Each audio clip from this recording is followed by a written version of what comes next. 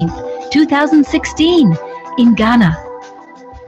Keshe Foundation Ghana's mandate is to build awareness and promote research into plasma technology. The foundation is presently working with governmental institutions and other interest groups in Ghana to fulfill this goal. At the conference, you will be afforded the opportunity to learn about and experience plasma technology firsthand. The cost of admission to the conference includes 3-night stay in one of Ghana's prestigious hotels. Hotel packages include a single, double, or twin room option, and an option for an apartment or suite.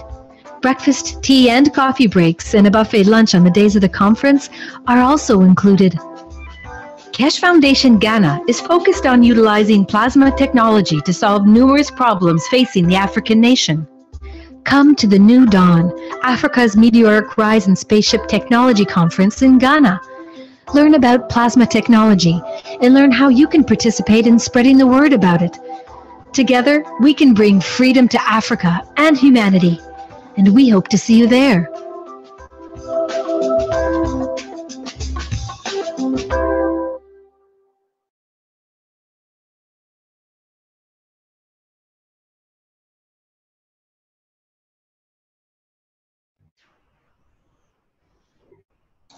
Okay, that's the beginning of our workshop, and I think Mr. Keshe is ready to speak with us here. Are you there, Mr. Keshe? Yes, as usual, good morning, good afternoon, whenever you listen to us.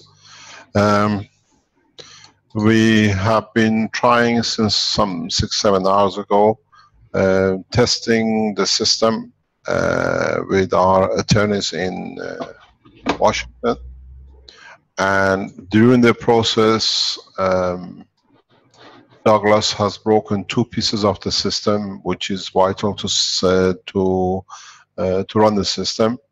We achieved over Unity, much more than over Unity, and in that process, the starter motor could not support to bring in the compressors in that they could start.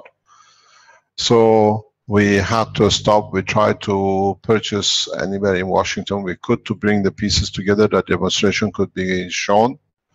And at this moment, we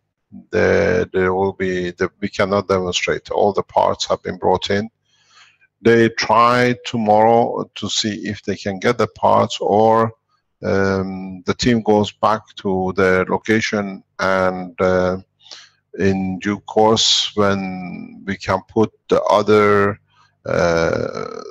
power generators around the world together, we bring them out. We're expecting the Italy to come in by tomorrow while we are on teaching. We see the others coming in. We are receiving a lot of pictures. People are putting their units together. So today's meeting, we wanted to stop and cancel it. But the decision of the lawyers and the people who were with us was, we have not lost anything. It's a new generation development, and it is what it shows. So we have the videos, we know it's working. So I don't know what's going to happen in Washington, as we are not there, we are in Europe. They cannot show any demonstration. This is a decision we even till about an hour ago. We were trying to purchase any pieces which is broken around Washington, and could not happen. It's too late. They could not achieve it. So there is no demonstration. We cannot demonstrate the unit. Arman is the speaker in the progress, and we have to wait to see what they decide in Washington, what they're going to release with us. It is unfortunate we are in this position, but we know the system works. We have videoed it. We have seen it in working condition. As is a hybrid, the motor which kicks in the energy just snapped. The motor just stuck in the magnet rotator inside the system, just stuck, and it shattered to pieces.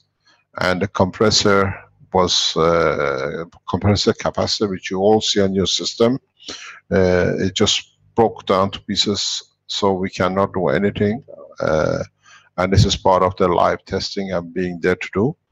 We have shown in the process of the testing that the lights come in and the system started, but we couldn't get the capacitor pump and the 2 fridges. We had 4 pumps.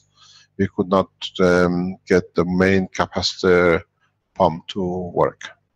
So what we are waiting for is for the people who are in Washington to start the conference. I am not aware of what's happening there.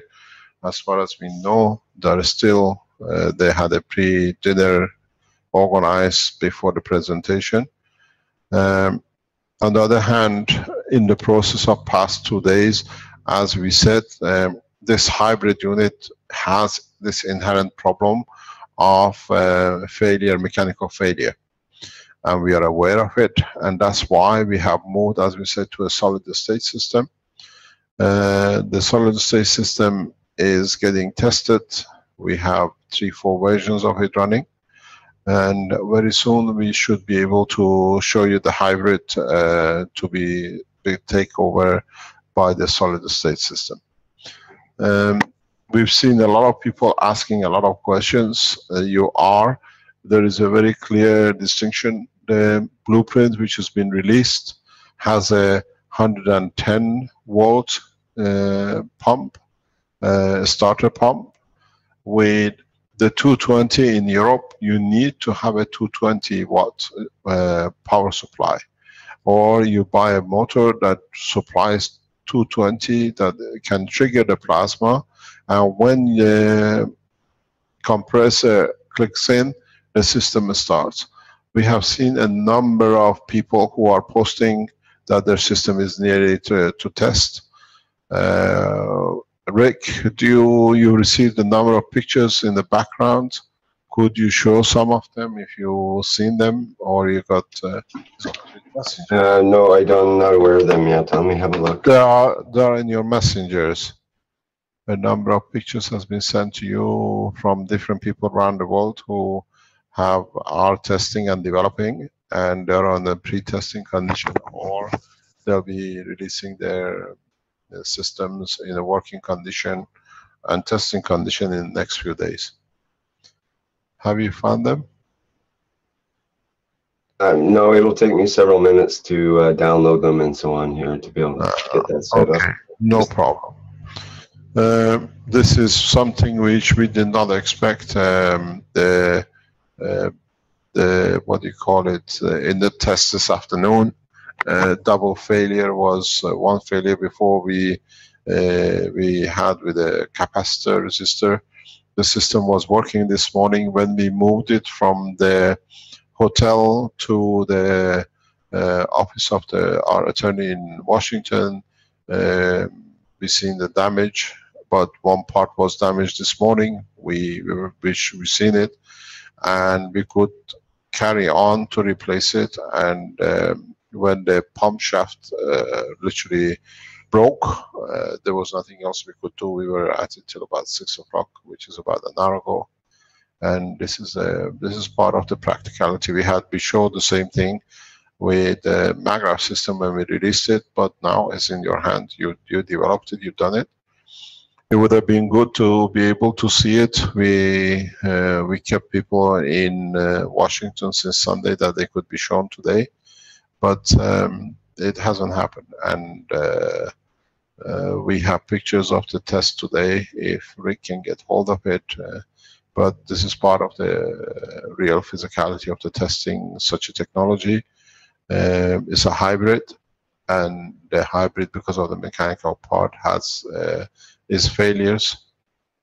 We have to see others when they push it and they develop it, or they replicate it, they don't run into the same problem. Or in our manufacturing, all these things have been looked after. This is a prototype which is there, and it was the first prototype we wanted to be seen.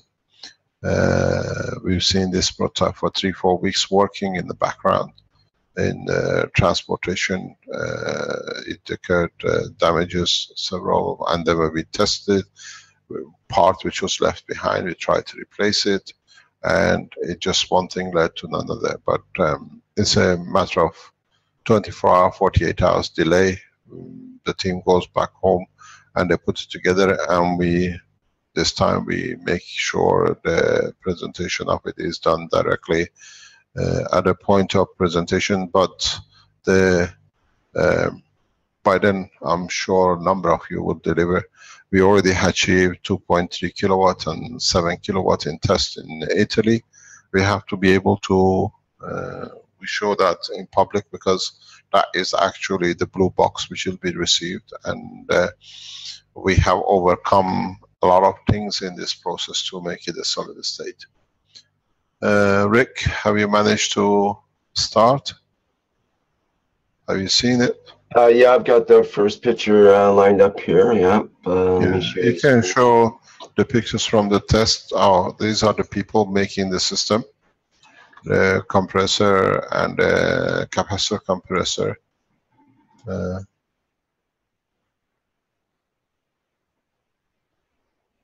you have another picture?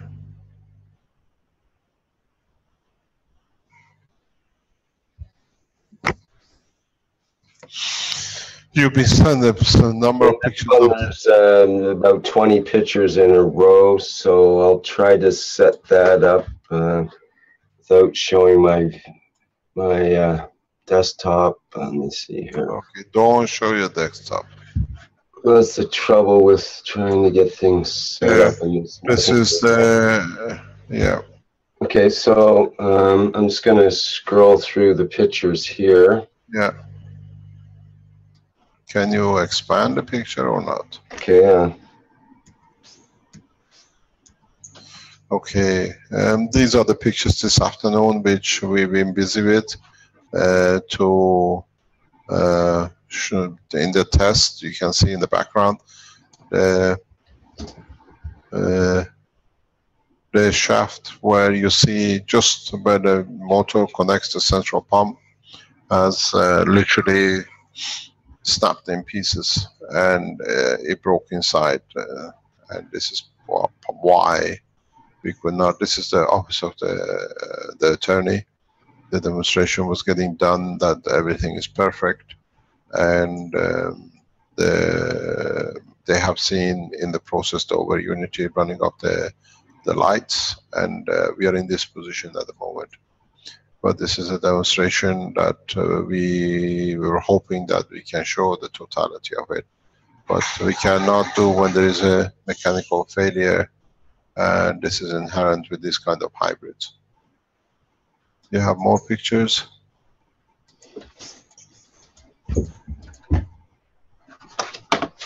Okay, I think that's about it on that one. Just a minute.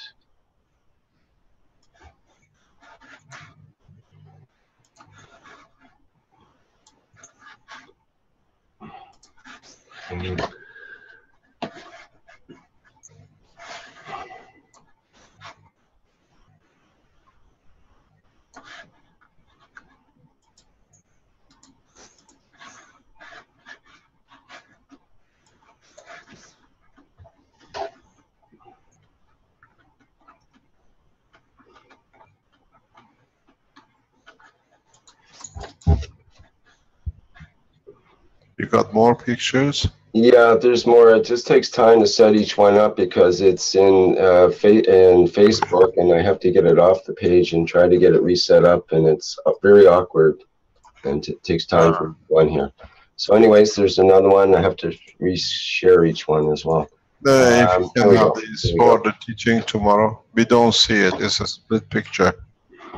Okay, I have to readjust everything.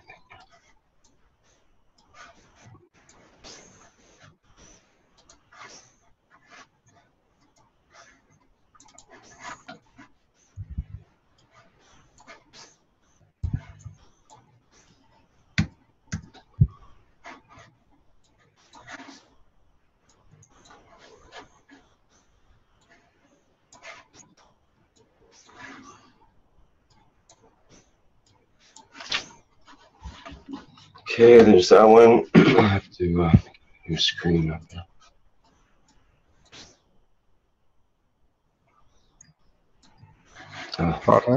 It's because the window's too big. Okay, I'll make the window smaller. Try it again.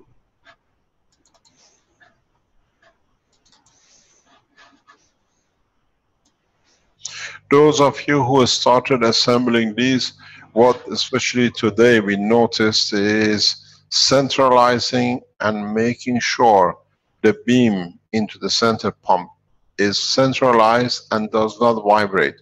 The vibration of the, what we call the motor, cause the breakup of the central magnetic piece of the pump, and this is where we experienced it.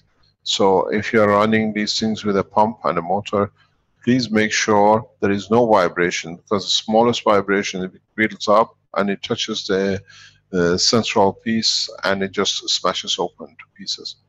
And this is where we had this failure today, and is unless we can devise something else behind it, this will be, most of you will test, or you'll see the same kind of failures in the long run. But as we say, this is just needed to start a pump, and then you draw it, it stops working. But that initial stage, we built to about 600, 700 volts, and the system will not go any further. It just broke, it just snapped. Can we get Brett in the background, or else still at the dinner?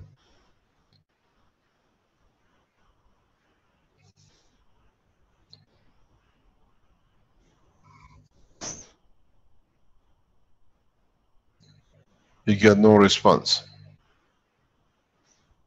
Okay, while we are waiting, if there are any questions, I'll try to answer if it helps anyone.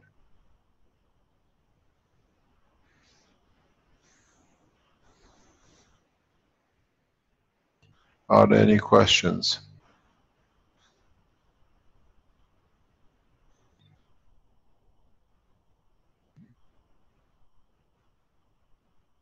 There is an input on the chat. It says, in the German Zoom meeting today, we started to find a solution to raise the compressors in the setup.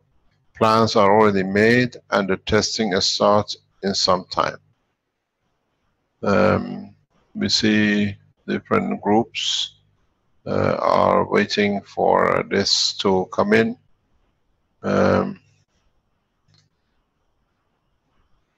This is most probably the German group. There is something which I have to explain to you. It's got to be added to the blueprint, especially with the 220, 240.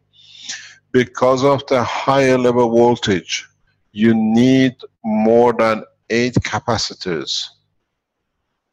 This is very important. This is what we have seen. If with a 110 supply, like United States, 4, 6 capacitors will do. But because you go in a high peak, you need minimum 8 to 12 capacitors in parallel, that it can take the high peak, otherwise your capacitors start burning. In the other structures, you have to make sure that there is no non-nano-coated wire anywhere in this structure. This is very important, because what you will see burn and marks on the wood till the system nano-coats itself. If you are running a very high usage current, you have to go to higher gauges, 12, 10. If you are going for 6 to 10 kilowatts, these are more systems as we show. You see this problem is here, where we see, for example, this is a motor which is used, the white piece at the bottom of this page, that this is where your problem will come. Your problem will come here in this section. That's where we see the break. If there is a smallest vibration, this section will break inside the motor. This is where we lost our motor today. This is the problem piece. The other piece is these magnet sets here, these capacitors, has to be increased if you're going on 24. The connections with your system has to be all nano-coated. And once the system kicks in, there is no problem. You need a capacitor, compressor, and a normal compressor, because the capacitor in charging up creates a variation which allows the infinity loop to take place and take shape, and it starts going. If you have two similar generators, you will not stand a chance as far as we see it, but you can create oscillation as the same as a heart in your systems once you go into the solid state testing, which we show you. Solid state testing system is very, very simple. It's much simpler than what you see. It literally the same as a blue box MAGRAV unit. No, even we can go smaller, I think. The possibility is that maybe tomorrow we show you the structure of the what we call pocket size, which is a Rubik cube size, if it's ready to be shown. So you see the solid state MAGRAV, what we call generators, second generation, which is solid state, will not have all this wiring and all this elaborate, but the wiring inside is extremely elaborate.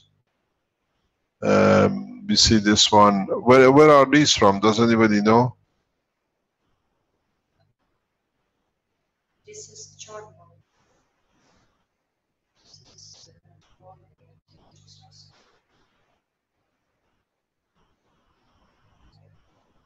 It says what I'm hearing is the system is working so well that that's Sherwin from Norway. Mechanical part could not handle the power of the unit. Is this true? No, it's just reaching the 1000 volt, which with 60 hertz triggers in the plasma, is very difficult if you haven't fixed everything and you get a vibration. And the strange thing was today, because they left the units back at home, so they bought a handrail fixed on a piece of wood with the center locked in the pump, and the handrail literally shook, as we saw in the white, and is broken.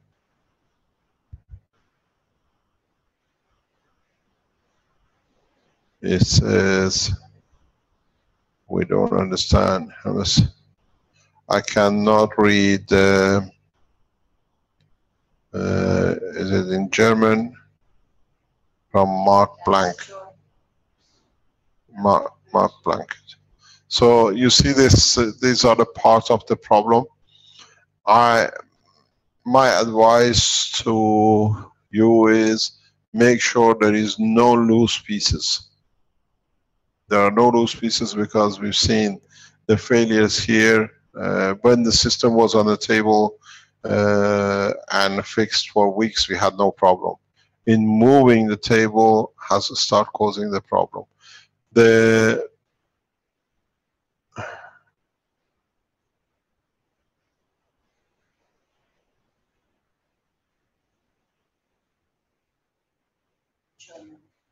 Yes, this is a flexible coupling is needed between the DC motor and the AC pump motor.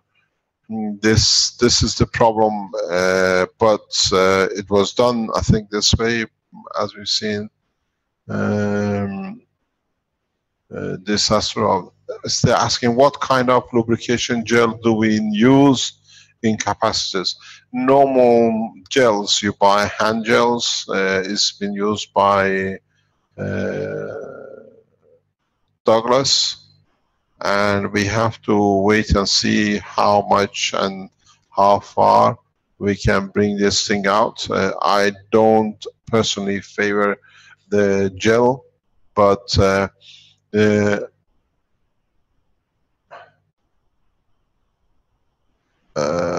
this is what you will teach us. Most probably we learn different way. I prefer to use a GaNs gel, which is much easier to make, and it is a power supply itself. All you need to do, you add certain amount of salt, which keeps the system always moist, and it works perfectly. I've done that for some times, and I know it works very, very effective.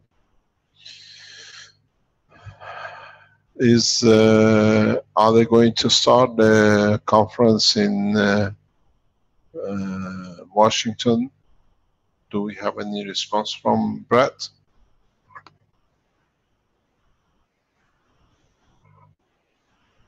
Are there any other questions?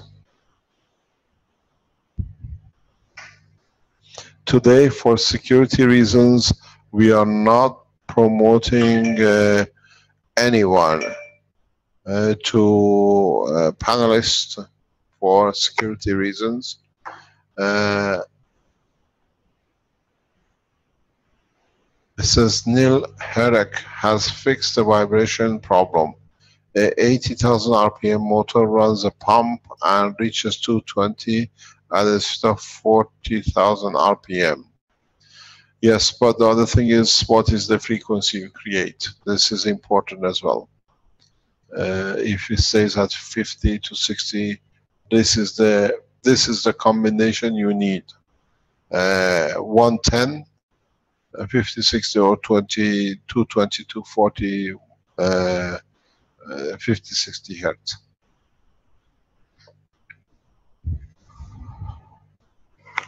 Can you call Brett to see if they want to start a seminar, because it's nearly 1:30?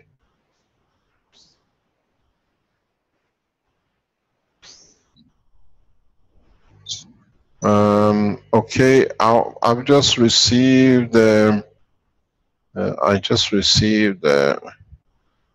can say, can you send it to the people who were there recording pictures of the test this afternoon? They just sent the picture. This is a photo which shows the light came on as was test started. If it goes to Caroline, we can show it.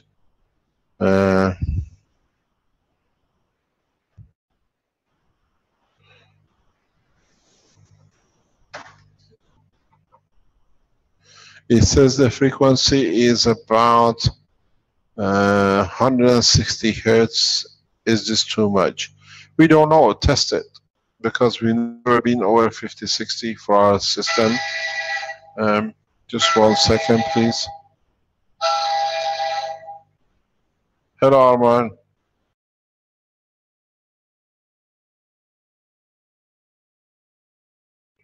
Pardon?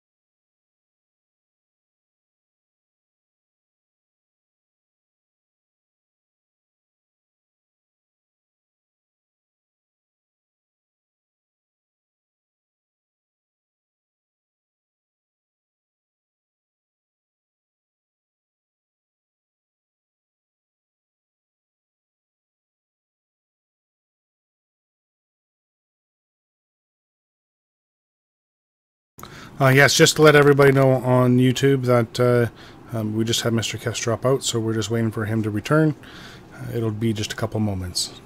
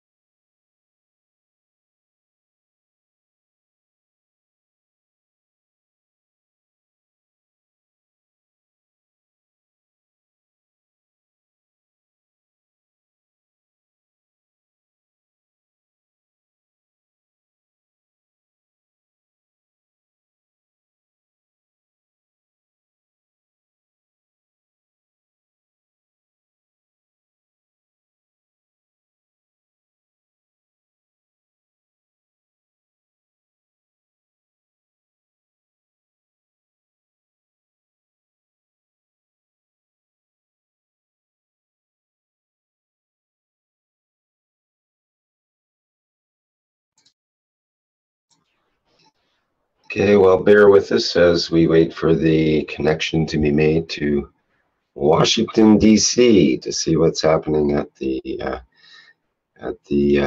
news conference or the news newsroom, might say.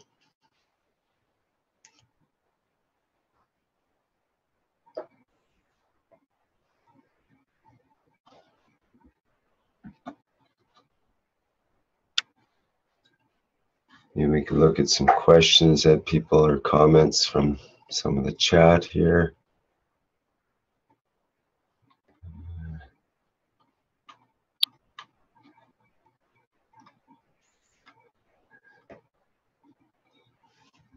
Simon says, Mr. Keshe, you're doing an amazing job teaching everyone, learning so much from everyone here. Thank you.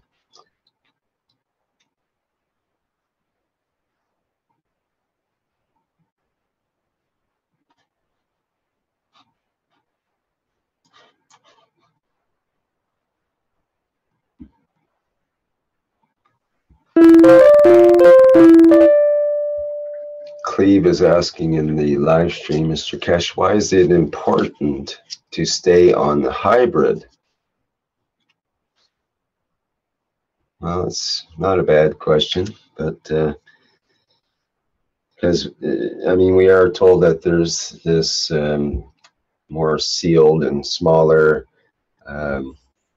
unit that's coming up and so on. So why would we focus on the hybrid one with these rotating motors and magnets and so on? If we have a solid state unit coming up next, why would we even focus on these?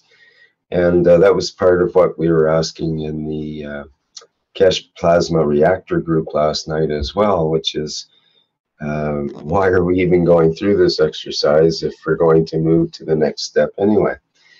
But I found that the discussion was quite interesting, actually, and we were looking at the diagram of the circuit on the blackboard and so on, and discussing different parts and finding out more about refrigerator circuits and all this kind of thing.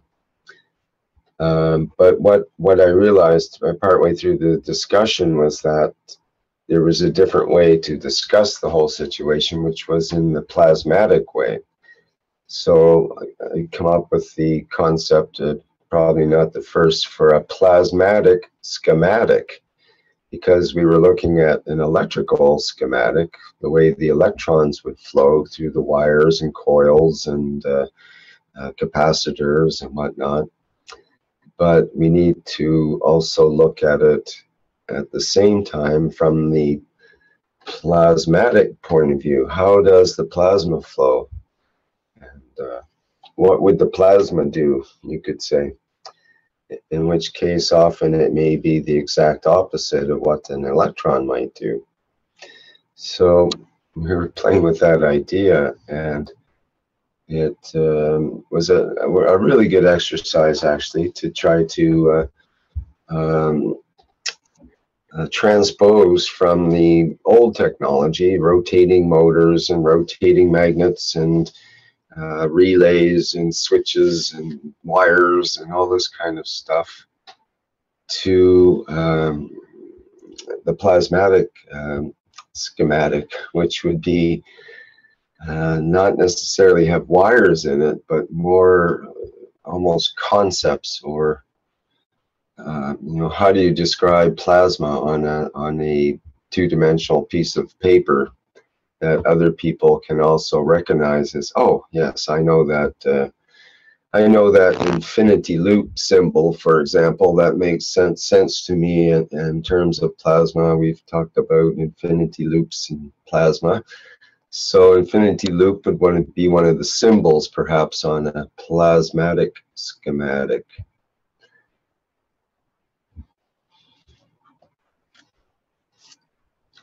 So we did discover that we needed to have a common language, because we don't really have a common language. This is what Mr. Keshe has been trying for years to get us to realize. In a way, he uses different language than ordinary science and electrical and so on, and for good reason, because we've been not brainwashed, but we've been tricked in a way to believe that electrons move in certain ways, and there's really are electrons and particles and so on moving around. But from the plasma point of view, it may not be that way.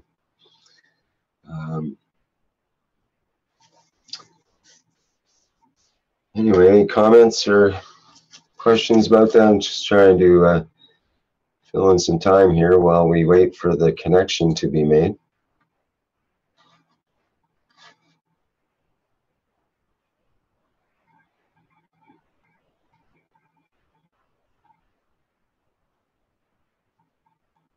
Yes, so Chad says, Rick, oh, sorry, go ahead. Is that Mr. Keshe or no?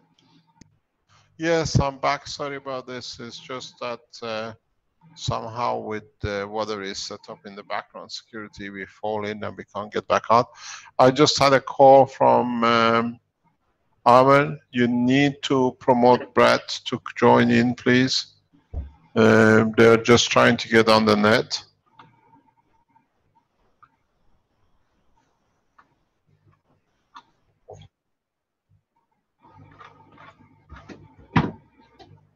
I need to record. Have you given me that option? Okay. You should be able to. You may not be able to start your video though, unless we ask you. You need to start the video. I can start my video, but I don't think it's needed. We can stay as it is. Right. Because we are on the camera. It says, can we use aluminum number 8 for the inside capacitor? Any problem if we use it with copper as well? The combination capacitor material has been tested. In some cases it's more powerful. What we see is combination of GaNs, nanomaterial and matter state. Some are testing. They show very positive results.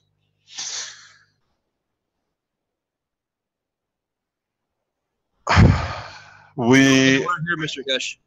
Hello, you're there. Would you like to join or share a screen with us? There you go.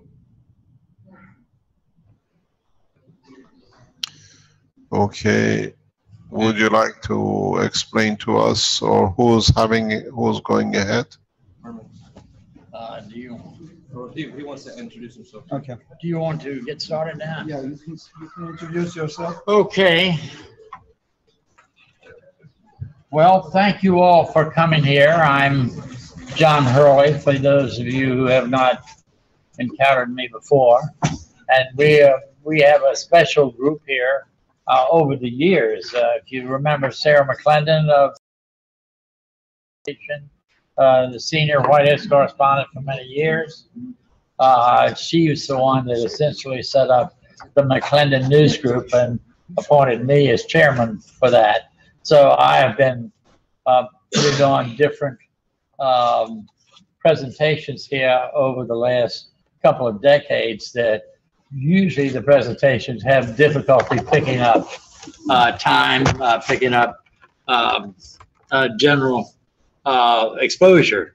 So we are especially pleased today to have him on here with the Keshe Foundation, because we know how vital it is and how pervasive it is when you see what he has to say when it comes to energy.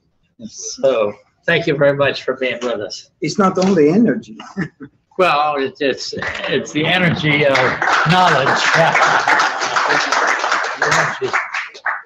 Hello, gentlemen and ladies. You're going to have to speak up, Mark. Today is August 17, 2016, and we as a Keshe Foundation family,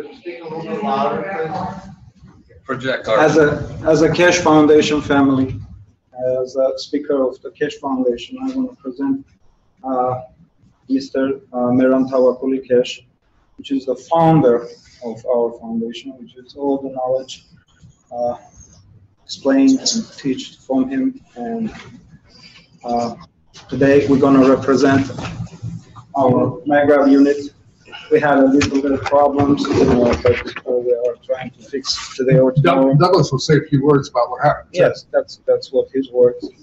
But today, not only we're going to, because MAGRAV with the energy, but we can explain the totality, what Keshe Foundation is about, and what we're going to bring to whole humanity to make this together. Mr. Keshe, you can go ahead.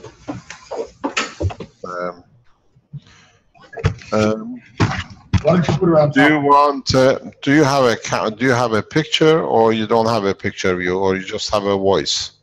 We should be able to get a picture for you. Yeah. Thank you very much.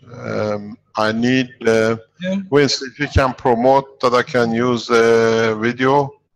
Okay.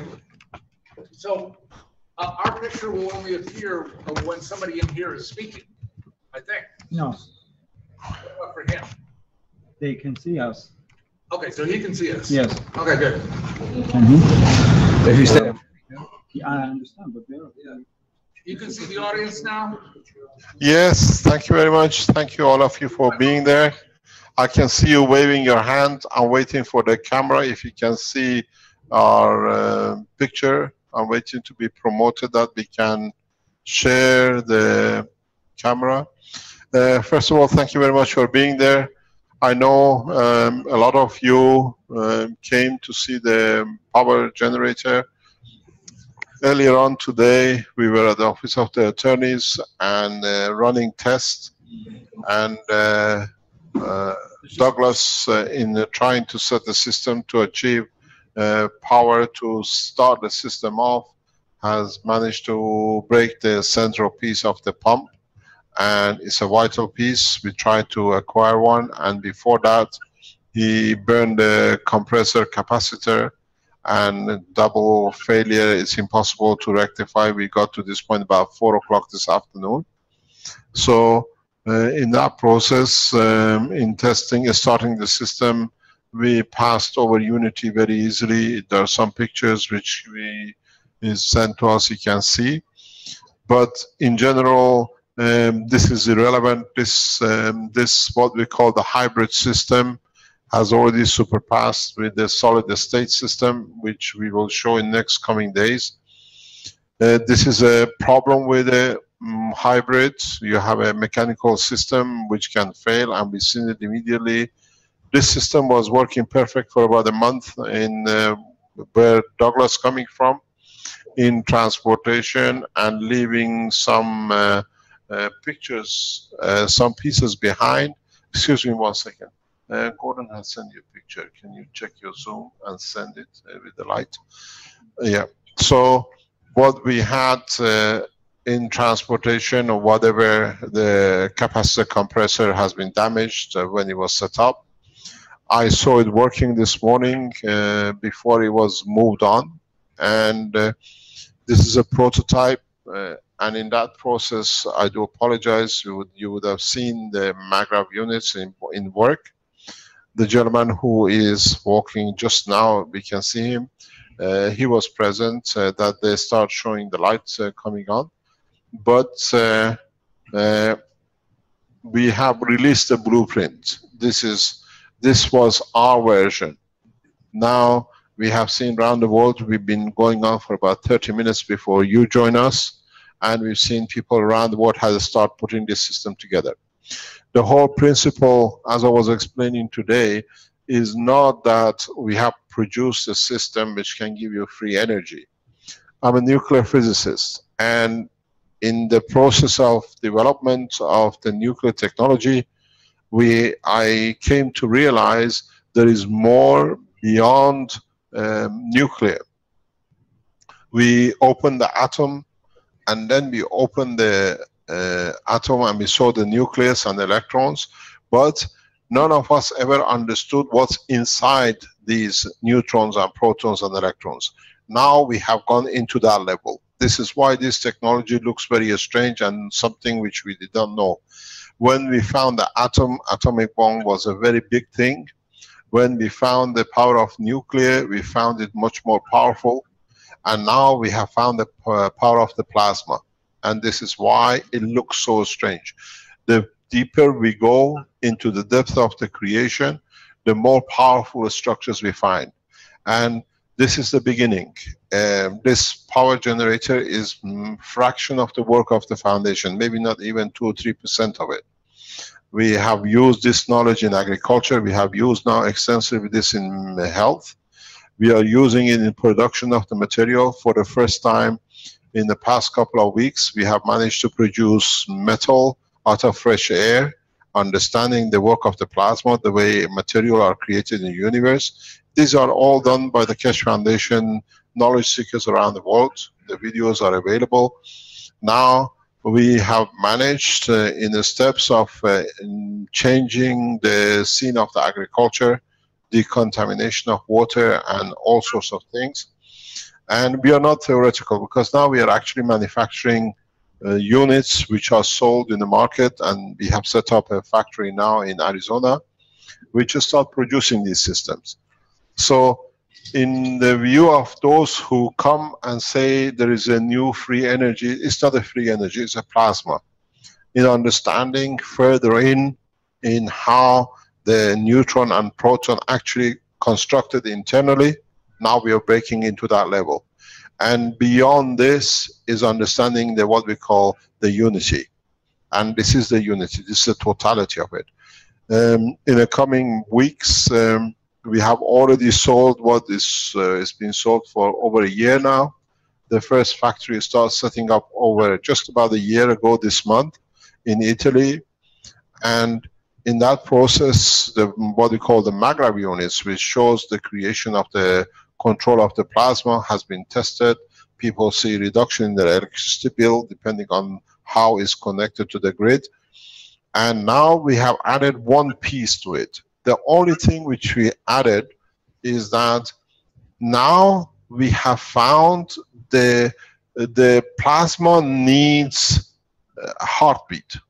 The plasma is like blood of the man.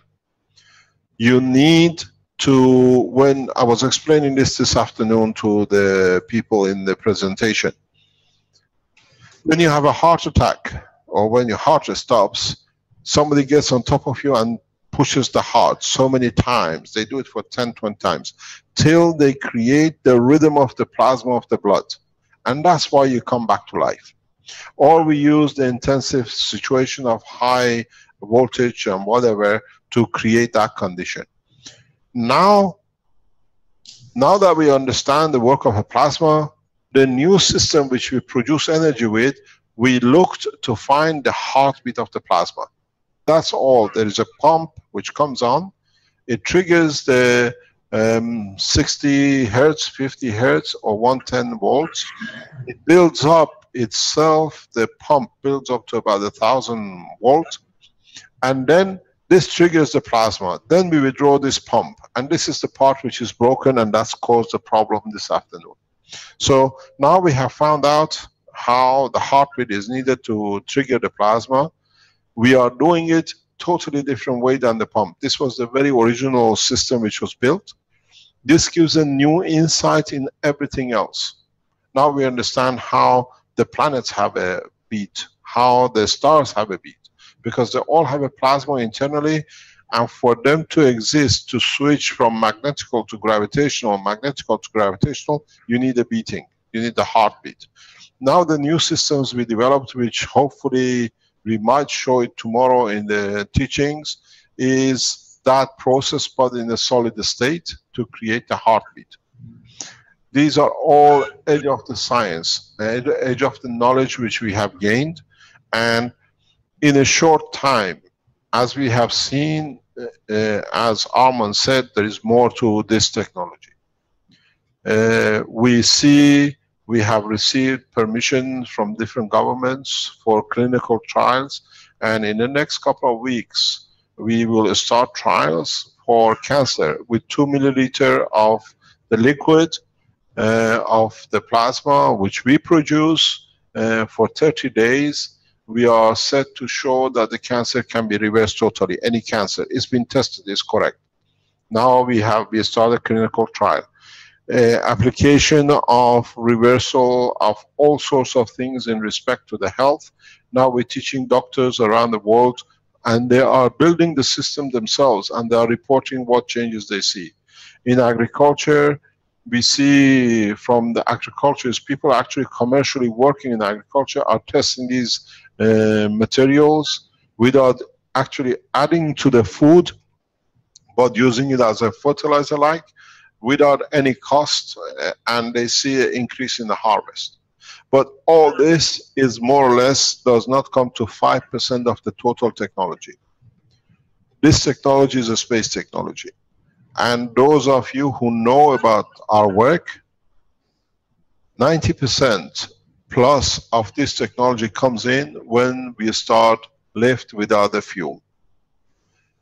A space technology where we travel without weightlessness, because now we have learned both the gravitational and magnetical fields. The next step is to create lift and motion, literally from the top of the roof of the building, anywhere around the world. This is what is there. And then the next step is, now we understand how the internal structure of the plasma works. We understand the position of the, for example, the Earth and the Sun. It depends on their gravitational magnetic field interaction. Now we create gravitational magnetic field inside the system, and this creates a positioning in respect to Earth. The position of the Sun in respect to the Earth is due to the strength balance between the two. Now we understand this, we know how to create gravitational field forces, or if you are a chemist, we know how to make alkaline and acidic very simply by adding literally or creating rotation. Now this has created new understanding. We have lifted before, and in this process, my target is as many people in the world can start creating lift and motion in the next maybe 3, 4, or 5 weeks. The actual process of the technology comes in. Though there are people amongst you in the room that they have started this process, transition of the matter into energy and creation of motion in that process. There are people in the room, they can explain to you, there are videos we can show you where we create the same condition as the internal structure of the Earth, and then in running the system, the internal structure energy moves outside, the outer layer of the core breaks open, and we cannot find the balls which are put inside. Number of people have reported this around the world, where we create energy that it can pass through the structure. This is a huge development, and you can test it yourself. It costs you less than $2 to do it. Maybe with $5 you can test it, you can understand the new energy which is released. It changes a lot of physics we studied. It changes a lot of things in the world of science we've been told. Now we have the knowledge to create the condition of the electron and the proton and see in reality how they interact. All the assumptions are through the wall, through the window now. We have the knowledge to replicate this real physical structure of a molecule. in magnetic plasma because you can create it yourself. This changes. There is a lot of fear. Why my work and my foundation and more or less all the Keshe Foundation teamwork around the world is being kept off the mainline news is because of the fear they have created about it. The fear, more or less, I explained this, is exactly what Edison did to Tesla. Putting an elephant on the board and showing that it can kill, so we have to be afraid of it. The problem is, a lot of governments, a lot of multinationals know with this technology there is going to be changes, and they have not received the return on their investment. So they have to stop it. But I took a different approach. I went to public. I grew the technology amongst people.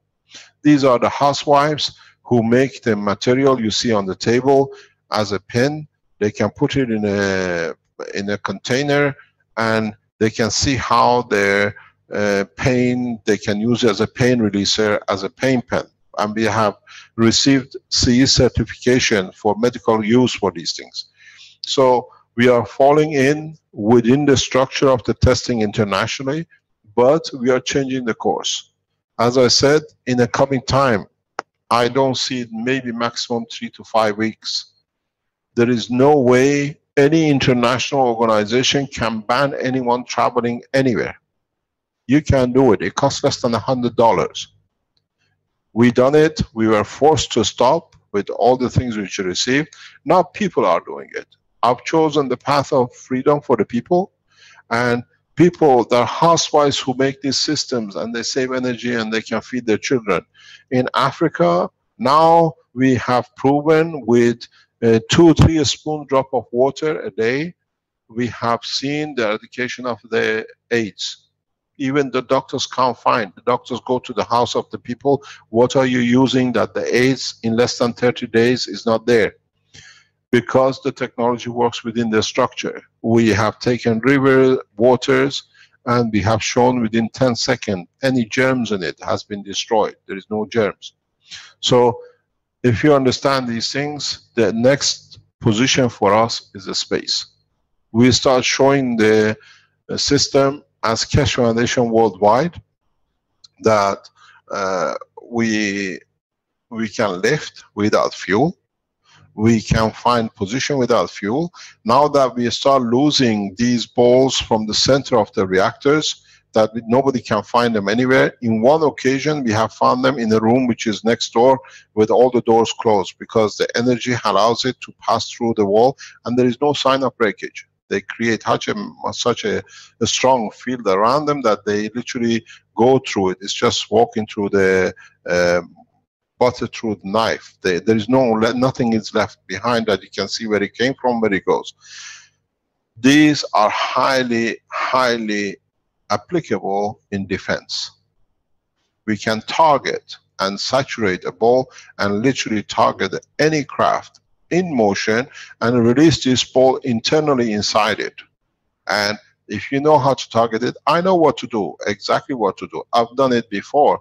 And you release the energy inside the craft, any latest model of whatever aircraft you have, it'll be obsolete. You won't even find the pieces of it because the release energy is there.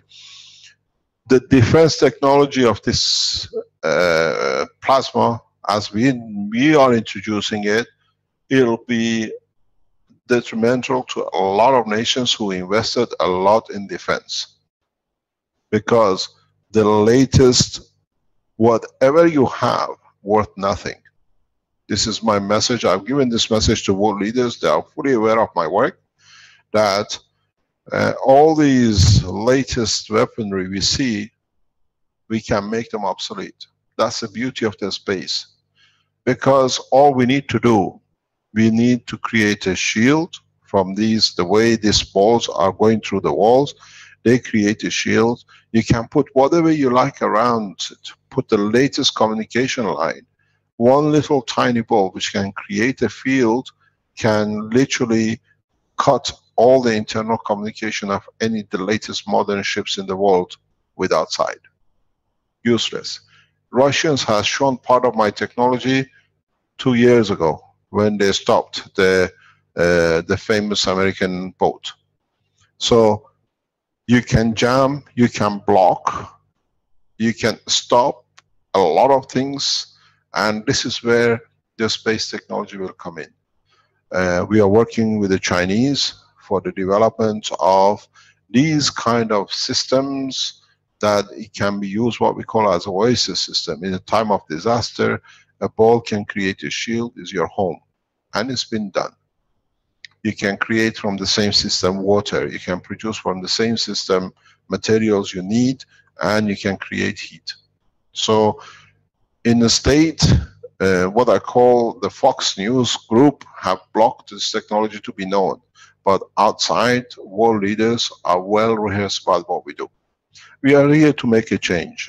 We were supposed to show what we call a hybrid energy, but this is irrelevant because even in less than a month through the development technology is obsolete already. You can build it at home. We released the blueprint, and a number of people around the world already in less than 2 days, 3 days have started building it. That by tomorrow we showed before you come on how people around the world are start building it. So 90% of our work will be space. How we can travel at the speed beyond the imagination of present time. Now that we have learned we can create gravity at will, at the strength we need, and we can control it gradually as we add to the knowledge. We don't need to travel the way we do with the present space technology, weightlessness and everything else, because we can create gravity 1G inside the structure. We can develop these technologies very rapidly, and it's done by people. The governments have no more or less say in this technology. It's getting done, developed by the people, and in a way I did this deliberately, that the knowledge cannot be shelved. The knowledge, this knowledge belongs to all of us. This knowledge has to be equal to all of us, and in a way we are setting the course for humanity, and nobody has any say with it because we are all part of it. Hundreds of thousands of people across the world build these systems, build these waters. When you go to a doctor and he says you have a cancer, and madam, I have no choice, you got the second cancer and you die, and nobody can tell you that I can drink a water, drinking water from the tap, I put to a mixture, just the water of it, I sleep in that water, and in 30 days, 60 days, I have no cancer. FDA doesn't count. Nobody can tell you you cannot do it at home. This is where we are entering. People helping themselves. I always say, you are the last man standing. Nobody can tell you in a space, if they're the last one, if I want to try something, do I go to FDA if I receive the FDA approval? But this time we teach everybody the same. All the medical application, all the food application, all the material application is a byproduct which you see, but is for a space. In a space I should be able to produce what I need when I need. I can't come back to Earth and let's say I want aluminium or I want gold. In the last 2 weeks, what we call our new plasma scientists in Austria, using 2 rotating balls the way I taught them, they have managed to create metals, and these are going for analysis. They are gold. You can literally now create gold out of fresh air. It's the way it's done in the universe. How do you think the gold appeared on this planet? The gravitational magnetic field of the plasma which leaves the sun at certain point have a strength which is the strength of the gold. And in that position in the solar system, it changes to gold. Nobody pours gold in. Now we understand the technology, you do what you like. And in a space, we have to have this freedom. In the past, we've seen, as I say, Teflon came with NASA because they produced it for what they wanted, and then it became to market. This technology in the next 6 months, in 2 years, will be the same as Teflon. People will produce. You can produce in the coming weeks more and more people. We will release the data from independent organization that you can produce as much gold as you like at home. It's a matter of days or hours. There are people who are producing it, and it's on the internet. People, they come and show you. We see people who are producing medicine the way that it can interact with the body. And these are the space technology application. This is where the change comes. And a nation and a government, when you are in Washington, have paid a deaf ear to what is on the table. You're going to get so hit so hard that there is no way you will ever recover. As a report for President Xi, they initiated scientists some 2 years ago to look at my technology, and the report of these scientists in a brief for the president of China was very simple. If China doesn't follow the new path of the plasma the way it's come from Keshe Foundation, soon will be third world nations beyond Africans, because Africans have taken it up. In a state you ignored us for whatever reason, and you're going to pay heavy for it. Because I can release your communication with the world leaders, with the Chinese and the others. They are going so fast with this, you have no choice. You have to understand the situation has changed, and you're stuck with it. You're totally stuck with it. Every possible way has been made by Jewish lobby to block us, but it's your loss, not ours. We put a hand of friendship out. We teach many Americans. They are learning. In the coming hours, in the coming weeks, the Maghreb system, which creates energy, you will not pay a cent for electricity to the government. It costs you less than $20, $30 to produce it. Would you pay $200, $300? Would you sleep in cold when you can just make it yourself in your kitchen? This is what it is. This is literally coming from grassroots. Where is your income going to go? Oil become useless. In next maximum 12 months, millions of Americans will build this system in their kitchen. The oil industry in the state is gone. At the moment, the same coil system, which you will see on the table, is used for reduction of the fuel, 40%, 50% reduction in your car fuel. Where is the oil industry is going to go? The people like Monsanto, we have shown it. We can reverse anything Monsanto has done in less than 10 minutes by mixing their seed in a water, which is natural water, and all the genetic has changed back to normality, back where it was before they got involved. So American government, American nation, in so many ways you are falling behind so much that very soon you will go to Africa to bring things in. This is what we see is going to happen, because Africans are actually, now we are in the Atomic Energy Commission of African nation, and we are doing so much research and work there. In America, they block us for everything else, but amongst you Americans, there are so many American testing and developing. Those of you in position of power have to change your point, otherwise you have no shares in the companies. Oil will have no value in next 6 months, 12 months. As people start creating energy at home, people start using these systems, which is 10 kilowatt, 20 kilowatt, 100 kilowatt, weighs less than half a kilo. Are you going to pay so much for oil and gasoline? No way will do. Are you going to the hospital to get a chemotherapy where you can create a water less than 10 cents, sleep in it? And these are the people who've done it. This has been done. This is not theory. We have doctors in the United States who are practicing this medicine, and they've seen the results with their patients. We have people in Washington. We have people in New York. They are started doing it because this is the way out. And we come to show you energy system. Unfortunately, due to the mechanical system has failed, but when we show the plasma system of it in next maybe 24 hours, when our research centers are ready to release it, you will see it's instantaneous. You can build what I call solid state, no moving part, for less than maybe $5, $10 for all energy you need. Because once you start creating energy this way, you change and convert the energy to materials you need. We have managed now to create plasma energy. Plasma energy is the energy of sun. It's plasma. It's got both gravitational and magnetical.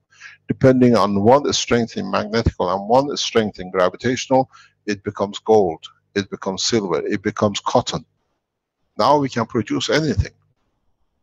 And this is where, as a nation, you're falling behind.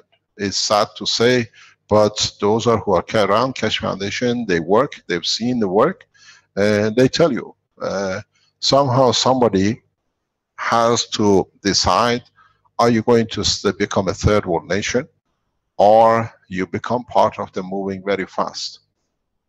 If I move to China, which is very highly possible, your naval forces in China Sea worth pennies.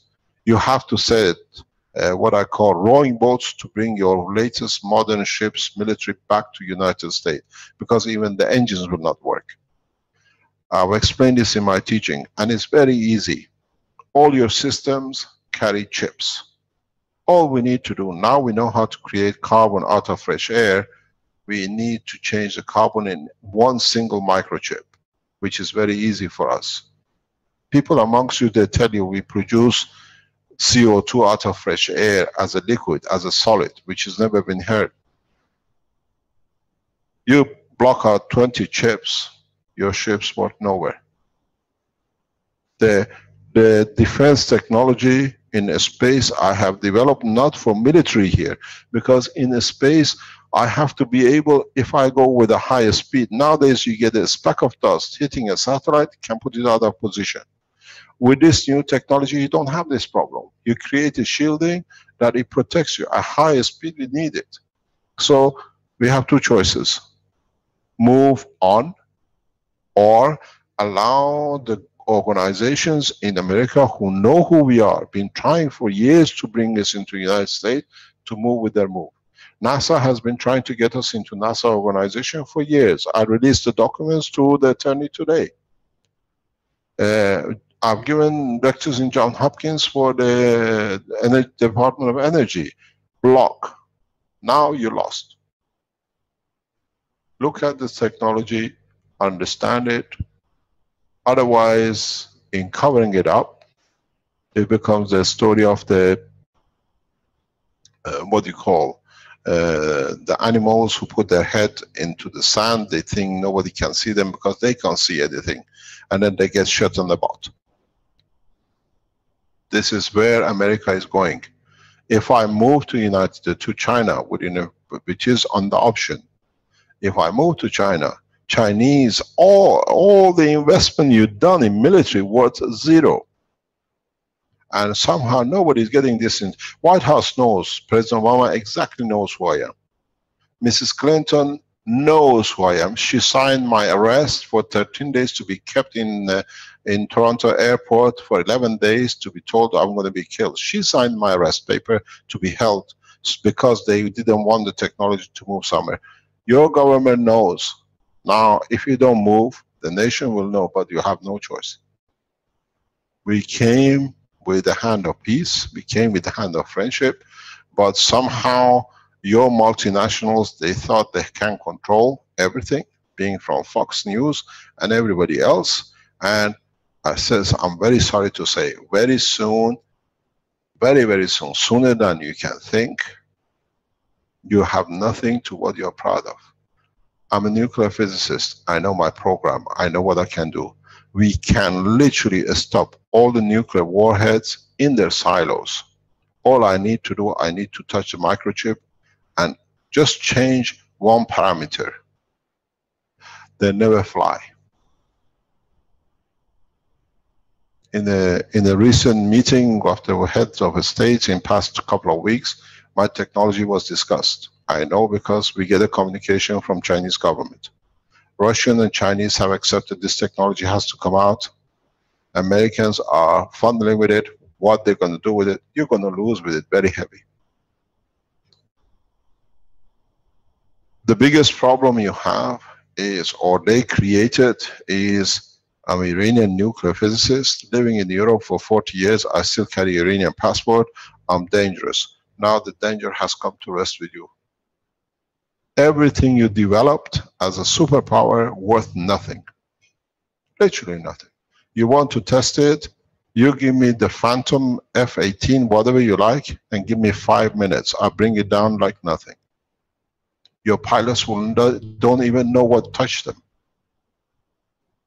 You give me the latest military battleship you have, and give me 10 minutes. It'll be floating with nothing. I can stop submarines in deep ocean, no problem. These are not threats. These are the developments of the technology which made the old obsolete. Chinese have it. Russians have shared it with them. The Iranians have shared it with both Chinese and the Russians. President Obama, I released a paper to the attorney today on the 6th of November 2012, asked for the technology to be given. It sits with your government, the blueprint of all these designs. Where has the chip has gone to? With all the patents, everything else which was on in patent applications and all the designs. You're fooling yourself, and very soon you're going to pay very heavy for it. Very, very heavy. Because as I always say, look at this system. It looks like a pile of black stuff. At the moment, your scientists pay millions to make this black stuff. It's a nanomaterial in the purest form. And we make it with a few cents, and the Chinese, a 5-year-old girl makes it in the toilet. This is how simple it is. And in America, everything is wrong with it. And soon, if someone in Washington does not start moving, in next 2-3 months, I promise you one thing, Chinese will take you on, and Chinese will show you, you have no air force, you have no military base to control anywhere on the high seas. The only choice is to go in the path of what we're negotiating with the Chinese on the military and the government, that we come to an arrangement, nobody fires nothing, we abandon military. It's very hard for a nation like you, because you rely on your military, but the time of wars are finished. It takes me 5 minutes. I can stand here. I've shown this to one of your guys who came to see me 2 years ago. I can jam any radar anywhere. When I do test myself, I inform the air forces I'm testing. Any flight above my property is no-go zone, because you don't know what's going to happen to you. And now the knowledge is amongst the people who are sitting with you now. There are a number of people amongst you who can show it to you. You're not going to be fantasy. There are people who are there who come to see the power unit. Just to be there to see it, I'm sorry, but maybe tomorrow morning, it's already videoed. You can see the video. It was done for Gordon Duff. He asked for it, the latest, before it was moved. Before they moved it to Washington, it was taken picture of it working in the garden. And it costs, I don't know, $10, $15, you can do it. The process is, what I say, America, wake up, or the sleep will be very deep. You'll never wake up out of it, because the others are passing you. Look at the technology, what it's going to bring, and if you are in the position of getting to someone to see it, to develop it, there are Americans amongst you who can teach you very rapidly. We have masters like Armin, we have other people in the room. You have an American with you, Douglas. Give him the space, he'll show you how electricity is made in less than 10 minutes. And you don't need even to plug it in. And as I said, if you say you're going to tax a house for the energy consumption, as I said to people who follow me, tell the government how much gold will be 1,000. 10 gram, 100 gram, 500 gram of gold. Now we have shown it. I can ask for the video to put on. If you can see it on the screen, you can create gold, give the government 500 gram of gold. Situation has changed. And now that we release the energy, is a plasmatic energy. It becomes whatever you like.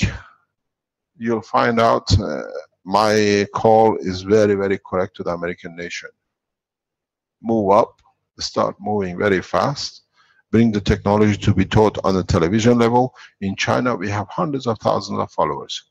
In America, you keep it quiet, because it's not, as one guy said to me, if it's not in CNN, it's not true. By the time it becomes true to you, is in reality nobody needs. The effect of this process is, as I've explained very clearly, nobody needs any more American products. You cannot export a thing.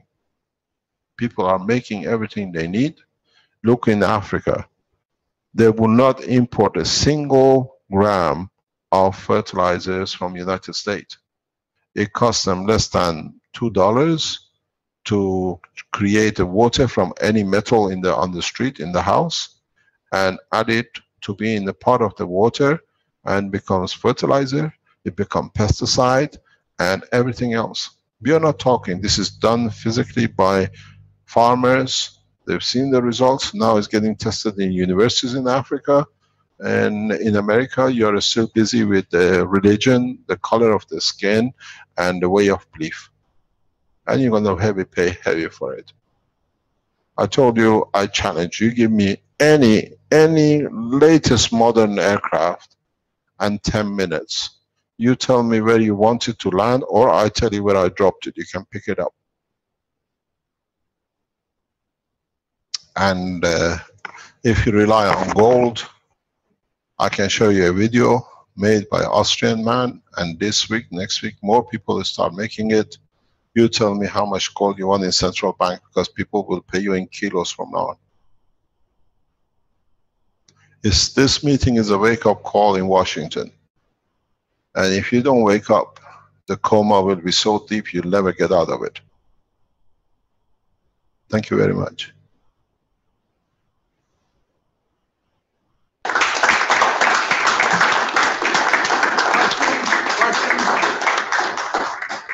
You're taking questions, right, Baron?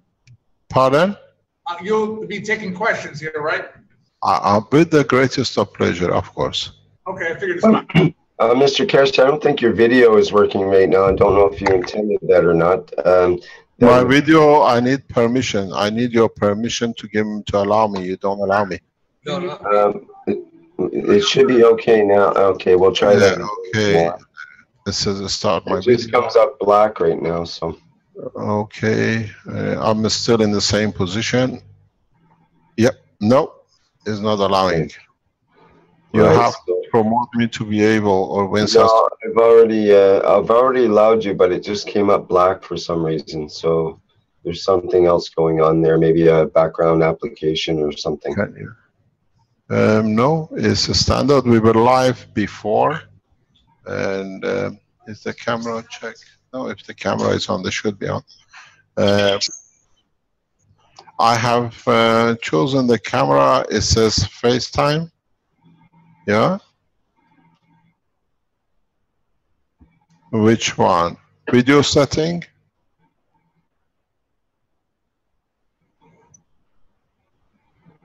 Plug it in, plug it back in. Okay, where do you want it to plug? From the laptop or from the unit?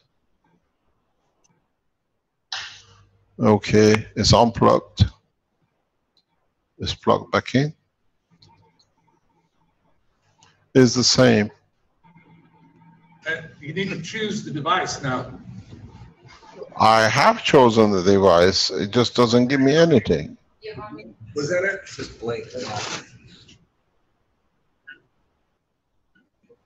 Okay, it says camera setting. Yes, no problem. You can speak to Caroline. Ask any question you like, and I'll try to answer. Yeah, see if we get questions here.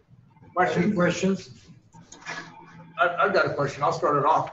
Okay, one of the things that I saw the letter from Obama to you today, which was almost like a threat. I mean, the United States is the greatest power on earth, and we can use our technology to defeat any enemy, and we're doing that now.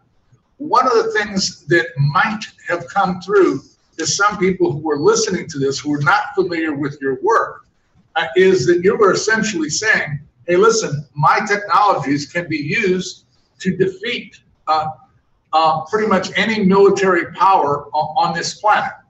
In which case, one response might be, well, oh no, ours is bigger than yours, or something like that, which, given my understanding of the technology, that's probably not true. But do you understand the objection that some people might have to what you're saying, that you can bring down these jets, you can disable these military ships, and bring down the drones and things of that variety? In so many ways,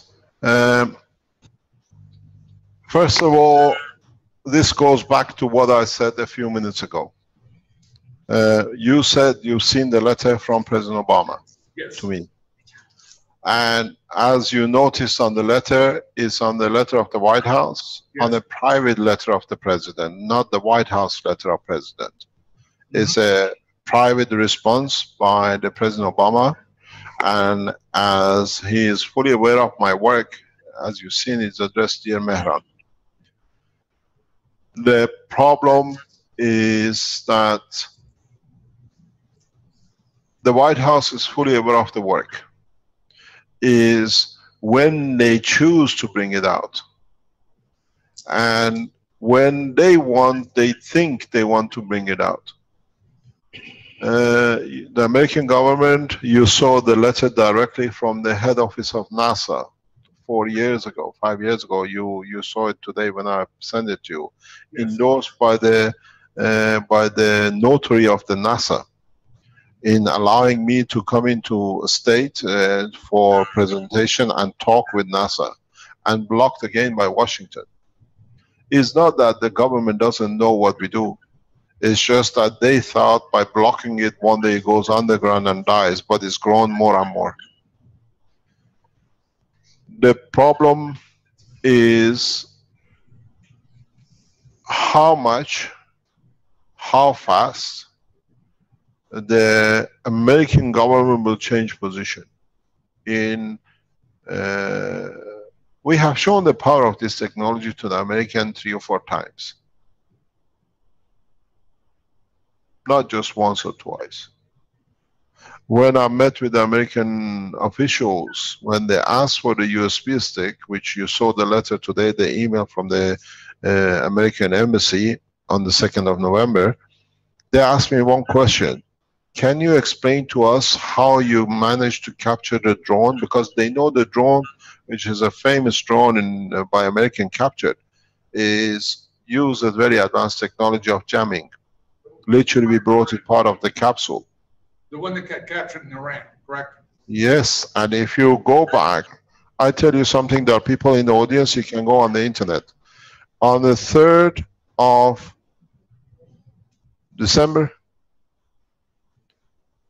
on the 26th of November, we were supposed to show the first flying machine in Philips Eindhoven Center. They came to my house, they told me you cannot fly the day before 26th, on 25th. And the officer told me, do you have a flying license? I said, no. It says it stays. When you get a flying license, then you can fly your car.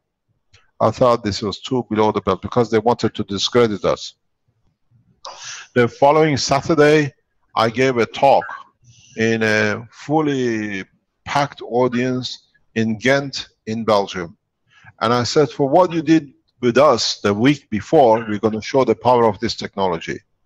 It's all recorded, it's on the internet. The next day on the 4th, you lost the drone. Which your president is in the news. He said, can we have our toy back? Because with the knowledge we have, the way we can capture your latest drone, 27 meter wide, long, 10 meter wide, a toy, it shows the technology has to be so superb and superior to do such a thing. You've seen the touch of my technology, but it's for you to understand how it's going to do.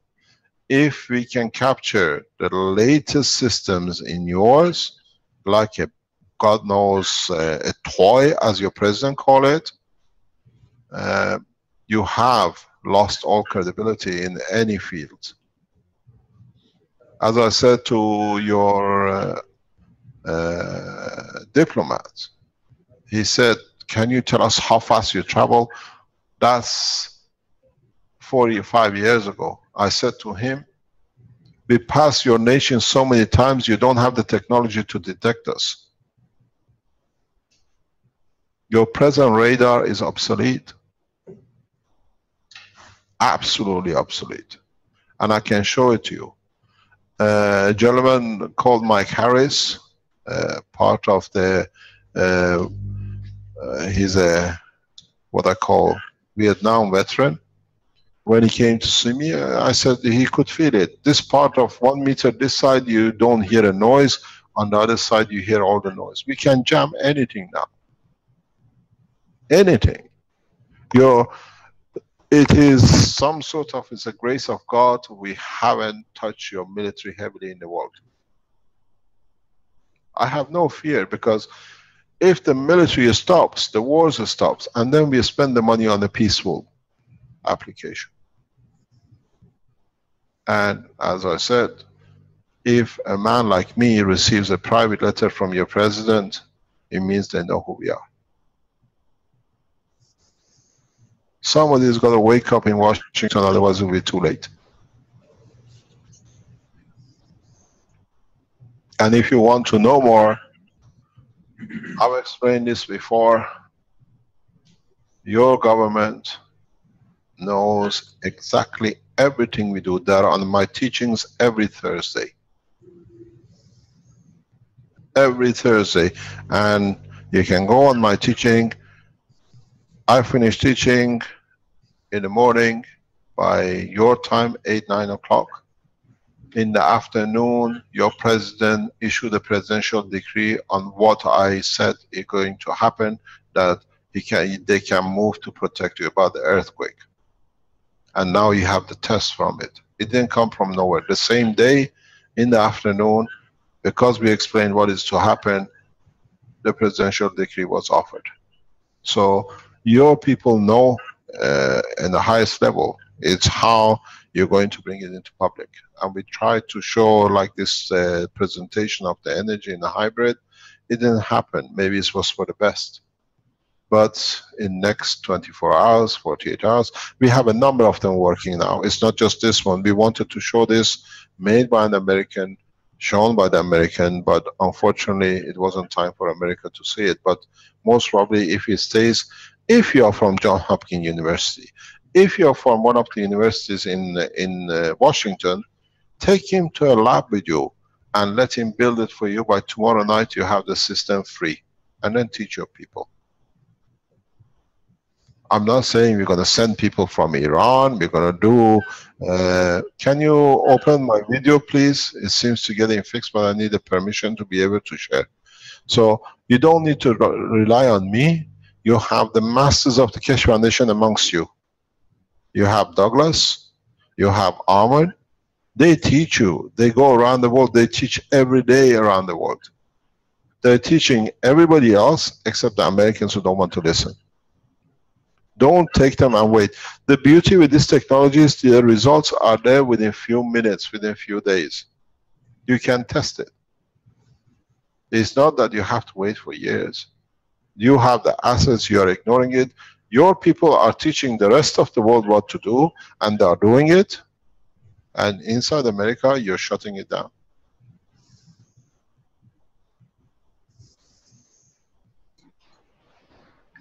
Your video should be on there, Mr. Keshe, or at least allowed to turn on. And we see a black screen. Is there anything over the lens, perhaps? Is there a... No, it's open. Okay, very good. Thank you. No, there is something is not allowing us to use it. It was on. We had to switch off, switch on. We lost the camera. While we're waiting for that, you want to explain what we have here on the table? So that you have the master there, Armin and Douglas are there. They can explain to you. Would you like two of you to explain? Douglas, on down. It'll be about 5,000. Go ahead. As you see it now, part of it got shorted out this afternoon. That's the reason I went with the whole thing here with all the appliances connected to it. That, as you see it, will be 5,000 with the minor additions. And the newer device is even smaller than that. Can you speak louder? We can't hear you. Douglas, begin. Yes, Go sir. ahead, Douglas. For everyone that doesn't know me, my name is Douglas Edwards. I'm proud to be back here in the nation's capital. I haven't been here for 30 years. I was stationed in Belvoir. electrical engineering, air defense artillery. So, and glad to be back in the heart of the nation. I love this country, and I love the people of this country. Thank you all for coming out. With that being said, the number is this. What Mr. Kesh was trying to explain earlier is that I had broke the shaft. Well, it's not this one, but I can show you one just like it, maybe. Douglas, bring it over here in front of the camera so they can see it. They didn't have the top part of it off. There's a shaft inside of this little pump here. We put it in front of the camera. They can see it now. Yeah, a little shaft there inside of the pump. This is just a pond pump. So nothing fancy. You plug it in this way to a wall, it makes water go out of your waterfall in your pump in your yard. If you cut the end of the cord off and you supply a source, a motor, which I use a 12-volt source, and actually this here rechargeable 12-volt Dremel tool. Nothing special about it. Just has a variable speed on it. This attaches to the rotor like this in a similar fashion. And what this does when it's engaged at 12 volts, it spins the rotor in here. This rotor is a 180-degree magnet, north and south. That's all it obtains in there. When it spins, it produces voltage. The higher the RPM I go, the more voltage I can get out of this motor. This little pump in particular, we achieved in the lawyer's office today several times over 600 volts by using 12-volt DC, obtained 600 volts AC, and we achieved over 1,000 volts once.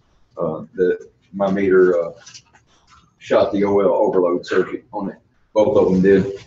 We've lit the bulbs up, and unfortunately, I was trying to do this. This needs to be mounted, so it's stationary. And trying to do this with a left hand and a right hand, and it just didn't work. And I ended up breaking the rotor in here. It's a ceramic magnet, so if it wasn't for that, I'd be able to put on a demonstration for you guys tonight and show you just real quick how we can get 600 volts out really fast. And how many watts? We can go up to 6 point. I've reached 6 kilowatts so far. 3.5 to 4 easy. Getting into the 6, and the capacitors need to be added on, more capacitance. Now, at what point can you disconnect the Dremel tool? Well, like Mr. Kesh said, when the heartbeat occurs, this is a plasma reaction. It converts what we know as vibrational electricity into a plasma electricity. And we all think of plasma electricity as, what modern day physics has taught us, proton, neutron, and all of this. And what we're learning is that plasma is the source that comes from the sun. The sun is plasma, and it feeds us. And in order for the sun to ignite, it has to have a heartbeat also. Just like Mr. Kesh was explaining, when you pump on our chest, the plasma goes through us and gives us life. And the plasma in us carries oxygen and all the things that we need in order to survive. Now, these coils do the same thing. They're nano-coated. And for the first time in the history of mankind, this procedure has been able to be done in atmospheric and room temperature conditions. Now, this process to doctors that are in here is known as wetting. I have titanium in my spine, and in order for any kind of metal to be implanted in the body, it has to be wetted. It has to be nano-coated in order for cells to not adhere to it, so your body doesn't reject it. That's what that all is about. So they nano-coat this. They've had this process for a long time, but they have to do it under special circumstances. Vacuums, high temperature, pressurization, and chemical processes. Now we have the ability to do this right here in front of you, room temperature, with none of these high state gadgets that they have that cost the taxpayers millions of dollars to do. We do this, like Mr. Kesh said, for cents. A little salt and some water, and 2 elements, and that's where we go. And we use each element for a different thing. Now the nano coating procedure allows these coils here to become superconductors. And I don't have the meter up here with me here. I'd show you. They do not carry any resistance at all, none whatsoever. So what happens with the nano coating process is it takes the copper wire, these are copper wires, and it basically puts an insulation around them, even though they're not insulated. But it allows the electricity to travel over it instead of through it. And when we nano coat something, it causes the surface area to what we call popcorn out. So instead of having a flat surface area to follow on electronic path, electronic vibrational path, it has many surface areas. It has many paths it can go. That's how it becomes the superconductor. And I have personally pulled over 20 amps household electricity through my 14 gauge wire, which is a physical impossibility. Any electrician knows this. Yes, sir. Yeah, I've done the same through 24 gauge wire. Similar technology. Yeah. We'll have to talk out. Yeah. Oh, yes. This, like Mr. Keshe said, was explaining that it popcorns, so it allows more surface areas, so it allows more paths for the vibrational electricity, the voltage and the wattage to travel. So it can go in super fast speeds. And there's an entrance and an exit point. The entrance point being on this side and the bottom of the gravitational part of what's called the maggraph, and it goes through a set of capacitors. And this being the positive side, which would be what we call the magnetical. There's just a meter here. And we can show real quick if there's no resistance on here. We'll go to. That's the answer to JP Morgan's question, I think. A meter. We'll go up there. The whole world will see that if they can. I'll touch them right beside each other and you'll see she'll zero down there.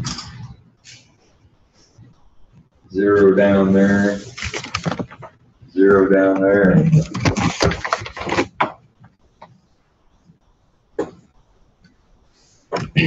Now, see the difference? No resistance there. See, I touched two wires up here on the top of this coil that I'd seen where the copper was exposed.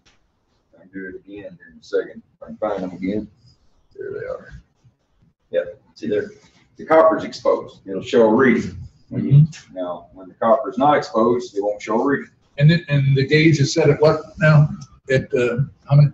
It's at 2,000 kilo ohms. Okay. So that's a fair number. That's it's a huge number. 2 mega ohms. Yeah, it's quite a number there. It should have. So it shows the ability. Yes, sir. Yeah, question. Is there continuity between your probe and this? No. Electric. No, there's none. Because it's insulated, right? No, it's not insulated. It's nano coated. These are insulated. They have the factory insulation on them. The nano coating, you and I would consider insulation. Yes, I have the ability to hold this in my hand when 20 amps is going through it. It doesn't faze me at all. Now, if I ground myself, I can get shocked. Is it the same type of shock? No, it's not. No, it's a plasmatic shock. It's not a vibrational shock. Right, you get into that stuff again, and it's an important difference. So if you hook that up to like producing 117 volts, the maximum you can pump out 50 amps. Oh, there's no limit to this. We're just scratching the surface. There's no limit to this because of the plasma technology. And me being an electrician and a licensed master plumber, that's what I've done for the last 30 years after I got out of air defense. Knowing what I know about wires and solid state electronics and knowing that this is the wave of the future, there's nothing like it on the planet. I was a man you're looking at physically that, like I said, I have a titanium fusion S5L1. 5 screws are still in my back to this day. Last October, I could barely move. I couldn't hardly move at all. I mean, I was just about wheelchair bound. My neurologist had told me that within 5 years I'd be paralyzed. I started using the Mr. Keshe technology regarding on healing the medical applications of the technology and not so much focused on the energy because I've been working with energy for years. I couldn't stand the pain anymore, and to me, anything was worth anything besides having to take a pill. I do not like medication at all. So Mr. Keshe has given me my life back. So, you know, in turn, I owe my life to him, is the way I look at it. Because I'm a father now. Again, I interact with my children, I interact with my wife. I can actually go to the grocery stores now. I can do things in the yard, you know, that I couldn't do before. I couldn't push my little son around on his bicycle, you know. So, you know, this is giving me my life back, and it's you know, and that's just the medical aspect of it. And this, there's so many different good qualities about this technology that I could sit here and talk all night and couldn't list all of them. There's no way. Just with the things that we have available now to us, and like I said, we've only scratched the surface. This is just the surface. The plasma energy is the like Mr. Keshe said, it's the atom of the future, you know, and that was kept between a few people. You know, now we were going to have the whole world involved in this. So imagine what we can all do to this with this when we come together and start putting it under different applications and different testing procedures. But back to the explanation of the MagRav, like I said, it becomes a superconductor that allows the electricity to become in a plasmatic state instead of an electronic vibrational state. And like he was asking earlier, yes, it will give you an electrical shock. It's not the same thing though. It's not grab you and do this. It's a really high frequency. I'm sure some of you remember some of Tesla's writings, maybe not, but he spoke of a higher frequency electricity that allowed him to hold 1 million volts. Well, this is basically the same thing. The higher vibrational electricity, this converts back down to usable electricity. So it switches it back and forth, and it does it in a plasmatic state. You can hold the wires in each hand, and like I said, they don't shock you. It's the copper wires that we call these matter here. To us, this is still a matter form of wire. So when we have a matter form and a nano form, and we call it grounding ourselves, we can get shocked that way.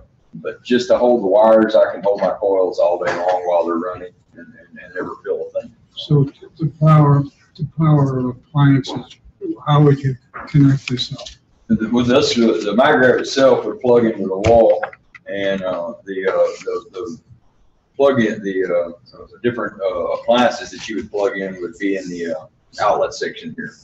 This goes into the 178. Yeah, 120. And if this is set for the United States, they come in both models. The 220s mostly all over the world, except for us, with 110 and single phase. But yes, this appears to be a single phase 110 unit. And that's what you would do. You plug it in, you get your load here. Now, what Mr. Keshe is explaining is the heartbeat, the trigger. You know, it's a pump.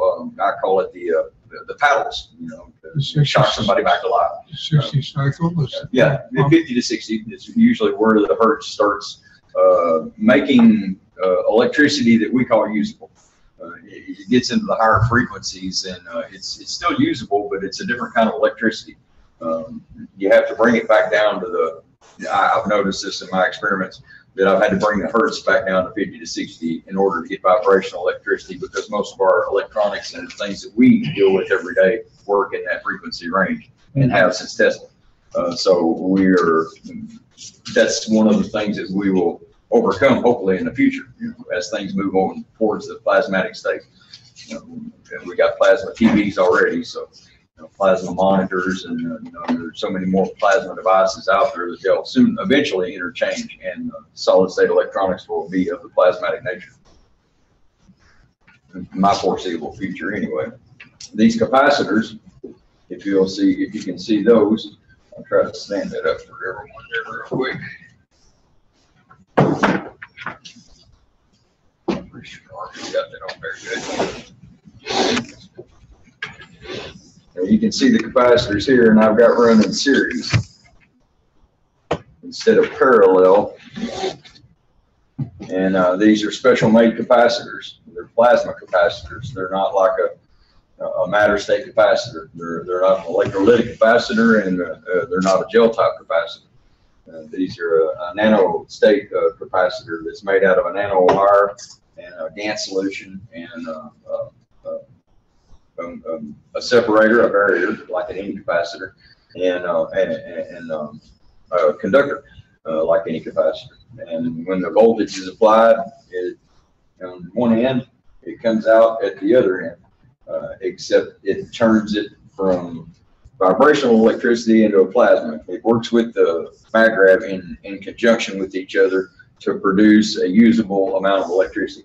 Now, I've learned, and this is my own personal experience, that the more of these capacitors that I've added to my system, the higher kilowatts I can go up. It's, you know, the coils, I've never had a problem. Like I said, I went over 20 amps and not even phasing. So I knew that the direction to go into would be to add the capacitors to the system in order to gain the kilowatts. So that's where I started with my endeavor of being able to bump these two back together. And in the middle, I call it an infinity loop. In the middle there is what Mr. Kesh calls and refers to as a free plasma in the infinity loop. Look at a figure 8 sideways. And in the center there is the free plasma. And the best way I can explain this to you is on one side of this infinity loop, I make a negative, and on the other side of the infinity loop, I make a positive, and I make my load there. And I can do this with 2 other devices, and I happen to burn them up today, and I truly am sorry. It's really my fault, and I apologize to each and every one of you from the bottom of my heart. I've worked really hard, meticulously for months on this, and to have all this fall apart on me in 3 days is just really done something to me psychologically. Because I'm doing this for you. I'm not doing this for me. I'm doing this for all of us, you know, all of humanity. This is a gift. I look at it as a gift from the Creator, and if we need to take advantage of and use it to the best of our abilities, learn all that we can about it, test it, you know, put it through even more rigorous tests than we already have, and now the blueprint's out and available. And like Mr. Kesh said, we've already improved on the blueprints that are out there. We're already working on a different system altogether, and the technology will keep going like that, just like, you know, Tesla's did back in the late 1800s, early 1900s. You know, he didn't let Mr. Edison get the best of it. You know, he kept going. He kept producing. And if it wasn't for him, we wouldn't have what we've got today. So I look at Mr. Kesh as our Tesla of our generation. He's brought us something that we really need to look further into and take advantage of the technology that's available to us. I'm living, walking proof. My neurologist will tell you I'm not supposed to be standing here in front of you right now. There's no way. Douglas? Yes, sir. On what you, some of the people here have not seen the video or not familiar with what you had connected to this device, and in 5,000 watts for some people is a relatively abstract concept. Okay, so can you explain what you did in order to get this this device, as you see it here, yes, to output 5,000 watts? Not a problem at all. Without any connection to the electrical outlet, or to a battery, or to a nuclear power plant, or anything like that. Yeah, no nuclear power plant. Okay, you don't have. I had 3 CFLs, which ends up being mine were 18s that were 54 volts. A CFL is a compact fluorescent light. Yes, yes. Sorry about that. So I had 54 watts on the CFLs alone, and I had a 50 watt flat iron, so that was 100 watts. I had a 1,500 watt fan forced electric wall heater, 110 volt that you plug into the wall, and I had a 1,500 watt hair dryer. Most women know that hair dryers are 1,500 watts on high. I had this plugged in. I had a standard refrigerator, which is has a startup capacitance of anywhere between 500 and 800 watts, and a run capacitance about anywhere from 70 to 85 watts. And I had a dorm refrigerator also hooked up to it, which a little bit lower on the wattage, 3 to 4 on startup, and about 50 to 60 on the run. With all these units, and a panini maker, I call it a grilled cheese maker, and a microwave oven. And a microwave oven, yes. I had all of these loads on there, and I used the startup the initial startup was a 5.76, and the continual run cycle was 4.6 kilowatts. And we kept it running. I had it running in the house for a month. I just shut it off at night and turn it off. I'd actually just unscrew the bulbs like this. I'd leave the system running. Harmon's got bolts that plug in, mine unscrewed, but I just unscrew the bulbs. I'm wondering if you want me to play the video in the background. Would you be able to see it on the laptop there? I could keep the sound down. You could narrate it, perhaps. Would that work? They can probably hear it. I'll put it up on your screen. Whatever you think's best, Rick. Armin, do you want? Are you around? Armin? Armin walked over there. What do you need? What do you need from Armin? Where are you headquartered? Oh, where am I headquartered? Then, where is the Keshe Foundation? No. Oh, yeah. Oh, I live here in the United States. Born in Missouri. Yes, in Missouri. Born and raised in Southwest Kentucky. A veteran in Würzburg, Germany, and came back home and been back ever since.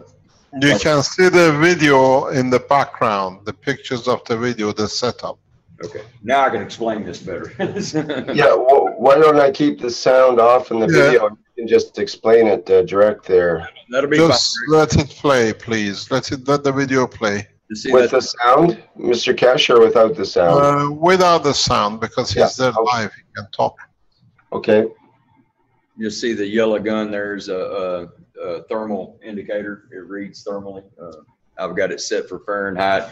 This is a standard refrigerator, which what I mean by standard is just a regular residential single door refrigerator. Compressor, the 3 light bulbs, my capacitors, and you can see the blank spot right there because I burned out one of the capacitors putting such a huge load on this device.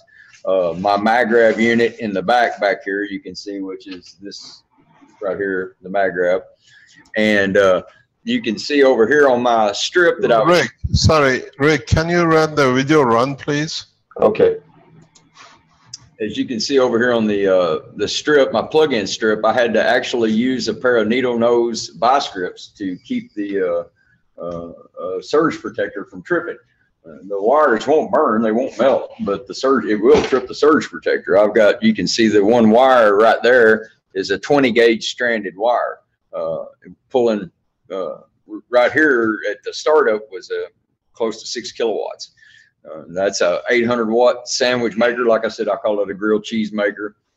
This is where I'm showing the connections coming from the back of the capacitor and how the hot load comes into that capacitor right there, the first set of capacitors, which would be right here. It would come into this first set right there. That's where the hot would come in. And then the negative comes in through the bottom, and this comes back out for your load. So if we were going to use that strip, and this black being the hot, the black would go in on this side right here. And then your ground would be connected to your neutral source. Now, in my particular setup here, I drove a ground rod in the ground. Just a 2.5 foot piece of copper with a 12 gauge copper stranded wire, and I drove number 4 gauge solid copper wire and drove it into the ground. You'll see it here in just a little bit to the left there. Rick's there's the wire. He was trying to get it there. You have to, Douglas, you have to follow with the video, otherwise it doesn't make sense when you're pointing to things on the table there when people are watching the video on the live stream and so on. Okay, I'm trying to the ground, right? Yeah. So there's me pointing at the ground, and like I said, it's a number 6 solid copper wire, and there's the other compressor. Now, and this is me showing that the compressor is working. I took the snifter valve out of it so you could hear it suck and blow. So you could tell that it was working. They're very quiet. There's the hair dryer. There's the other strip that I had to use to plug the hair dryer in because I ran out of so many strips. This is me showing that I'm having to put the vice grips on the strip to hold it down so it doesn't trip. Now then, with all of this going, like I said, we were at right at 6 kilowatts. After the compressors kick on and drop down to the run stage, it ended up at 4.6 kilowatts is what the total run was. And here I'm showing now that the heaters are on, and this one's fixing to be on. I just turned it on. They're at 1500 watts, and you can see the fan moving, and you'll see the thermal indicators here in a minute where I measure each one of them's temperature to show that they are actually on and producing heat. You can see on the voltmeter there, I've got 111 and 112. When you start getting into the higher loads, especially with the 3 capacitors, because I burned one, I started losing a little bit of voltage. I actually got down to 104 before it was all over, before this test was over.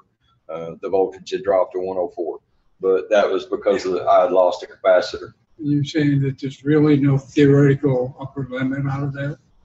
There's no limit? Is that what you're saying? I haven't found one, no.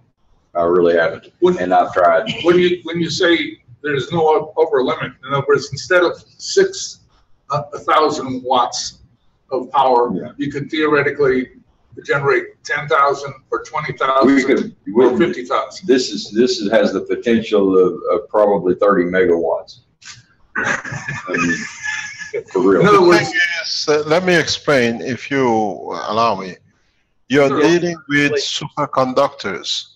The current doesn't flow through the copper wire. The current, plasmatic current, flows through the nanomaterial. There is no friction. This material, the way we produce it, is you can use it for a zero-time communication if you know how to use it. We have an idea that is the copper and thickness of it. When you run a very high voltage and current through these wires, you see the material inside melts, but the nanomaterial coating holds, and it's a superconductor. What you see as a black material, this is at least between 30 to 50,000 layers of atom line on top of the copper, but is made of the copper itself.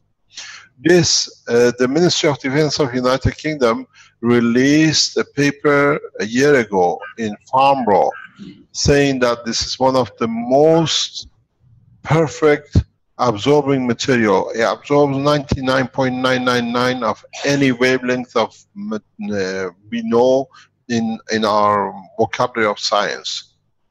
Because atoms now are distanced from each other, they are positioned layer by layer. When the field comes, it gets trapped in these kind of material, and it doesn't reflect back. That's why it looks black, and is one of the best capacitors. So when you look now to get energy, you go and buy a fuel. But if we have developed a technology that the outer layer of this material we can put in the salt water, it comes up as a single atom. We call it GaNs, which is gas in nano state. And then if you put this GaNs, when you freed it as a free energy, paint it back on the same black material, now it gives you the possibility to absorb energy, not from only the material coated on, from the whole of the universal energy.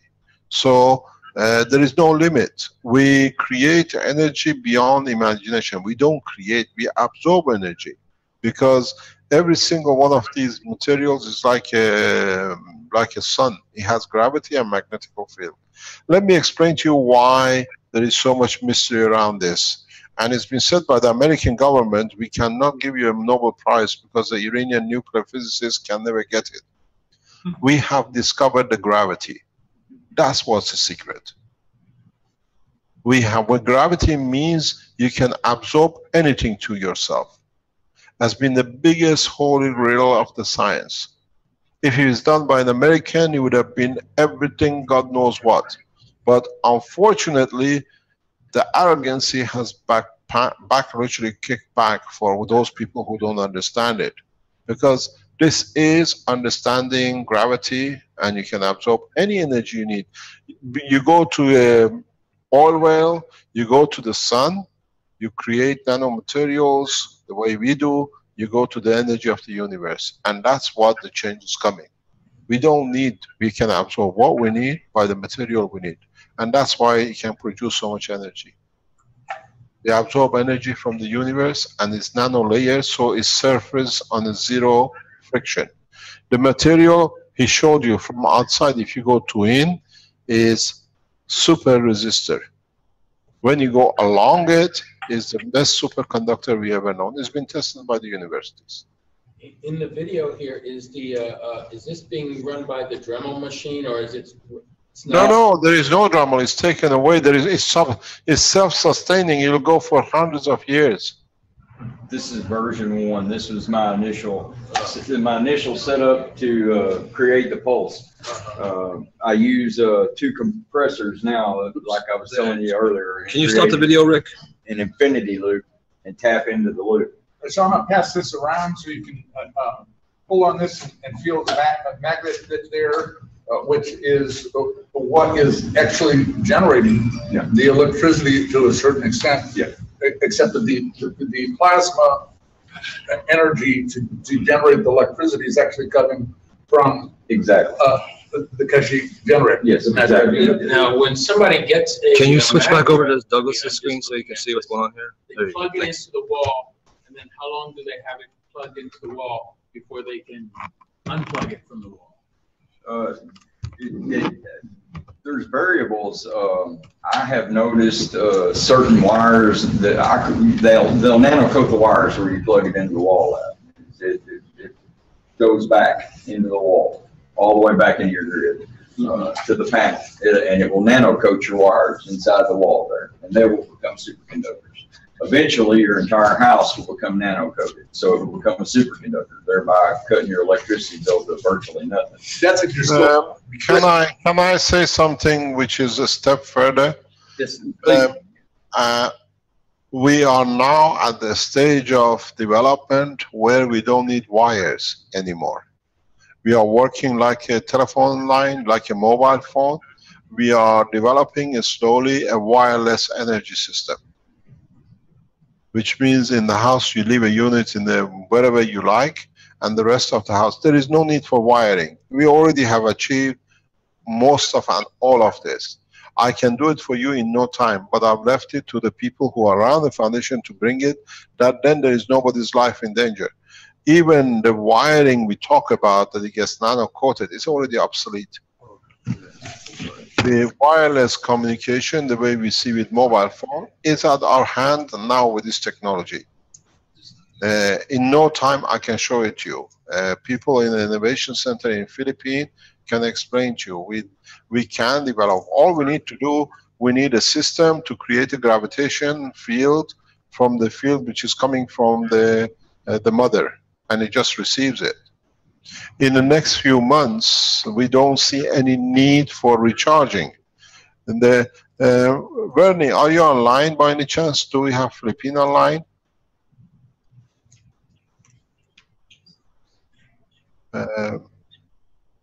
Yeah. Can you promote him, please?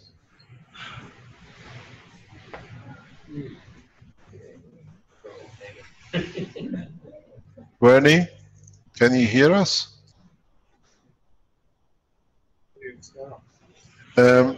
Yes, I'm here, Mr. Keshe. Yes. Would you like, Bernie is from the Keshe Foundation Innovation Center in Philippines, and he is working on more or less wireless energy transfer. Could you explain to us what you see with energy and what you see with the automotive, please? Yes. Mr. Keshe, tell Bernie to talk up. We're having a storm here, and it's quite hard to hear now. You have to speak up. Okay. With the device, we were able to influence the combustion engine to perform much better than it is performing. It can reach up to, during our testing, we're able to verify 34 meters distance that we're still able to influence the vehicle to perform very well. We are limited to that distance because we hit the wall on the next building. So from our understanding, we can go beyond this. Maybe we can cover an entire city for this. The engine responds very well when the device is switched on or activated. There is no wire connected to the engine. There is no mechanism to add fuel. It's all about the fields created by the system. It is a wireless system. We call it wireless because we did not connect any wires to the engine. The engine just leave it as is. Any cars around it will be affected. That's how it works. And we managed to, yes? Could you explain to us about the energy transfer for the house? With the system, the generator which you are building now, the miniature system. Okay, the small one. Okay. Yes. Yes. Then our next development, we have this MagGrav system, a small one, small size, around 2 inches in diameter, outer diameter. The one you have there on the table is around, it's a bigger one. You imagine a 2 inches diameter, a smaller one. Yes, we are on the next stage on the development of this. And in this development, we have a built-in, I would say, a heartbeat unit that would initiate the pulse once you assemble it. Is it possible you could show us the system? I can show a photograph. I have. Can we show this the photograph? Share a screen, please. Yes, too. Okay, let me open the photograph. If you can show, then they can see how far the development is. And this is what I told you just a few minutes ago, that we can capture and cover any environment with communication. And now you heard Bernie, 34 meters, and because there is a wall, they couldn't go any further. You can cover to reduce energy from engine. You can see how further back we can go to stop any line of communication. Mr. Kirsch, yes. Is the unit that we're going to show the one with the heartbeat, or the one with the wireless? Show them both. We are here to show, let the Americans understand we are free in sharing knowledge. This is worth billions in any language if you put it into operation. Okay.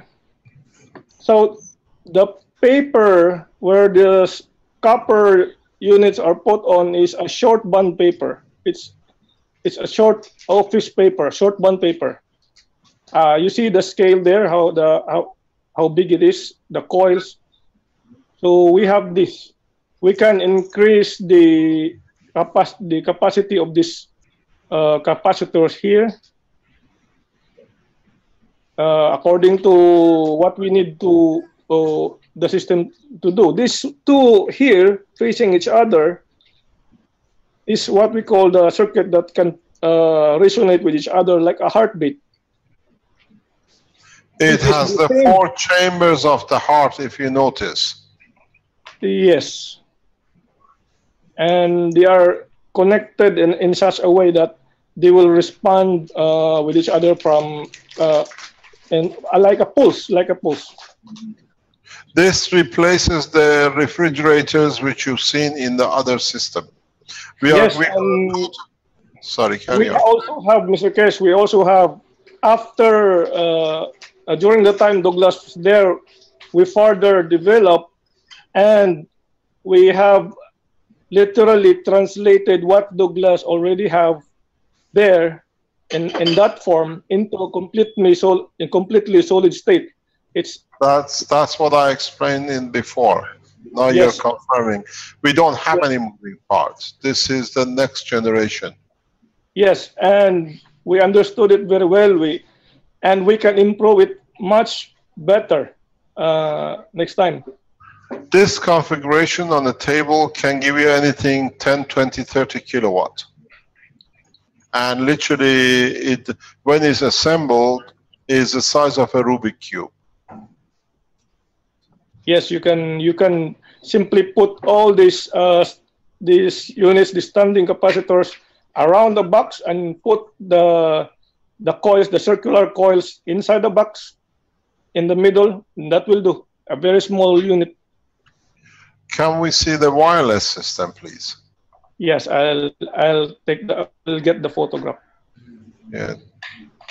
So You can see the technology, what I told you, we can show it. It's not a dream. It's not a something it might happen. And this is a development in less than a month. In a few days' time, most probably in a maximum a few weeks' time, you will see what we call the flying system with no fuel. Because if you understand now you can produce energy in a plasma form, then you understand you can travel the space exactly the same. You create a plasma of gravity or magnetical. And then you attach anything to your system, you have a shielding, which is the atmosphere, and you get pulled or rejected. You can, this is what I said, and the American government has paid a deaf ear to it. In a very short time, Africans with the most, whatever call it, even a piece of wood, would end up in front of the Washington White House using this technology, and are developing it very rapidly. Africans are actually outrunning anything else in their development, because they don't need the fuel. Their fuel time is gone, it's finished, it's over. And now you see it, because all you need to do, you need to add one piece to this Rubik Cube. The Rubik Cube will fly. It's just one piece, less than 10 cents cost. But the foundation people are working around it. It'll be shown very, very soon. And if you can put it on a piece of wood, you don't need to get on a boat, risk your life. You fly from anywhere in Africa to the middle of the White House, and nobody will even detect you. The situation is very different, and it's time for those who have kept you asleep to wake you up. This is a totally wireless system. Would you like to explain, please?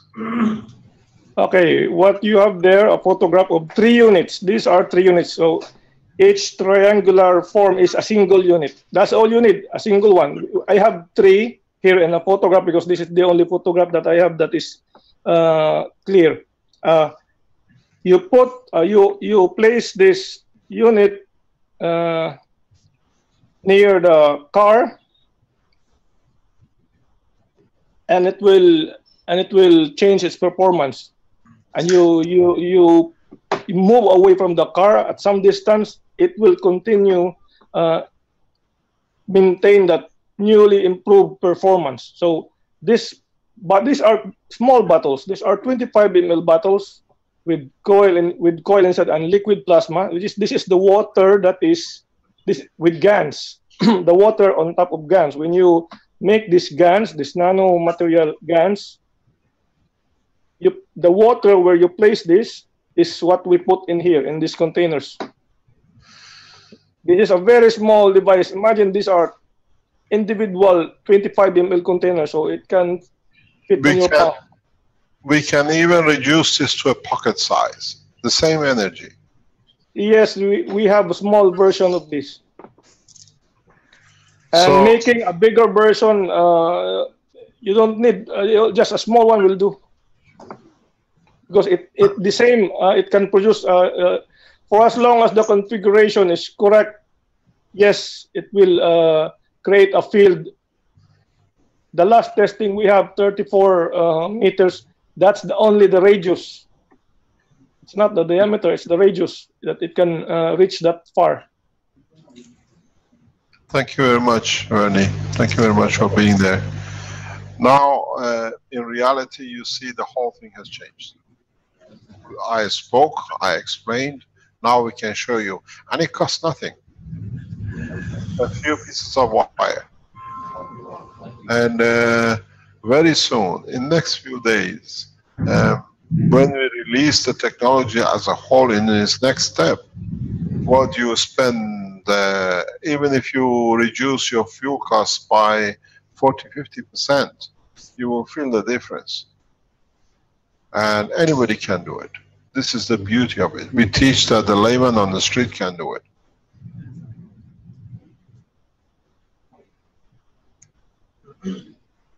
Any other question?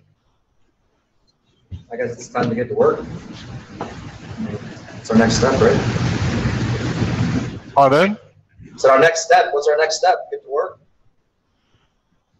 I don't know. That's, I think, what's going to be a decision made in the White House, isn't it? to build these technologies and develop the new ones.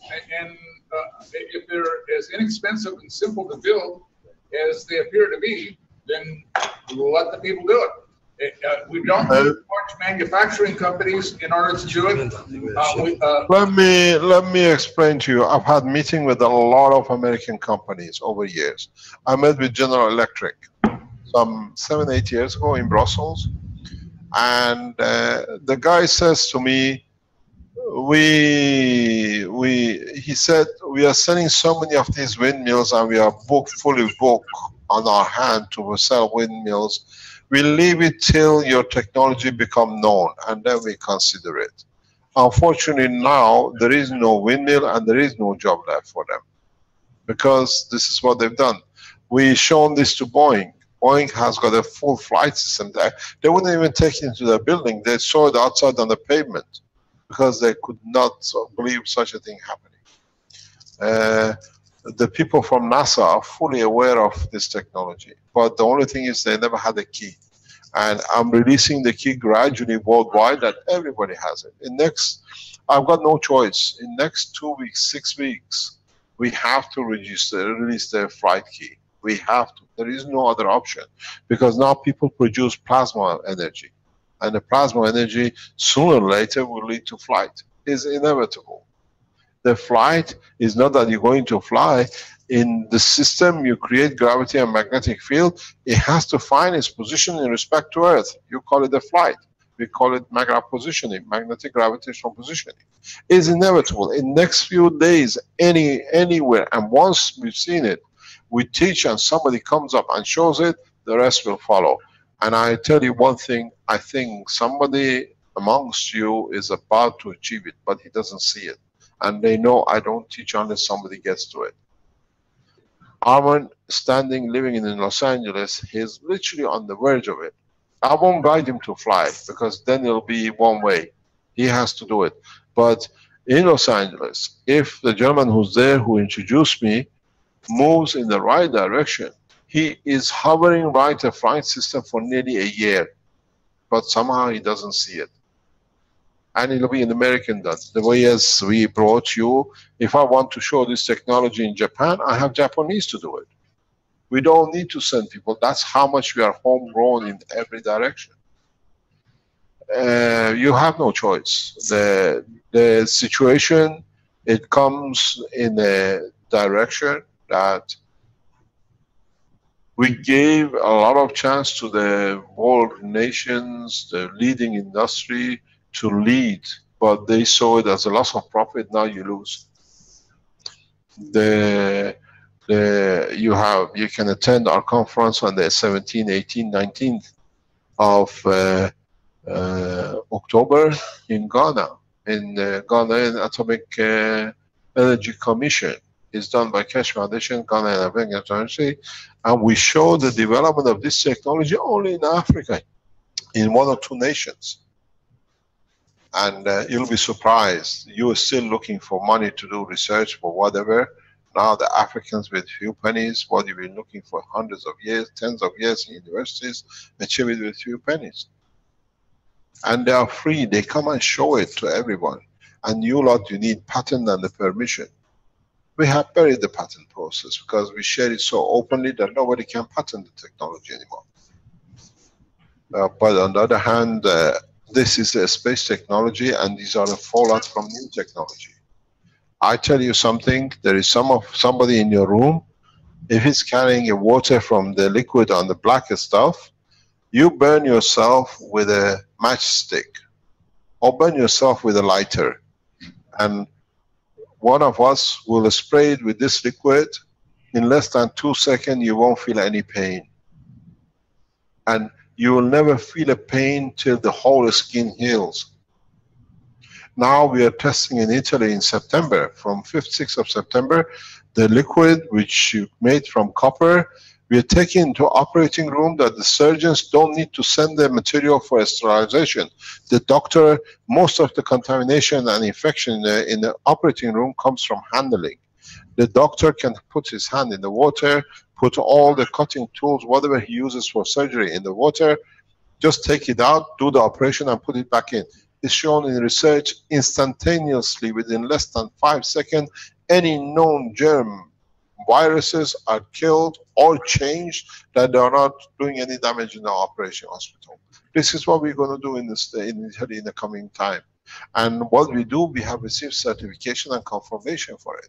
We are not doing it because it's tested. They've tested it. We give our materials to be tested, rigorously tested.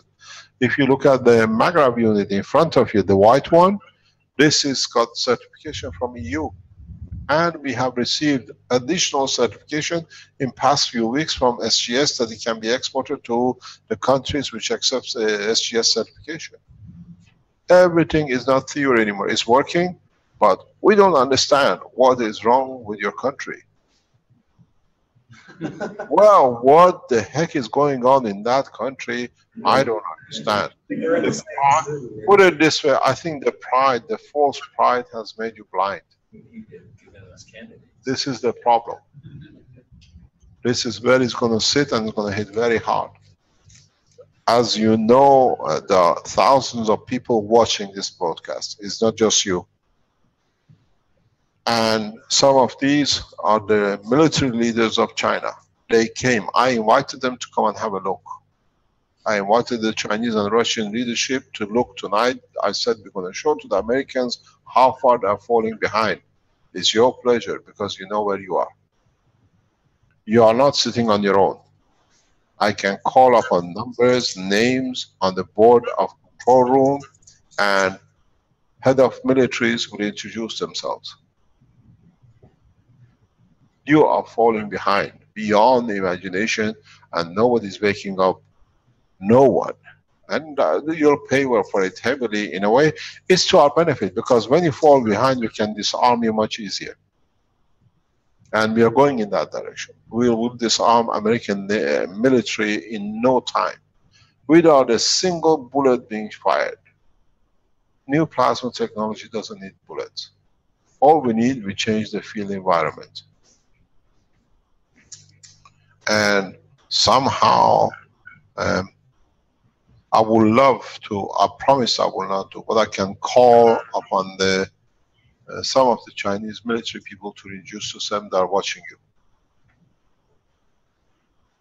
In so many ways, you have become a laughing stock of the science which is going on, and you put your head in the sand and you don't see it. I didn't come to show you a generator. I came to wake you up, and I hope you wake up. Somebody in Washington wakes up, somebody in the United States wakes up, and you will understand you're falling behind very, very heavy. And it's getting developed by the Americans. You don't need to import it. The threat is very real, but the threat is that you become a third world nation, as the other ones are passing you. You're so under false pretenses that you are a superpower. You're actually the most bankrupt nation. Look what the American government released on the day of opening of the Olympic, how much debt you have. They can't tell the nation in an open time when it's peaceful or there is no excitement that we have some 600 billion trillion dollar debt. They have to hide within the news of a sport. This is how bad it's become. But what is the reason? We've been negotiating with NASA since 1984 for development of this technology. I have communication. I showed some communication from NASA in 2011-12 in respect to the space. Your space technology is obsolete. Absolutely obsolete. We flew in Tehran, we created lift in Tehran on the 28th of Shaban in 2008 when I was in Tehran. Now imagine if Iran managed to become one of the super nuclear powers in less than 15 years, you can imagine what they've done with the space technology in the 8 years.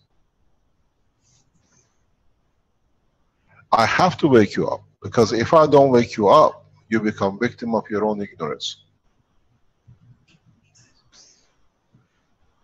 And somehow, maybe, as my wife just said, maybe it was a blessing that you didn't get absorbed by the energy unit and just go there, you've seen a new energy unit.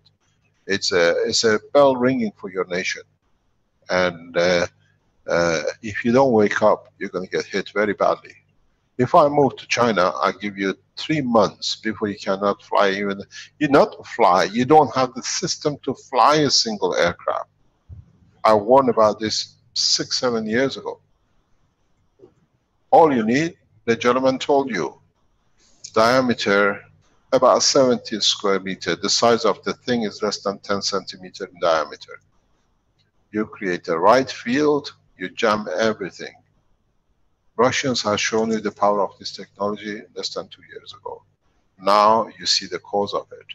Now you have the technology of it. Use it for medicine, you walk in, within 30 days, no cancer.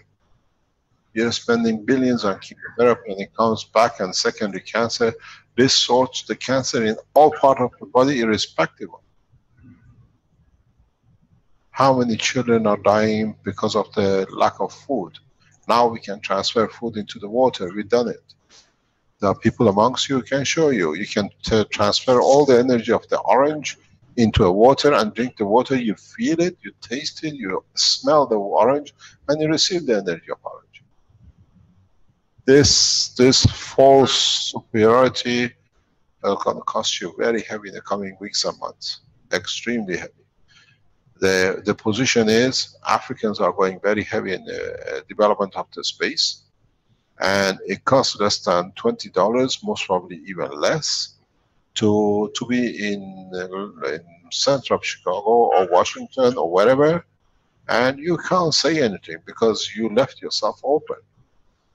It's time to understand this is on the broadcast. People can show you, I can ask the way we ask just to be seen, show you videos of people who have lost. The gentleman, Douglas is in front of you. He was one of the first one reporting he lost the ball in one of his tests. Would you like to explain it, Douglas? Yes, sir. Yes, sir, Mr. Keshe. The cores he's talking about, mine was a quad core, and manipulate the pH in the core to create field interactions with the other cores. In doing this, I have a 2-speed motor, one about 25 to 3,700 RPM, and the other one is about 10,000 RPM. The core was stable at 2,700 to 3,000 RPM. We started getting a nice toroid effect. For those of you that don't know what a toroid is, it looks like a donut.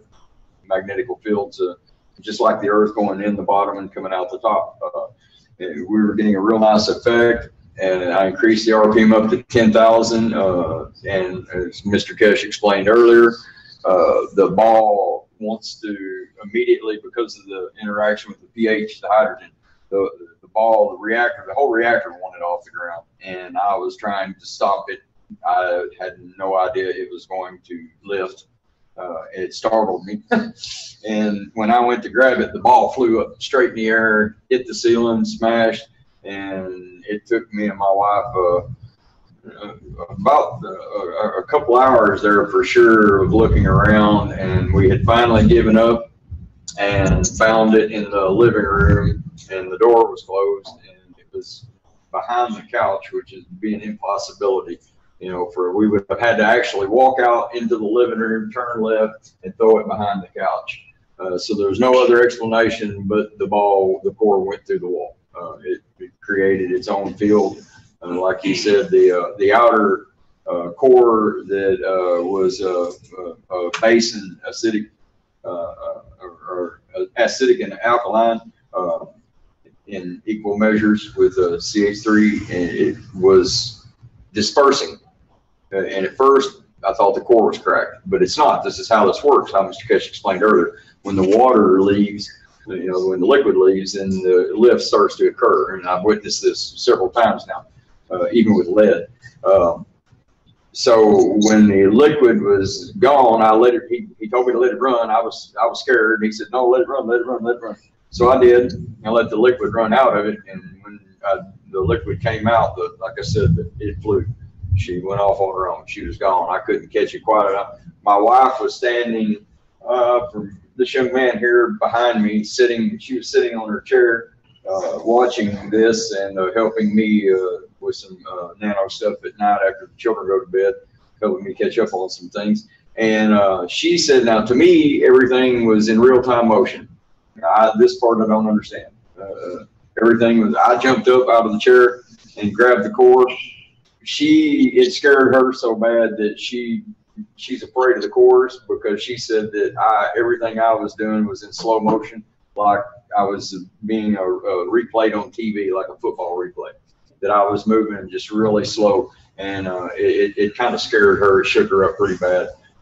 She couldn't explain it, and Mr. Kesh explained to us what it particularly in that instance had happened, is that I was in another field, and the ball, I was in the same field that the ball went out of, but I didn't go in the field with the ball, and she was witnessing this. She was witnessing this interaction of the shift, of the dimensional shift there, and that's the way it was explained. And this has happened every time I've done this now, 3 times, and I've explained to the young man back here, call him young, with the new heavy element that I've got, a thorium of 232, that I've still managed to be able to do this, to make this float, and also lead, and to raise them both up off the table. The last one we got off about 6 to 8 inches before it completely come apart. So we're right there. Thank you very much. You have Armand with you. He lost a ball last week in testing. The same process. Number of people around the world. It's just a mixing water with each other. Nothing else. We are not talking about expensive fuel. We are talking mixing a combination of water together, and he achieves gravity and lift. And there is plenty of free water in Africa. And working very rapid.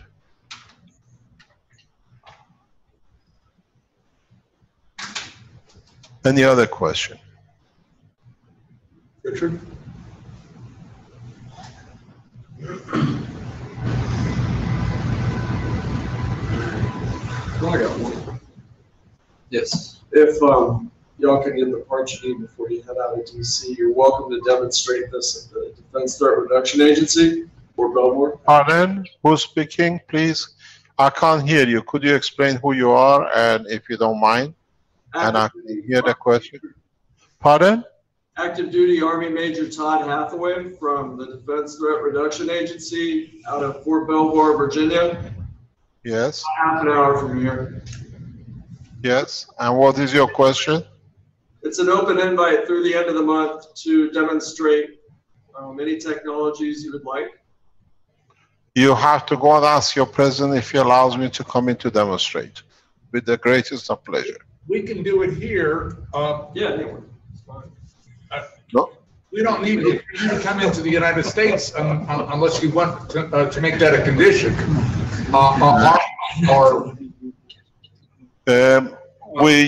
You set up a parameters. What do you want to see? What do you want us to perform? And step by step. The beauty of it is we are not going to inform. We are not going to do it for you. We teach you, you will do it. It takes you 2 days with the people in that room to teach you how to make everything. With the knowledge you have, I have met with the Marine Corps of United States based in London deeply regarding this technology. They said it's the biggest destructive technology in military force we ever know. We don't know how to handle you. We teach you. You arrange a time in this room. We come, you come, we tell you what to bring, you make it. Then you can't tell nobody else who's done it. And with the knowledge and expertise within the American military, you will achieve 1,000 times better than we did faster technologies. I take your challenge up, but I won't do it. You do it. And I give you 3 weeks before you sleep, you eat, and live this technology. Don't do it. You don't need me. You have the masters of Keshe Foundation amongst you. The 2 gentlemen, 3 gentlemen with you, they're experts. They're all been hand-trained by me. Armin has been my student for 2 years, every day next to me. I take your challenge up, but I won't do it. I teach you how you do it, and then you say where you stand. I mean, I'm more than willing to help them as well. And I've talked to Todd earlier, and I didn't know it was Major Todd, but now I do. I have the entire month of September available. Yes. Armin, have you got time for American military to teach? I'm on terminal leave in September before I retire, so the entire month of September is available. No problem. The challenge is taken up. You can look after our people. They teach you how to do it. You have both Douglas and Armin. They can teach the whole American Army in 2 days, and you do it. But don't forget, you're falling behind Chinese by 3 years. Well, we'll catch up. Mr. Keshe, this would be an honor for me. I hope so, because when you catch up, you'll talk peace, because you know there is no need for any tools to war.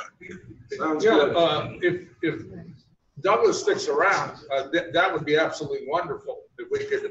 You give him a good accommodation, somewhere he can enjoy staying.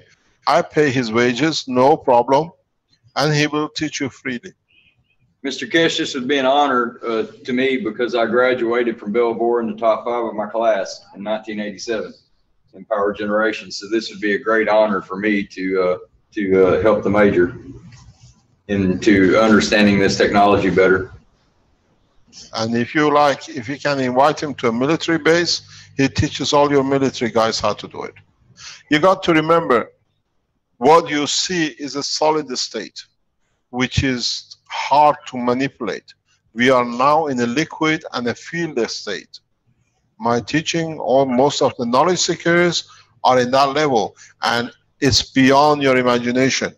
If that liquid you saw in the bottle they showed you, it got a radius of 70 meters, when you make that dynamic, a radius is 700 meters, 7 kilometers, 70 kilometers. It covers every naval ship on the China Sea, and that's what's going to happen to you very soon. A little dinghy boat you don't consider at all something, with a little Chinaman sitting there as a fisherman, will disable all the American naval forces in South China Sea. Because that's all it needs to do. And it's not harmful, it doesn't touch your body. It only interacts with the fields you decide to block. I take your challenge up. I said to our people who are with you, I'm prepared to come to a state. We have no problem with it, as long as you guarantee my safety. As long as the American government guarantees our position and safety and the freedom to teach. I have the same deal with the Chinese leader, President Xi. But it'll be nice if you Americans in your base accept the Chinese, and we teach both of you, both militaries, that you can stay equal. You will not fight. The condition of transfer of this technology is the signing of world peace. It means peace treaty is the forehead of front runner of our agreements. I teach you, but before we teach you a single thing, there is a paper on my website. It says peace treaty. You sign it that you'll never use any part of this technology to harm no one and for no war. If you are that committed to your nation, I challenge you. You sign a peace treaty, I sign you the whole thing. The letter which I received from President Obama is, I sent him the peace treaty. I said, sign this, commit your nation to peace. And he sent me a letter with the armor, and let him read it. Every reason to kill. Why do we need to kill? There is so much to enjoy. You're an army officer, I'm a man of peace. You put your gun down, I'll teach you the knowledge of the universe. I take your challenge up. Okay. Give him the peace treaty, let him sign, and teach him everything he needs, please, Armin. By the way, I wanted to ask, that peace treaty, is that the same kind of a peace treaty as like what the United Nations has, where one nation will never raise a sword against another nation type of thing? No, it's you personally. Commit yourself to peace that you never harm no one. Can somebody read the peace treaty? It's already translated to most of the languages around the world. It's been signed by millions of people. Vince, can you read the peace treaty? It's only a few lines. It's on our foundation. Every man we come and work with us has to sign it.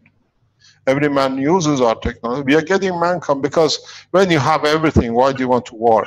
I tell you, your officer, give me 3 days in a military base, you'll have no soldier left, because I know how to reach the emotion of your soldiers that they don't even understand why they're carrying guns with them. What's the purpose of it? And the evidence of it is, ask the 27 officers which came off the boat when the Russian blocked it. They walked out and they resigned because they said the nation cannot protect us. But behind it was they couldn't see any reason for war. We have already reached some of your officers through our work. Can you read it, please?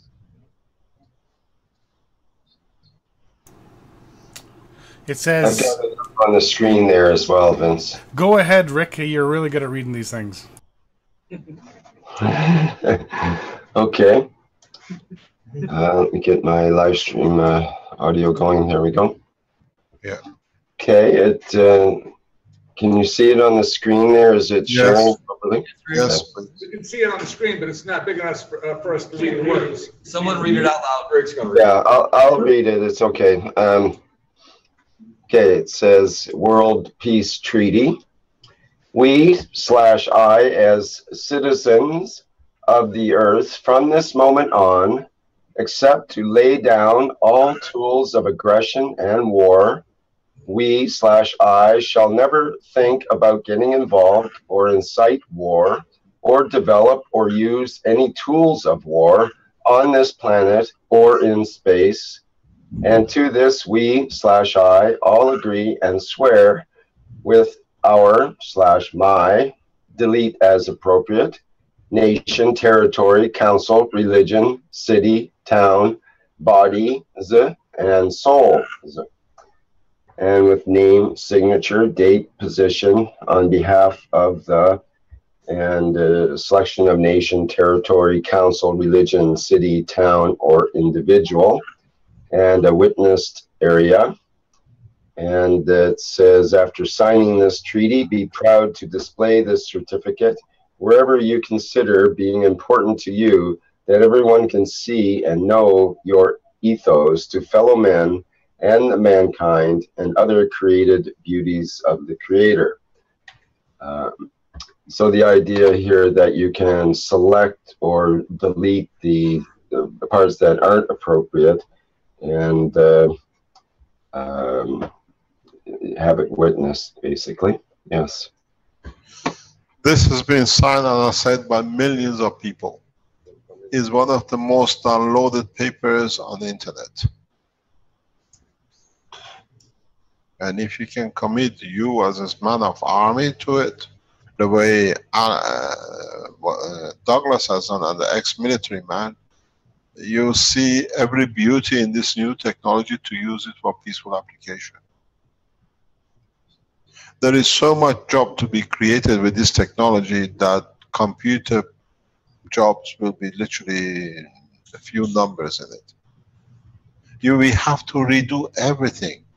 The way we produce food, the way we produce materials, the way we produce even computers. Supercomputers will cost nothing nowadays, once you understand how it works. How you can manipulate different layers of that black material. It gives you every imaginary thing you can imagine. So I take your challenge up, and I hope your Chief of Staff, President Obama, who has a copy of it in his office, because he responded, will sign it with you. Mr. Keshe, it is getting to be 4 o'clock in the morning, your time, and if it takes even 10 o'clock in the morning, my time, and it can bring peace to you, Americans, and us, it's no problem. We get to work tomorrow here. That was the next thing. No problem. And so we ordinarily go till about 9 o'clock, and this evening we're going almost till 10, and some of us would like to get together afterwards and talk amongst ourselves. And we'll have representatives of the Keshe Foundation here, and we can do that here. No problem. You can, all the way you want to do it, find a way that we can share knowledge freely, and it'll be done. And if anybody wants to sign up for follow-on to what happens here what happens after tonight with the representatives of the Keshe Foundation and Mr. Keshe himself and the foundation, you're more than welcome to do so. I've got something here that you can put your names on if you like. You want to pass it around? Or? Okay. Thank you very much for your time. I think you got more than you came in and you bargained for. Yes, we did. Thank you very much, Mr. Keshe. Thank you.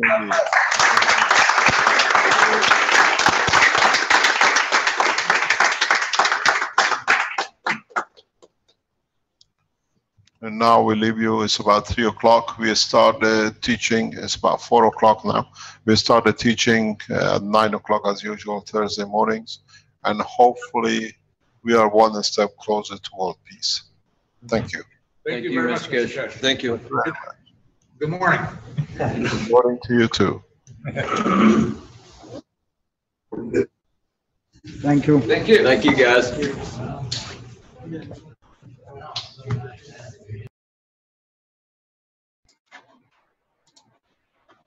Okay. Shall we end the workshop now, or? Mic on.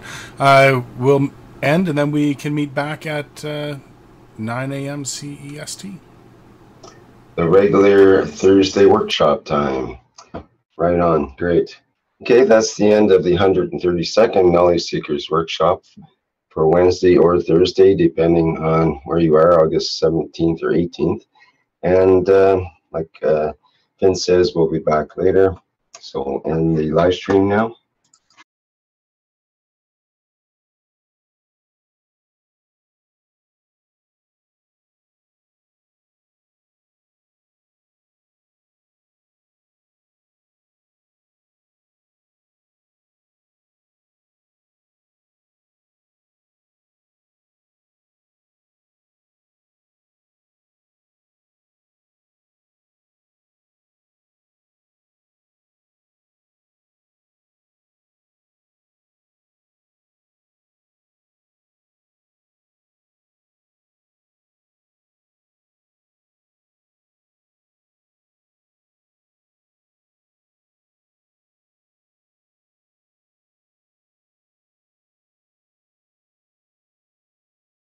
Workshop of the Keshe Foundation Spaceship Institute. It's Thursday, August 18th, 2016, and it's a very big day for the Keshe Foundation, as we'll find out in this workshop. First, I'll play the Mojan promotional video, and then we'll get into the main part of the workshop.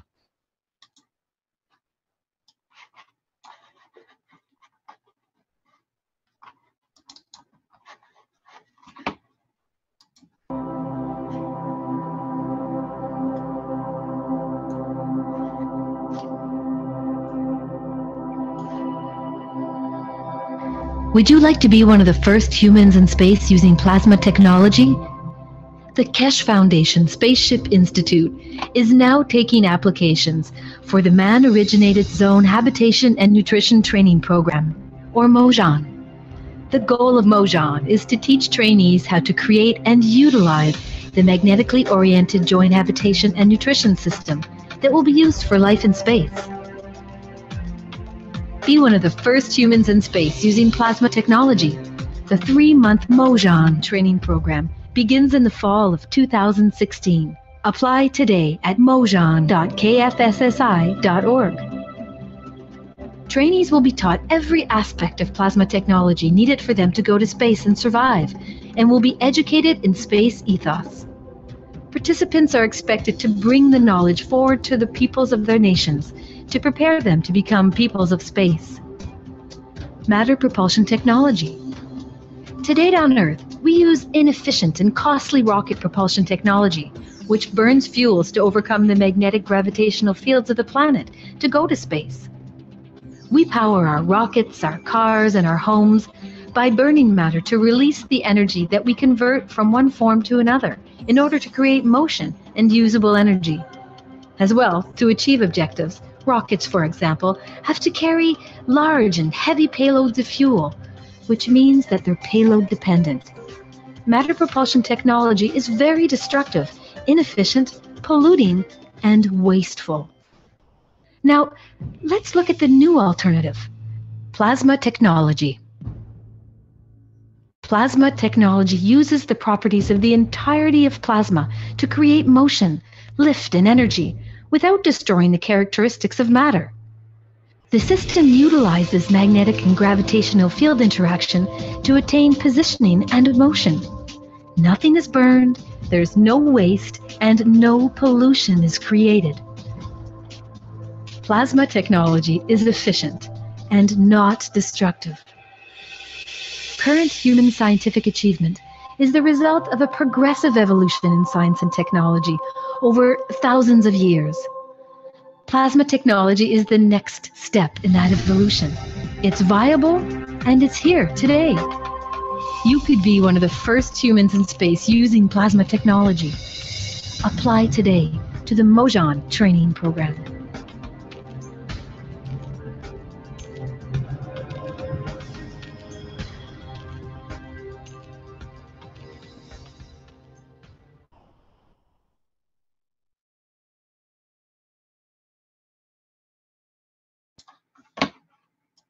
Okay, let's move into the main part of the workshop here with Mr. Kesh. I believe he's available. Let's see, I'm not sure if we have the video. Do you have a video feed for Mr. Kesh today? Or hello, are you there?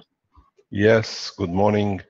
Good day to you, as usual, wherever and whenever you're listening to us.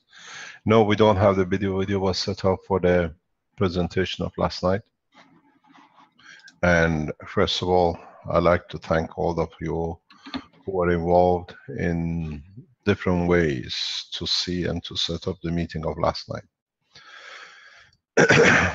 My answer to what happened yesterday was the best thing could happen to us.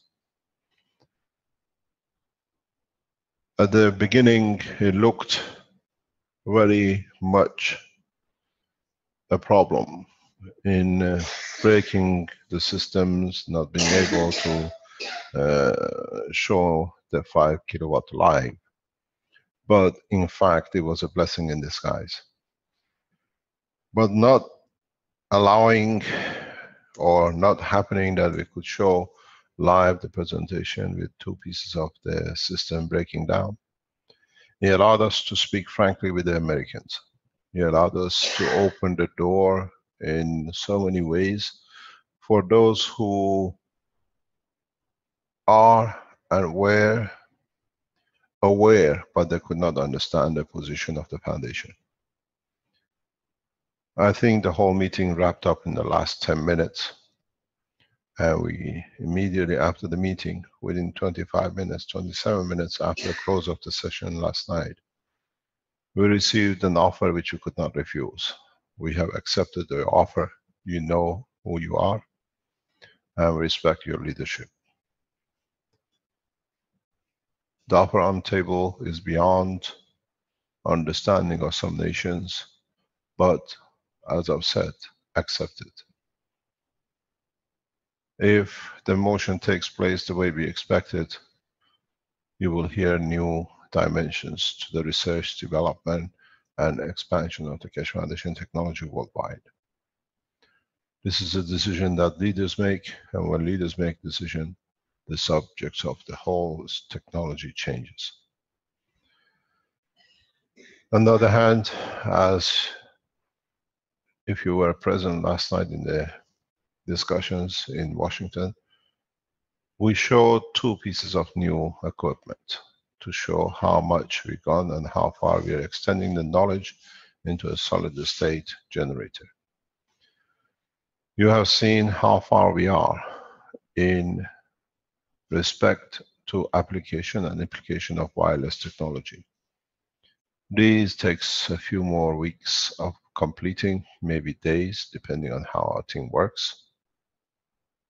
And I think if we get the response which we expect, as usual, things don't happen the way you expect, but if things happen the way we expect, the new solid state power generator will be an easy way for energy production.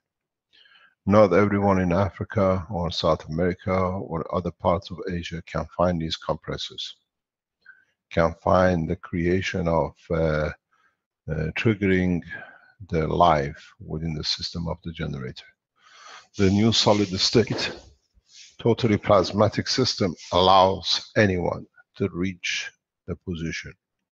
The whole target is to show energy can be produced without fuel, and we have achieved it. In so many ways, we have achieved more last night than we achieved over past year. In bringing awareness to a number of people who are key players in the world politics. At the last 10 minutes, we received the message we were and how we've been heard. These things are important. It's important for what we do, where we're going, and how we intend to use our work, how we intend to proceed with development. We were online nearly 10 hours last night, altogether, the session in 2 sessions, and then carrying on with the other session in another part of Washington. I would like to thank Douglas for his sincerity and his work. He has put a lot in, and as a man of army, he could easily carry the message to the army. And hopefully, what the American army has put on the table as acting officer on duty when the proposal was made, will respond the same to the American army and to the other armies around the world. We have to make army of peace, not army of war. And that's the only choice we have and the only chance we have as an organization which not only has the power, the knowledge, but it has the determination to achieve peace through the technology. I thank all of you in the background. It was not easy to set up. I thank our attorneys in Washington who put a lot of effort to the session last night. The last night's session was not so much about the numbers, but was the quality of the listeners in the background. And those who were listening gave instructions, and we respect your instructions. And my offer, my foundation accepts the offer you have made to us. Leadership needs wisdom, and the wisdom comes from sincerity and commitment.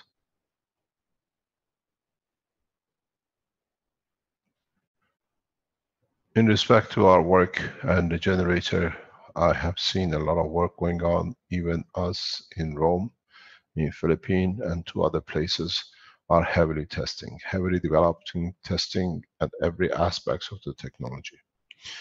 If you have seen the blueprint and you are working on it, please understand the system can have, depending on the phase and the frequency of your setup, 2 different ways to start it off. If you use fish tank pumps, which we use as a trigger point, you have to understand what is the outlet of your fish tank. It's not just that you have a fish tank pump will start the procedure. The output of these systems is usually about 110. If you operate in the countries where it's 220, you will find problems because you cannot achieve the current and the voltage. So you have to change to a system which brings, be careful with the word I use, a magnetic flow current of 220. Signal generators do not give such opportunity. The small power units do not give this opportunity. The reason the batteries work, 612-volt battery works, because you have to go to understand the structure of the current flow in these systems. They have both AC and DC. And a conversion from AC to DC creates electromagnetic flow within the pump, which they start, which matches the condition of exciting the plasma to the what I call the beat, the heartbeat of the plasma. When you use signal generators, this magnetic field flow is missing. The current flow from the battery into the winding of the pump in interaction both with AC and DC from the battery creates a specific kind of gravitational magnetic field plasmatic flow which matches the plasma flow within the coils that you have. This is extremely important to understand why certain systems work, why certain systems don't. When you use a generator, you create more or less the same condition as using a battery. The structure is not the same, but can reach a certain speed to create the interaction. You have to understand why, for example, Douglas's system responds in that order, because it's a combination system, not single system. On the other hand, if you have system which can release 220 and the phase, you have to understand you need a system in your capacitor mode compressors and a compressor that always there is a delay in reaction, that delay in reaction creates the pulseful release of plasma. If you look in the drawing, we have a capacitance in the red compressor. For this capacitor to be charged and discharged creates that delay that the two motors cannot synchronize, but in not synchronizing create the heartbeat or the pumping that allows the fields from the stacker coils to be released. A number of people have noticed and they have told me the setting of the plasma capacitor is wrong, is negative to negative of the magnetic gravitational system, MAGRAV system. It's not wrong. I was told the same. I looked at it, but our innovation center confirms this is correct because they are set as parallel. So the two negatives are the same and two positives are the same. And in fact, when you connect, when you start the system off, you receive against all the works of the physics, two positive, each one of it is negative at your load. This is a strange setup, but you're dealing with plasma. You have to close the loop of the plasma. As we said, for example, in the structure of the planet, it's the same field going from the south coming to the north. So in that flow of the fields from the MAGRAV to the capacitor system, you can drain whatever you like. All the load become more or less as part of the circuit. There is a very clear structure in this setup. It's a plasmatic setup, not a current flow electron vibration, or what we call the present electric circuits. Those of you who are trying, and hopefully within coming hours or days will report how you've been creating energy, please be careful. This is a plasmatic current. You can use this current at the point of plug literally for anything you need. If you can connect or develop a plug system that is totally nano-based than current-based matter state, you will find out you will achieve huge works. At the moment at your plug, you are plugging from the totally nano-coated plasma circuit in a totally matter state circuit. There has to be a step down and loss of energy. If you could understand and set up and build new ways of connection, as the plug load section, you can directly convert the plasma energy from the energy system generator into anything you like. You have to keep the circuitry in the same process.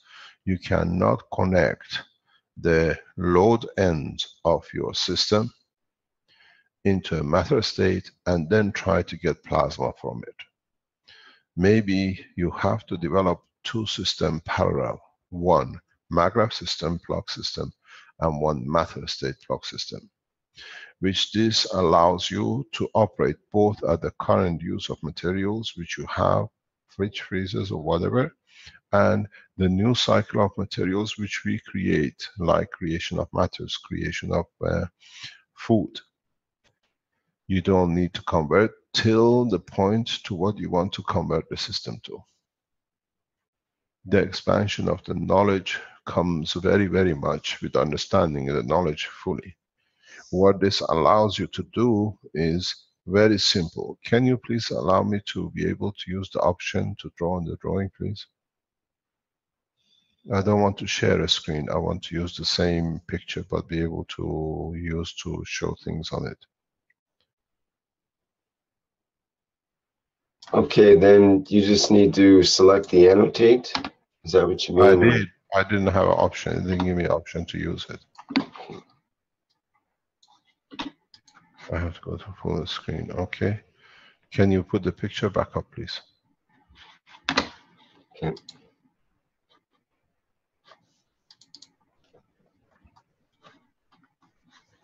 Okay. What this means is, in this part of the circuit, you have to create a secondary line. You have to create a secondary line and a new plug system, where these two systems run very similar and parallel to each other. With this system, you will be able to create a condition where you actually tap directly into the lines. And in this system, you only achieve, oh my God, what is the problem? In this system, you only use for matter state usage. In this system, you use for plasma usage. Plasma is very flexible. So you need to create two plugs. You cannot carry on because you step down and then you have to step up. In this section, you directly go into plasma. You can connect this into a plasmatic, for example, food production. You connect it directly for lift. You connect it directly for production of materials. It's the same, but we have to understand now we have entered a different world. As I said, we use the matter state to create controllable plasma. When you create a matter state energy to control the plasma, you have a lot of flexibilities. These two units can run parallel with each other, and those who come to understand this will enjoy working with this system beyond imagination.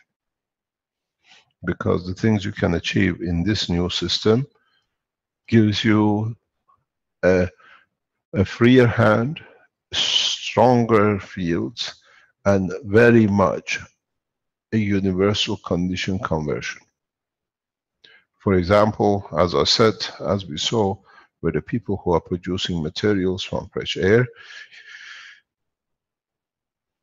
if you connect your motors to this one and you connect your motors to this one, you will see totally two different responses in production of the material. Here is just rotation and plus what's in there.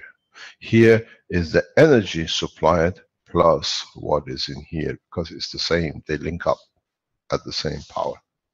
You find out, instead of waiting for a day to create a kilo of gold, you stand for about 10 minutes because you don't go through conversion. Those of you who are on the development side and you go very fast with these things have to understand this. Our Chinese friends are very good at understanding these things because they understand yin and yang. For people in the West, it's very hard to see this. You can use these plasma units for cancer with the immediate result. The possibilities of using this technology is beyond your imagination. Whatever we have at the present world time in science and technology, if you can develop the parallel of it in plasma, you will see what the difference will make.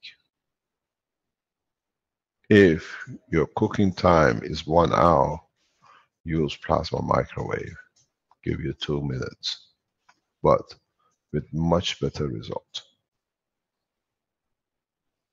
Because you work and the meat is in a plasma condition, so receives the energy directly.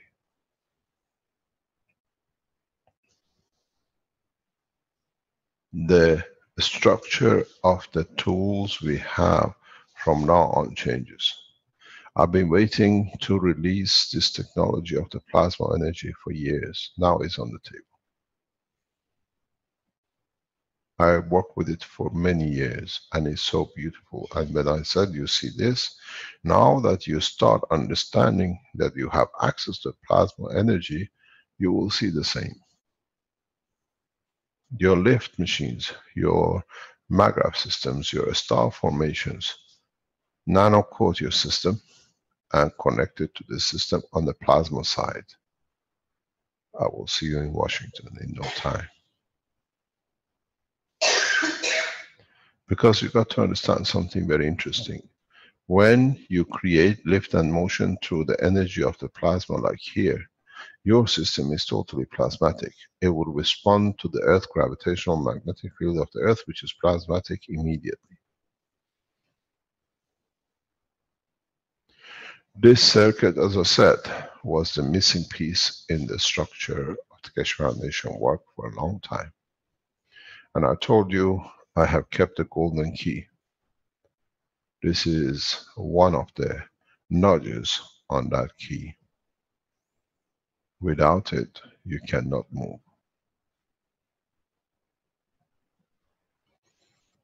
From now on, we'll create and we will see 2 lines of scientists. Those who are matter state scientists, those who are gravitational magnetic or plasmatic scientists.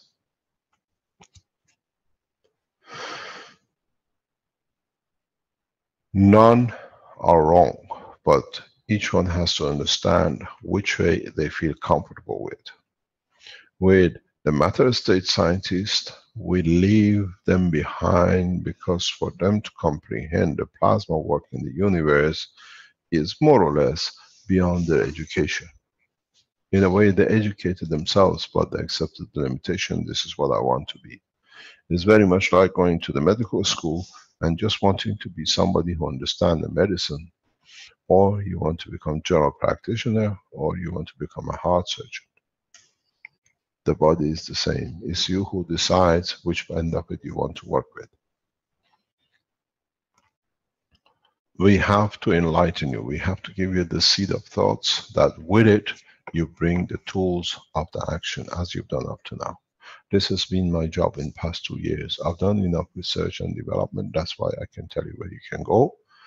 But I enlighten you. I give you the knowledge. And those of you who understand, grab it and practice it or try it in the part which you understood.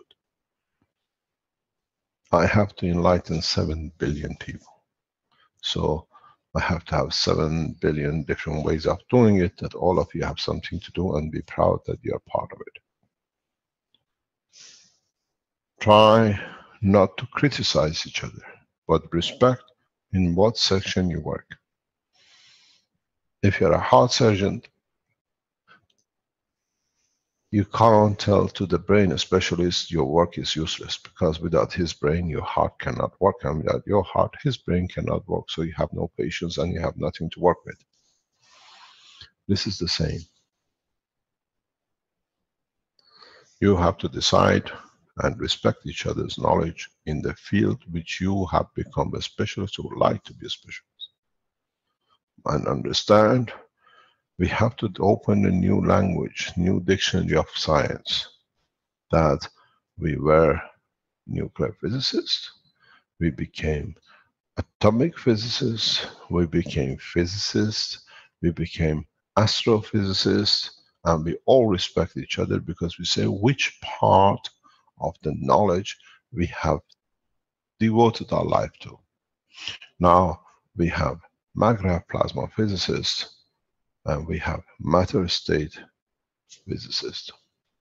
And these two categories has to be very, very clear, because what you see in the matter state looks ridiculous in the plasma state, and in the plasma state you can achieve the matter state very easily, because you work from deeper inside.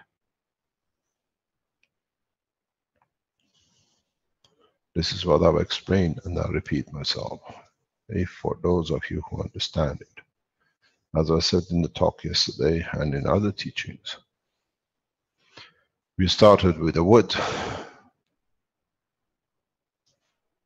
We went to the atom of the wood. We understood more. We went to the nucleus of the wood. And now we've gone inside the nucleus, inside the components of the nucleus, and we understand how the packages of the energy in that, what we call proton, neutron, electron, interact and work internally and in respect to each other externally. This is the new knowledge. So if we have gone from burning wood, a big piece of matter, to a few atoms that can create and run power stations and create the same kind of heat, it has been the gain in the knowledge of the man.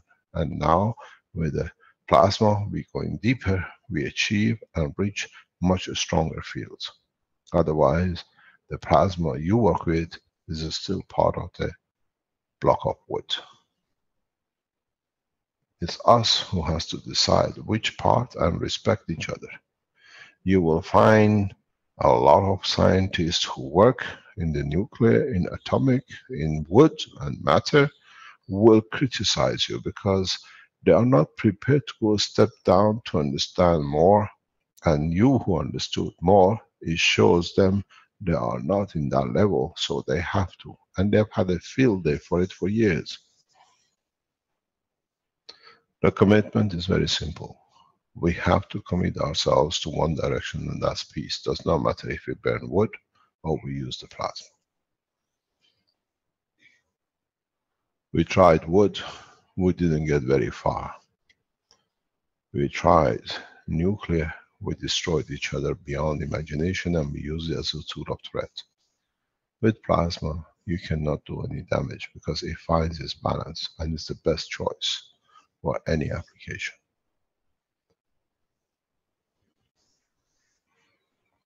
Please understand the diagram and the generator which is in front of you. Do not get eluded by the matter state energy which produces. Rejoice the power which you have found out recently, which is the plasma energy which produces at the same time. You can achieve more if you take the plasma option. You still can do the same with the matter state, because somewhere at the end of the lane, when you chose the plasma and you want to use it, you have to bring it in a matter state that you as a matter state entity can respect and understand its application and implication. So when you're putting this system together, when you make your generators, you have to understand this is a plasmatic generator. It can always become lower, but itself has a huge power. We found the power of nuclear when we broke the atom up. Now we have broken the nucleus. We've broken the entities of the nucleus, and we've seen how more powerful from atom to nuclear we become. Now you can imagine how much more power is there from nuclear to plasma. The plasma has to reduce enough in the strength that it can manifest itself as the energy ball, what you call the neutron or proton or electron or a star or the sun. So it has enough, and it has to reduce so much to become at that strength. So now we are going to the center, to the mother. These are little knowledges from those who understand it, can apply it. We will see new instruments, new technologies, and new facilities to make life easier for man. I have a recommendation to the governments who are highly involved into the nuclear industry. This goes especially for the French and Swiss. Understand the work of these plasma reactors and create cocoons that you can hold the structure of nuclear power stations within this cocoon as one plasma. In coming time, if you do not do so, you have to dismantle every structure which your countries cannot afford. You enjoyed the power of nuclear. Now you have to understand that the plasma technology is on the market and is on the table. You can use it to contain the nuclear. If the Japanese would have collaborated with us with Fukushima, they would have taken a very small reactor to contain the whole of 4 reactors in Fukushima with less than $100. Containment within the structure of the plasmatic condition. No water would have flown into the reactors, and the reactors could have done whatever they like, because now they are within structure of a shield system. You can allow the reactors to run away and melt down, because they melt down within a cocoon you have created and will not affect the operation of this planet or contaminate any water. This was the biggest mistake with the Japanese government betraying the Keshe Foundation. You were happy with the crumbs, we offered you the full loaf.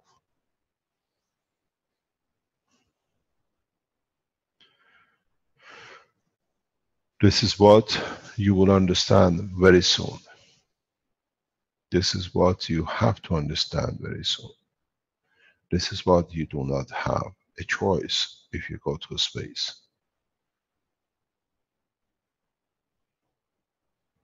You travel to the point of the destination, and at that point of destination, you decide how you want to manifest yourself. You're a sightseer. If it's liquid, would you like to submerge? Or if it is gas, you like to float in it. You don't need to change aircraft. You don't need different engines for different jobs.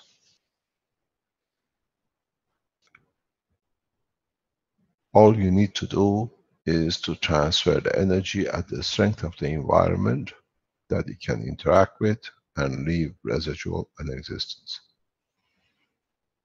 Those of you who will understand the teaching of past 30 minutes, I have given you the secret to the wisdom of traveling into space and existence in space.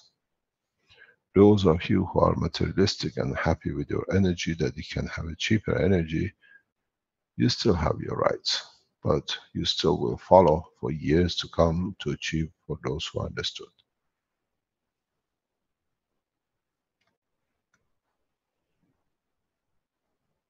Are there any questions that we can answer, and then we go into seeing what other people are developing and where we are and what problems you have with your plasma generators?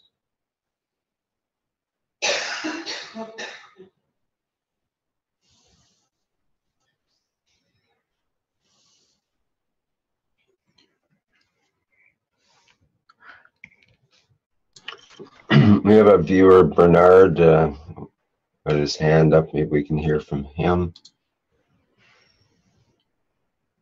Hi, Bernard. Hi, how are you doing today? Good. We cannot hear you. Oh, I'm sorry. Just my computer's taking this long, so can you hear me now? You got to speak louder. Okay. All right. Can you hear me now? Yes, please. Okay. Hi. I just want to thank you for last night. That was pretty fantastic. I have something to show here of consequence, maybe. I froze a container yesterday. I created some plasma balls, alkaline and acidic. And well, to what you've taught us, I put them each in a container with a distance between them. I looked at the container now this morning. It's frozen, but the pocket between the two is not frozen. And you can see all the fields interacting. There's an open. Would you like to show it to us? Yeah, I'm just going to grab it from the fridge, and you can see it. It just astounded me. Can you open the, give him the option to share a screen, please? Rick? Yeah, he might be sharing the video there. Yeah, He's gone to his fridge. A new drink.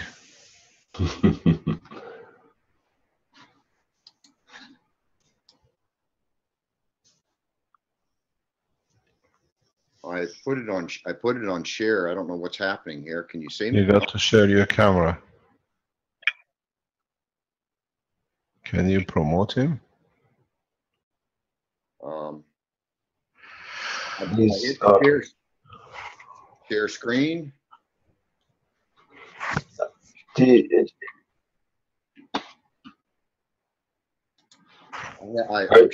Are you trying to share a picture or a video, or are you trying to start your camera? Just trying to show myself, I guess, here. Okay, well, you don't want to share screen. You want to start the camera, start video. Should be on the bottom left of your Zoom window. I'm hitting that. Nothing's happening. Do you have a...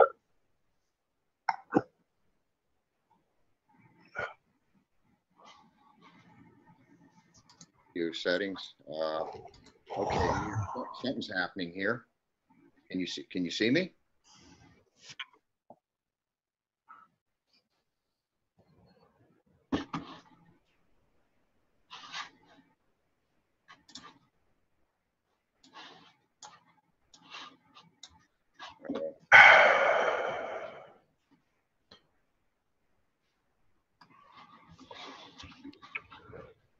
Okay, what's happening there now, Bernard?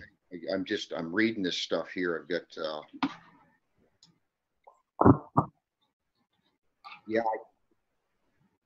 yeah, I can see myself here. Yeah. All right.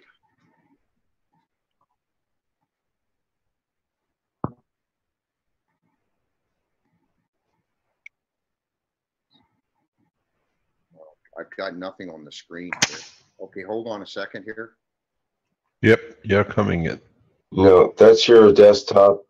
That's and your desktop. Screen sharing, not the video. Can you turn that off, please? Or I will.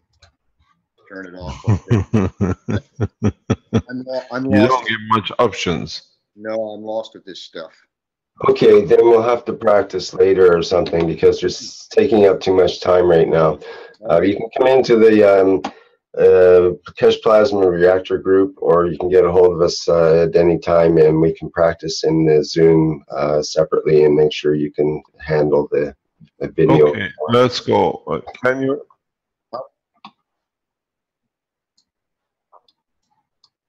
Yeah. Okay. Okay. Thank you very much. Can you explain to us again what you done exactly in a very slow speed? I created two alkaline balls. I mean, two balls are one acidic and one alkaline. Yes. And, I layered them. I used epoxy. Can you speak into the microphone, please? We lost you. Okay. Can you hear me now? Yes, you're clear. Yeah. Okay, each ball was layered contrary to each other as you taught us, and the center pins are different. Basically, I created the same kind of balls that, but in a solid state. I use epoxy, a resin, and each layer had dry GaNs.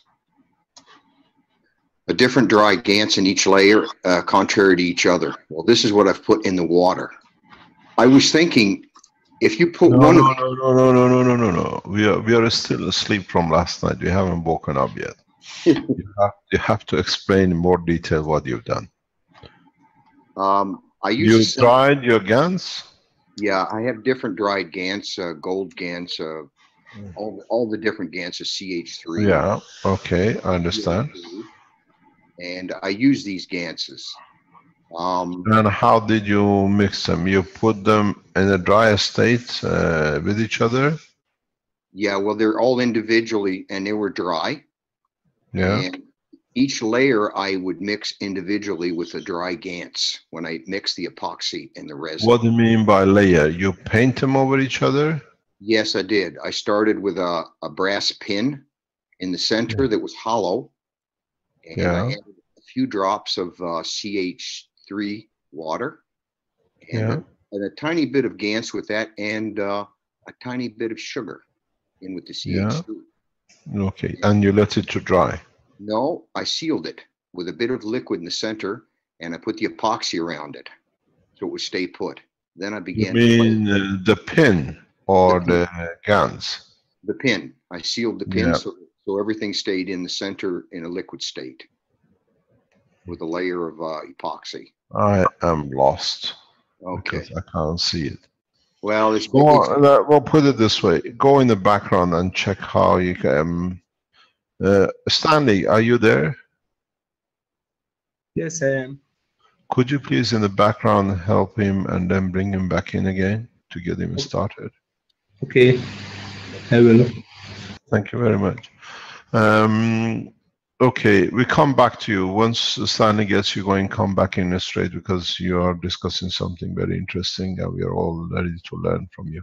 Yeah, because the fields are very obvious, and the block of ice between the two pins didn't freeze. It's an open, shielded pocket. You can see the rotation. Yes, let's have a look at it. Good.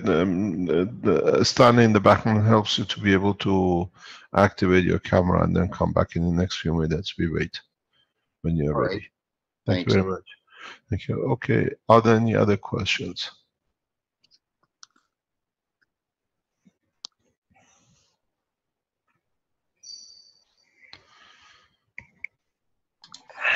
A comment from Gladstone, who's was wondering if it was a good time to talk about his amino acids and watch a video that he has about that. Do you want to have more topics on the generator here first? Yeah, let's go carry on with the generators and we come back. Okay.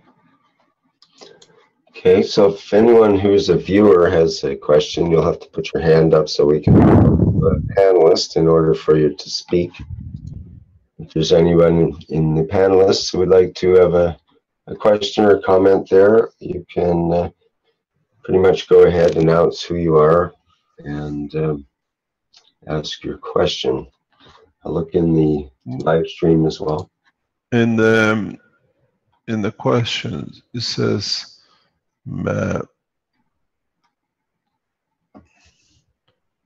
from Patrick, please tell me when I make the plasma capacitors, the blueprint, do not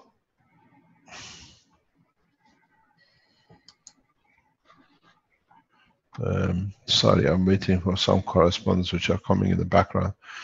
I got distracted. Please tell me when I make the plasma capacitors. The blueprint do not specify if the aluminium in the capacitor has been nano-coated or not. No, it's not nano-coated. It's plain aluminium foil. And what we recommend to you, if you heard the teaching before, is to do not try to use aluminium and another material for your capacitors, because if you use the paper, it can, because of the high power, can burn the paper. So be very, very careful in how you organize your capacitors, because we have seen it in our system. The paper burns out and it creates a short circuit because the aluminum will touch the aluminum. So you better look into a different type of wrapping, like you can use aluminum and a copper sheet. Use aluminum and titanium and nano-coated and a gas coated. You can use in that coating the powders of nanomaterials and the matter state themselves plus the GANs. The problem is to understand how liquid state is created in the nanomaterial that allows you to keep the separation of your ganses and nanomaterials and matter state.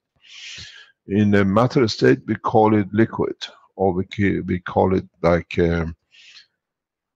water, which creates that separation. This happens in our body. We carry different ganses and the molecules of oxygen creates a separation. The next step in understanding of making capacitors is this.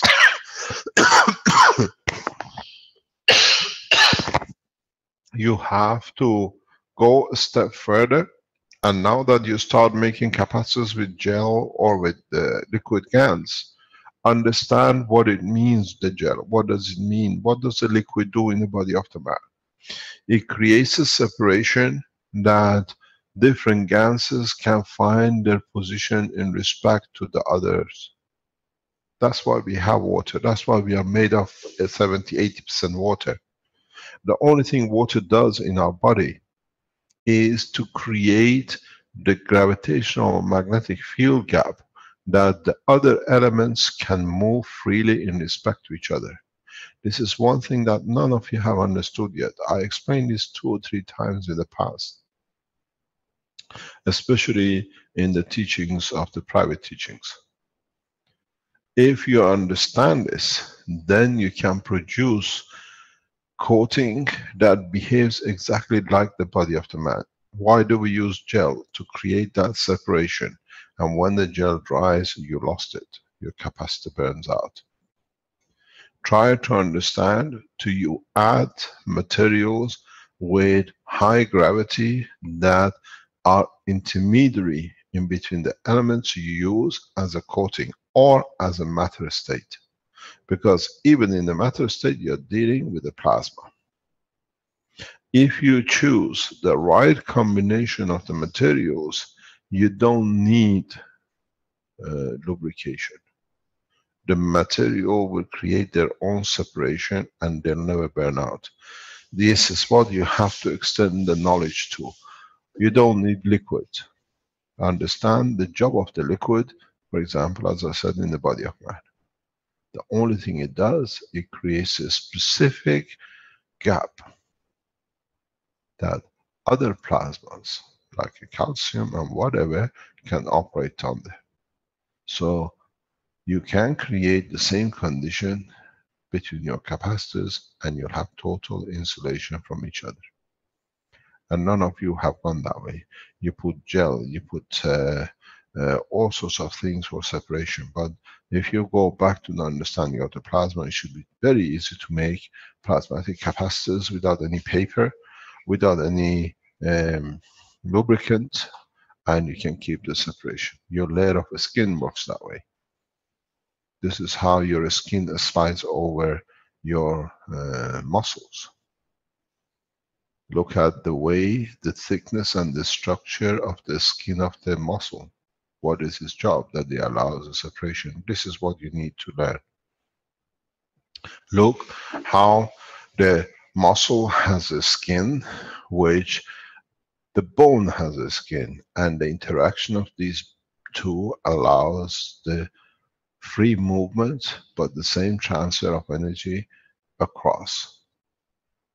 You have to add to your knowledge the maggrav positioning in mass, or what we call in contained mass, which is like the liquid in your body. Then you don't have a worry what material is used. Can I use paper? Can I use aluminum? Is it nano-coated or not nano-coated? It would be very nice if you use a nano-coated aluminum as a foil, because then there is a guarantee of transfer of energy, but the guarantee of non-conductivity between the layer of aluminum and the copper. And none of you have explored this avenue. And so many times I thought, one day these guys will see what they're doing. Look, when you make the copper sheets, when you make a copper plate, when you make the wires, and you put a voltmeter and ohm meter on it, it says, look, it's super resistive. It's 1 whatever, kilowatt, megawatt, whatever. What does this mean to you? It's insulated.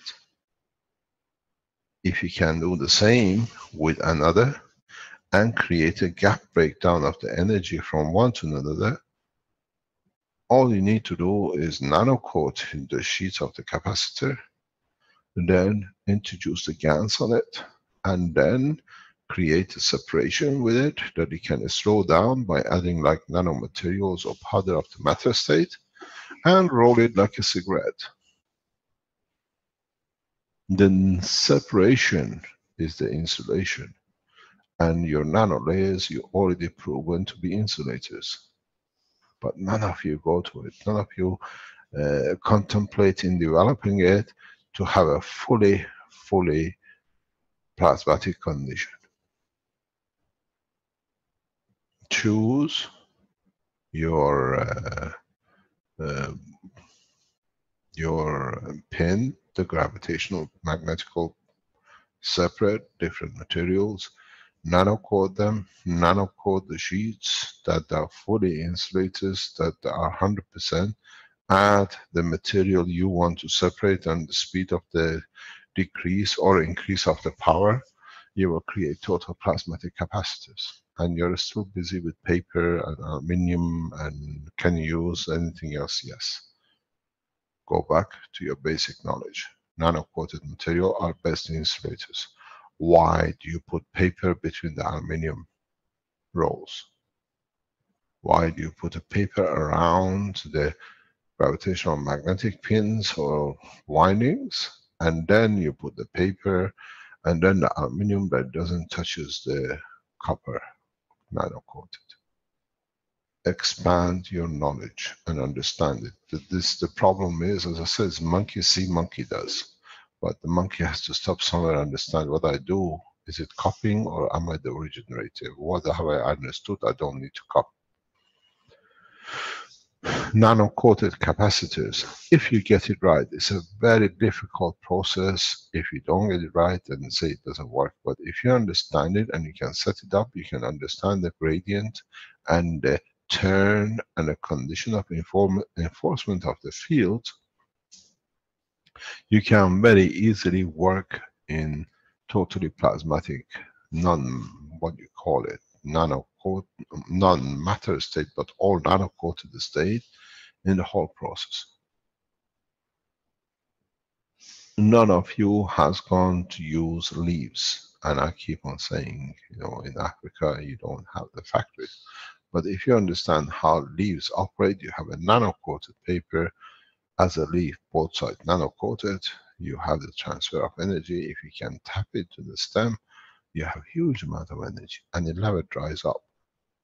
Because the two layers, two sides of the leaf have learned how to create moisture in between. And that's what you got to do. And then you get a huge current flow. And then by change of the liquidity, you can change a capacitor to only absorb the energy of the orange, or energy of what do you call it, apple, or energy of iron or copper. Look into the nature, you will see a lot of work done. We already spoke that the leaves is nanoplated on both sides, and the difference between the fields creates in between the gravitational magnetic field of the carbon, which attracts with it the amino acid for the nano layer to absorb the energy from the environment. Repeat the same thing in your capacitors. You already have done it in the CO2 box, but you never transferred the knowledge from putting the plate in the CO2 box, instead of putting the plates 10 centimeters apart from each other, one nano-coated, one non-nano-coated, and created the gap of the CO2 in between, and you absorb energy and moisture. That's the most natural way you should have gone, and nobody has. I've done it. It's so easy. If you get it right, you have one of the most powerful capacitors and adjust to what you need. Because if you go a step further and understand this, that how is the plants create moisture in between them, that is between the two nanoplate and non-nanoplate, or nano-coated but different strength, then you understand that leaf, because of its combination of fields, has a soul. And if your intention is the same as you put your amino acid in between the capacitor, you control change from gold to water. You want the capacitance to be in the circuit of aluminium or whatever you might need. These capacitors are the miniature version of the galaxies, but none of you have understood. You're still busy with the windings on top and everything else. The winding shows how much energy you want to take from where? From the center. Plates rolling between the capacitors creates a condition of control of absorption. The two pins decide how much of which level you want to take. But no one has been. You're all happy if it's a right turn, if it's a left turn. Can I use paper? Can I use aluminum? And if you go further into the space understanding, the two balls which you put against each other is the same as the two leaves. Now you create a specific position for the change of fields, and you can produce any material you like.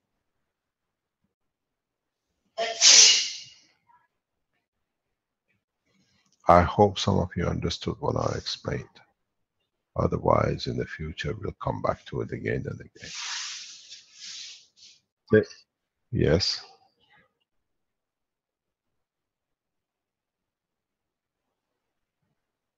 Okay, no problem. Do you want us to go for a coffee break? Okay, we stop for a few minutes and not lose the live stream.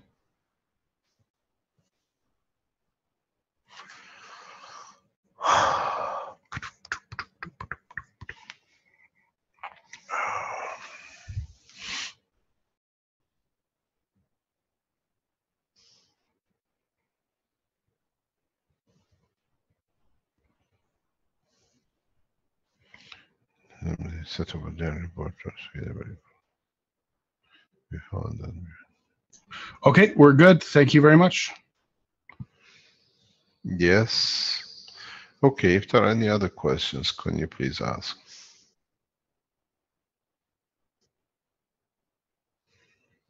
There was one question, Mr. Keshe, in the live stream about, back to it here. They were asking about, I can't find the exact question, but they were asking about the word Tesla came up several times in the description and in the talk yesterday about, you know, in Washington and so on. And they were wondering what's the relationship, what's the connection with Tesla as far as this technology goes? What part of this relates to Tesla? Yes, just let me, I have to respond to the meeting of last night. Just 1 second, just a message came in, I have to respond.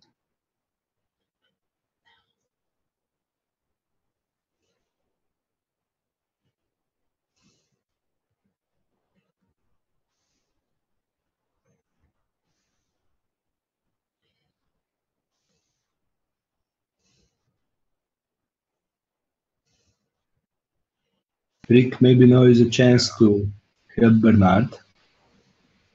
Bernard, are you there? Yes, I'm here. Can you hear me? Yes, I can hear you. I was able to turn the volume up on my system. Am I coming in clear? Yeah, you're coming in clear. Okay. Can you tell me, on your Zoom, do you see the start video button? The what? On Zoom, where you see this blueprint, there should be a toolbar with the buttons mute, start video, participants. Do you see that? Yeah, I've got all that bar in front of me there. It's got clear screen green and it's just start video. Yes. Okay, when you click next to the start video, you should get the list of webcams. Do you get that? Next to the start video, I've got video settings here. You got just video settings. Yeah, that's what it shows here. That means your computer has no camera installed. It's got a camera. It's a brand new Mac.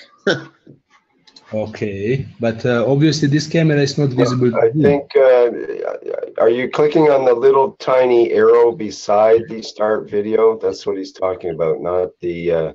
Yes, I am. I clicked on that little arrow. I was on the other night with you, Rick, and I didn't touch anything since then, and I showed up, you know. Maybe you better switch off and switch on your system. Exactly what I was going to say. This is usually a problem with Mac. I have that problem. Sometimes it doesn't configure. Also, Just maybe, go out and come back in and we'll take you on and we'll see we test. all right. Okay, thanks. Okay, thank you very much.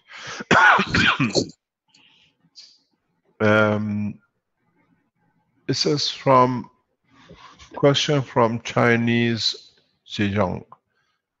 He asked how to use the electricity supply from the wall to trigger the system.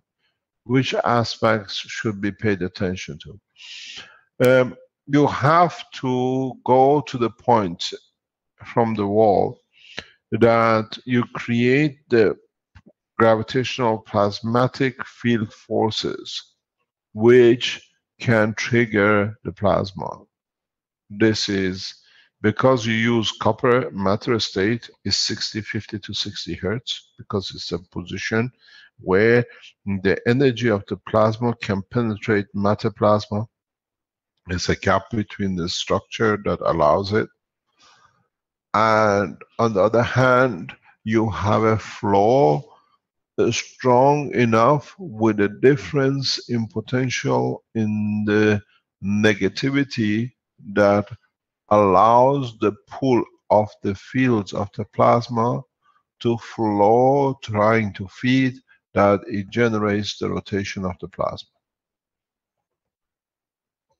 You got to understand, well, what is the potential difference? Potential difference is the minimum and the maximum between the field flow. The height. This is your voltage. If you understood this, and you can create even coils which has got different material. One of the problem with our system, or the way it's set up, is you have monoatomic structure, so you have to work with that frame. It's harder to trigger. If you create capacitors, coils of aluminum and copper, you'll find out the lower limit triggers in first and pushes the other one to it. You'll work with much faster system. You need the less power. You're still on the 60 hertz, but the plasma triggers itself. And then the flow of the current of the plasma, when is superconductor, it just drains so much that it feeds the lower to the higher, and the higher triggers to feed the lower, and the system gets going. Try composite coils, you'll find a lot more success. Or try composite GaNs layering. When you make your coils, aluminum with nano-coated copper, with ganses of matters in between the two. You create that potential difference, and then you can work much easier. This is what you need to do. If you pay attention to understanding and working totally in respect to plasma, and separate the two, and understand what the matter state, what nano state, what Gansen state gives you, and what the plasma state gives you, you become artisans of plasma. And then you can make all sorts of things. Very simple. This coil system we see, if you become and understand the process, you can make it in less than a small 2-inch by 2-inch system. The whole thing, with the pump, with everything else included, that you get a function of the supply. And you can even miniaturize it to 2 or 3 millimeters. It's the understanding which gives you the strength, and depends how far deeper you want to go. As I said before many times, is understanding what the structure is and what you can do with it, and how you can play with it. Always go back to the game between the Russians and Americans.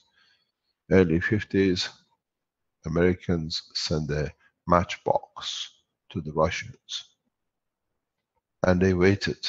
After a while, Russians sent the matchbox back. The Americans said, scientists to the Russians, you did not see there was a wire. We have managed to extend the knowledge that we can create a wire that you could not even see it. The Russians responded, look inside the wire. It's already centralized, hollow. We have made a hole through it.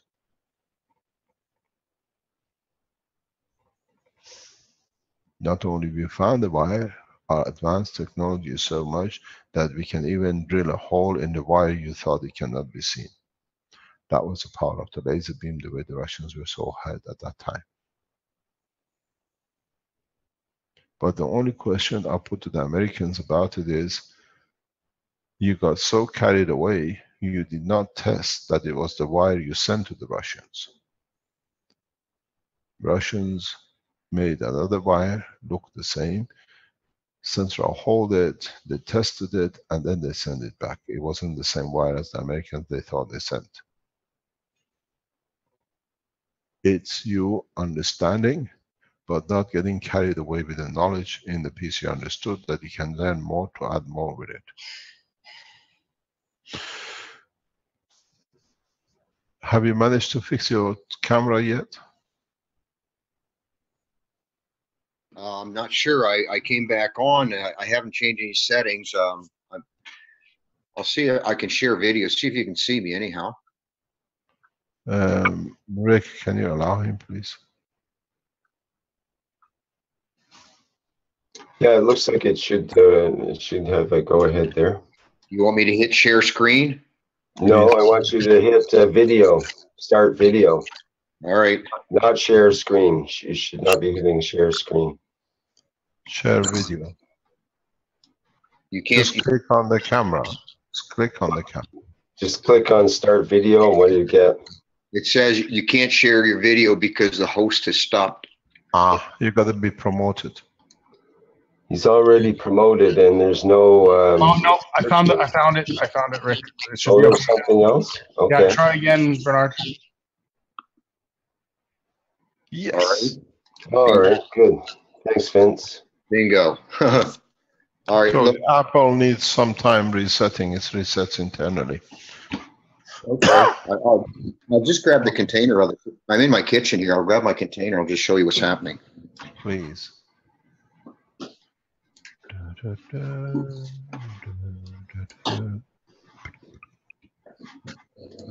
I'll explain what I've done in more detail after. I do have a pin here. I can show it. You're in the dark. Could you light up? We only see dark glass light on it. Oh, this should be better. Yeah. Thank you very much. We see your beautiful face. Yeah, I don't look as old now. I'll just wipe this off and. You have to bring it up that we can see it. We don't see it. Can you see this? Yes. I'm going to put a light through this, whether it helps or not. You see the hollow space in the center here?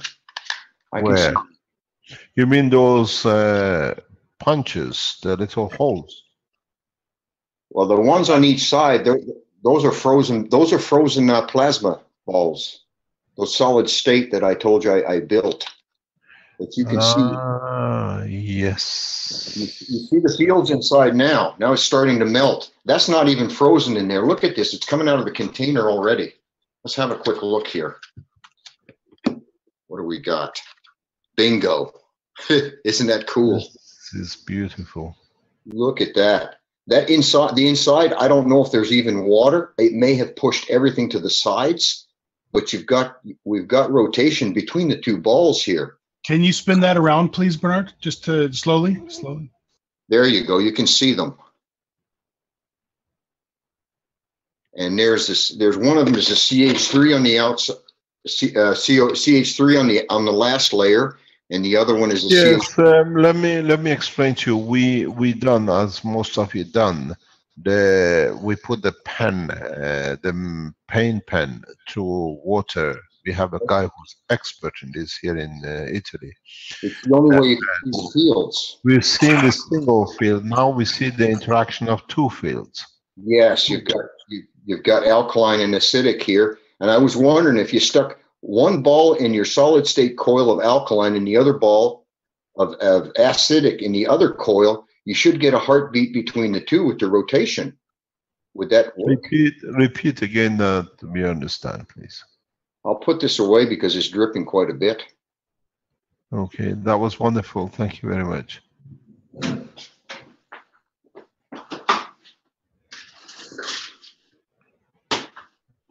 Could you explain again what you just said?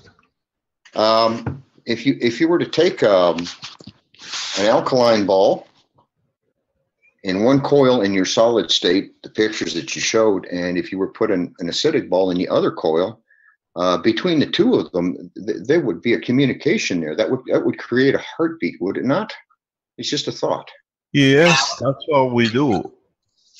If you had, that is part of it, but maybe the media of the water will create that gap resistance capacitance which we need for it. If you submerge that in water, could you test it? Could you test it for us and show it to us next week? If I submerge it in a mixture of GANS water, the whole setup, I could do the two coils and put a ball in each and submerge it in water. Now, what would that? We don't know. Open it up. Okay. It makes a beautiful picture, because what you showed us is very important, because it's for the first time we see the flow of fields. We can freeze them. Yeah, they're pretty fantastic. We can see them. We know our people here in Italy do it as part of showing magnetic field. This ice block, the way you see it, or you've shown, when we used it in respect to the pen pens and the pen pads, opened the door with a lot of scientific work in Italy, because for the first time they could see there is some reactions, because that's how they do it. They put it in the freezer, and it started the ball rolling. And it is a very good idea. It's beautiful, because now we see liquid plasma condition. I'm sure if you put the water of the GANS in these bowls without actually the GANS or dried, you should see the same structure. Of course. I'm working on something else. I've basically been freezing a lot of stuff, but I'm working on some other stuff right now. Where do you live?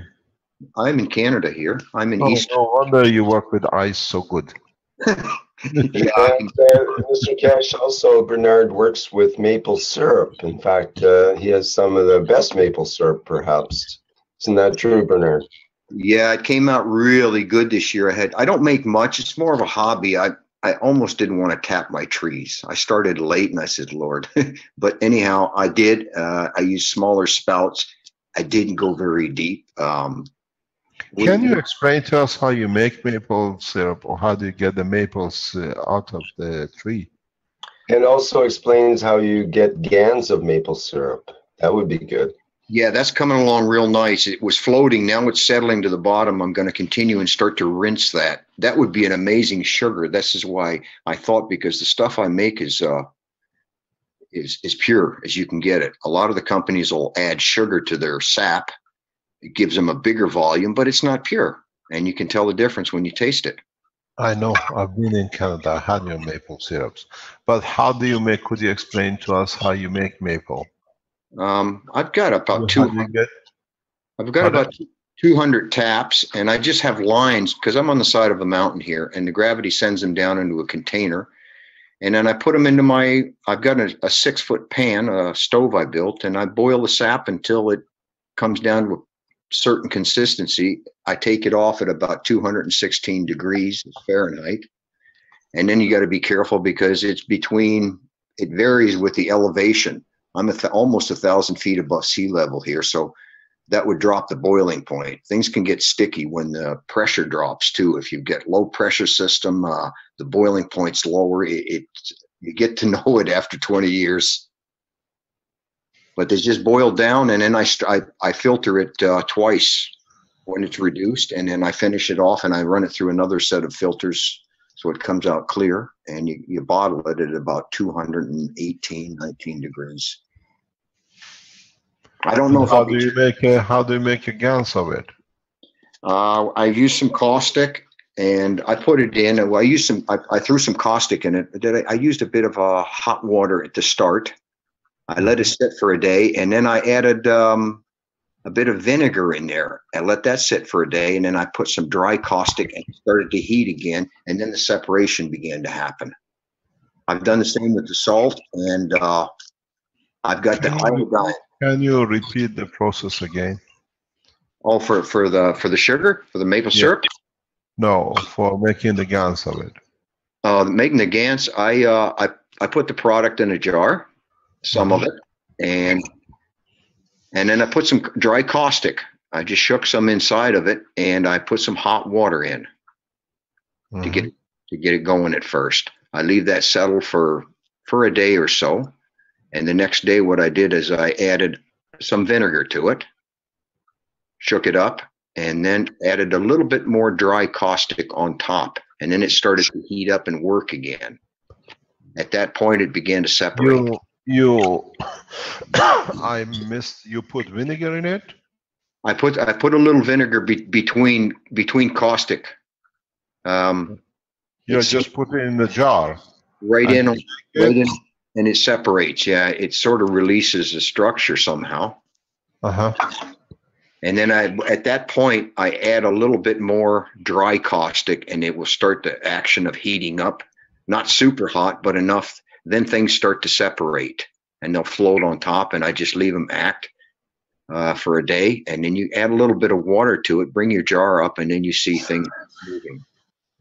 Well, you get two different kind of ganses, one on the top and one on the bottom? No, it won't start on the bottom. It starts at the top, and then I add more water and shake it a bit, and it'll start to descend slowly. Right now, it's about halfway in the jar. And so everything descends to the bottom of the jar. Yeah, then I'll start the rinsing process. And washing it. And what do you do with it? Oh, I don't know. I thought I'd make this Gans so I could apply it with what you've taught us, and to bring the acidity levels up. Being that it comes direct from the tree, probably one of the purest forms of sugar you can get. And the can we have some, please? It's about if you keep it in a liquid state, maybe it'll bring a rapid increase in acidity and the gravitational move.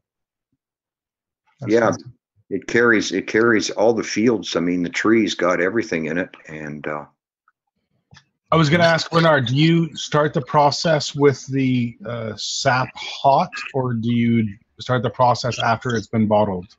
Oh, it's after it's been bottled. I just opened a bottle and I dumped some in the bottom of a jar and threw some dry caustic on top of it. I added a bit of water. I did add some water in the bottom with that. And then I put some hot water. Well, the water I added was the hot water, actually. You know, I threw the dry caustic in with the syrup, and then right away I had the hot water ready, and I dumped some in. Yeah, be careful, you'll bust the jar. But I put some in, and then it foamed up quite readily. Got very dark. Left that sit overnight, and then proceeded. Next day, I dropped some vinegar into it. I wasn't too shy with the vinegar. I put a bit and shook it up, and then I added some dry caustic on top, so it worked again. Then you can add a bit of water if you want. It starts to separate. What color does it turn into? It is black. You can't see. You need a flashlight to see that it's starting to separate. But now I've got a color change. I've added more water after I showed Rick it the other night. Could we see it? Could you please show us if you can? Sure.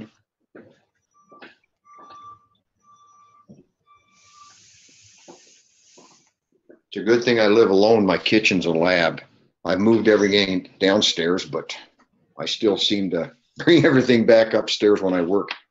Can you see this? It's all black. Yeah.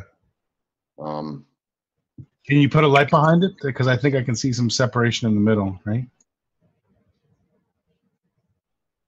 It's very thick black. Yeah, the light doesn't even go through it. No. So you can see what's going on here. Can you see something now? There you go. You see it there? It's floating in the center.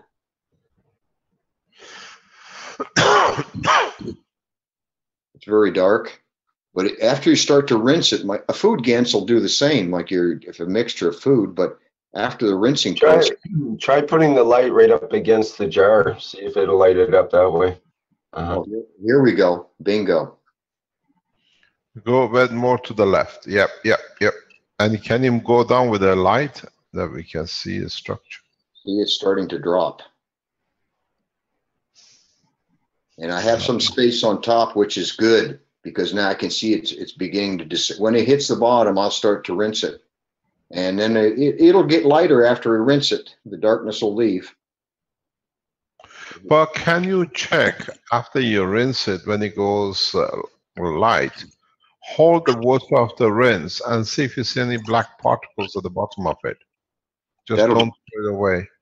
That'll be, I never throw anything away. I'll do exactly that. I've got some iodine if you'd like to see that.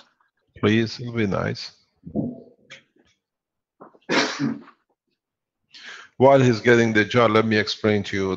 He said that he'd moved everything down and he brought it back up. In Canada, most of the houses have an empty floor downstairs. They leave it as everything else, but living bodies is there. So they have a full apartment in the basement, and they hardly use it for different things. That's why he moved it back up again in the kitchen. It gets a lot. I've got 3 stories in the front. I'm on the side of a mountain here. I'm a framer, carpenter, so I got a little bit carried away. Yes. Can you bring it more in camera? You're on the left. You got to come toward your face. Yeah. And what is this one? Iodine. How did you make this? You can see the fields underneath here. Isn't that pretty cool? Yes. You can see the power of this. You can hardly smell it. I mean, this is really strong. But how do you make it? How did you make it? The same way I did everything else. The same way I did with the syrup. Where did you get the material to make it? I just used some iodine, regular metal iodine. Ah, okay. And with it's 5% iodine. It says on the bottle. It's for medicinal purposes, I guess. But I put it in the bottom, and I went ahead and I put a bit of water in that, and then dumps. Well, I didn't put water. What I do is put some caustic in it, and I dumped the water, and it just it really foamed up, and started to work, and then floated to the top, and basically I did the same things I did with syrup, and I've done the same with the salt. As you can see. Yes, thank you very much. I can see it. Remember what we said, the iodine or any other material you make, copper or zinc, from a plate, the GaNs of it, is very much different than the iodine you get from vegetables or animal flesh. If you're working in a condition, especially this goes to our people who make the systems for health purposes. If you use iodine the way you've done from a matter state, it'll never match the iodine you get or you extract or you develop from the trees or plants or the animals. You get a much more effective performance if you are targeting for application in health than you're creating conditions for production or extraction of matter states. This is very, very important, and I have emphasized on this a few times, because if you are using iodine for even the elevation of the soul of the man in conjunction with cesium background X-ray and gamma rays and cosmic rays which comes from it, when you use the animal or plant's iodine extract, you are working at the level which is already in the level of the amino acid, so you're directly in it. You have to understand the principle behind it. When you use iodine the way you do from the matter state, it has not gone through the stage level that which isotopes of iodine will match to the human or the amino acid of the man. As we are getting more and more educated in these things, we have to consider these things very closely, very closely. Are we using iodine for what purpose? Are we looking to create the fields of it that we can create matters to make other things with it? Or are we using it for the health applications or the food application?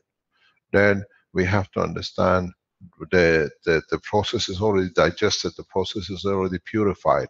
A specific strength iodine which matches the amino acid of the man has been selected in the process of the creation of the leaf or the muscle. So you're directly in it. When you use, like you, iron material matter state, is totally different. Absolutely different than you cannot, I would not use, you can still use it, but I will not use the iodine you have on a coil or a core which is to be used for the health applications. Okay. So this goes back to Klaus and the others in the background who work on the doctors who make their own systems. This has to become very clear. I pointed this out last week in a couple of teachings. How do we extract iodine from other? Very easy. This is the key. No. For example, Kesh, I've heard that Himalayan salt has up to 5% iodine in it. Would that be a good place to get it, or what were you going to explain? Yeah, let me explain to you what you do. There are different ways. As we add to the knowledge, we have to understand the process, not just to follow. If you understand the process, then you can play games with it. The process is you can do the same as the gentleman showed us how to make gold. You go through the same process.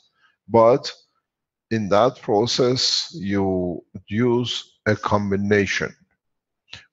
Can I share a screen and then I can explain? You have to stop sharing. Okay.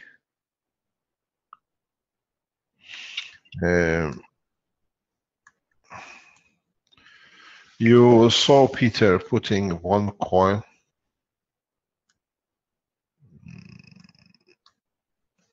We saw Peter putting one coil and then putting another coil and rotating the two either way, opposite or the same. And then he put a gold GaNs there. Now you have brought a specification in that way. What you can do, you can go and find, let's say, organ of the body of the man which is heavy in iodine, let's say brain, and you place the what do you call that GaNs in this position. This will give you the opportunity. Now you are fractionalizing it. This with this created the fields which this has given a boundary of the what you need. With this you collect what it fits into the human body. And at this point you collect the GaNs which is of the strength you need for a human elevation of the soul or emotion. Something which you have to remember, which is maybe overlooked, is why we have iodine a lot in the brain, but they are in other places. Because every cell carries a soul. So you have this in every part of the body of the man. The collective soul strength creates the soul of the man in totality. So you have the same thing. You run two reactors. These two reactors, you brought the condition of iodine, which is its matter state, is a composition. And then by introducing the amino acid and iodine from vegetables or whatever, now you dictate narrowing it totally to what you need. And you can literally collect it. And this iodine, if you, for example, place a water, pure water, in this position, the iodine you collect here, the iodine you collect here in the water is the iodine you can use for elevation, pure for the elevation of the soul of the man. It's filtering, filtering, and filtering. But now we are learning plasmatic filtering. But you can do everything in one position. Otherwise, you have to create the GaNs of the iodine which you collected in respect to these here, and then load up these again with pure iodine. Then you place this one in here and you collect pure iodine of the soul. It takes longer, but it gets more purified. And it comes exactly to the bandwidth. You can create the strength of the iodine of the soul of a cow. You can create the iodine that creates the strength of the soul of the man. One day you understand what I just said, but it takes time.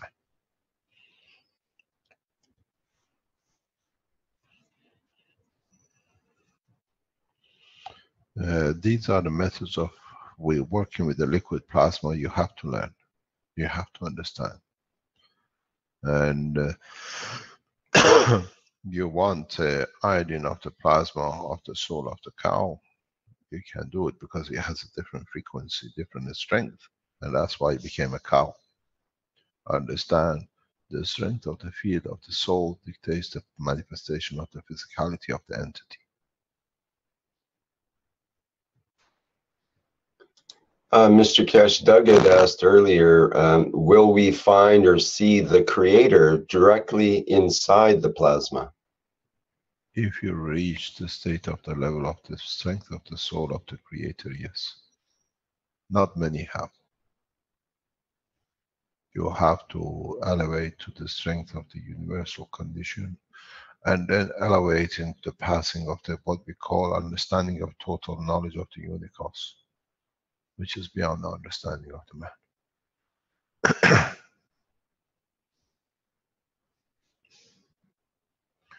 The knowledge we have is so little, and we ask to understand the totality, which is at this knowledge, at this present time.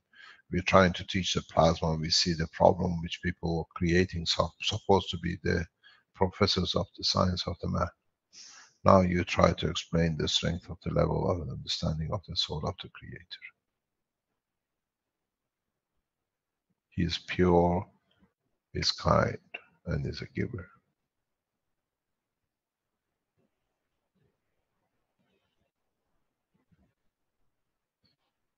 Any other question?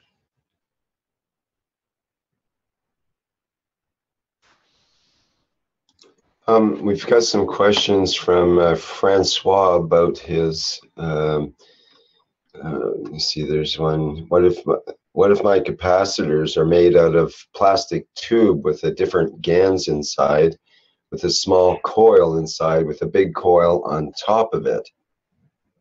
And you can't make anything. He says his capacitors are also circular as well. You can't make anything. That's the extension of the knowledge. You can make plasmatic only capacitors. You can make field capacitors, but you have to understand it. Field capacitors are like the atmosphere of the planet.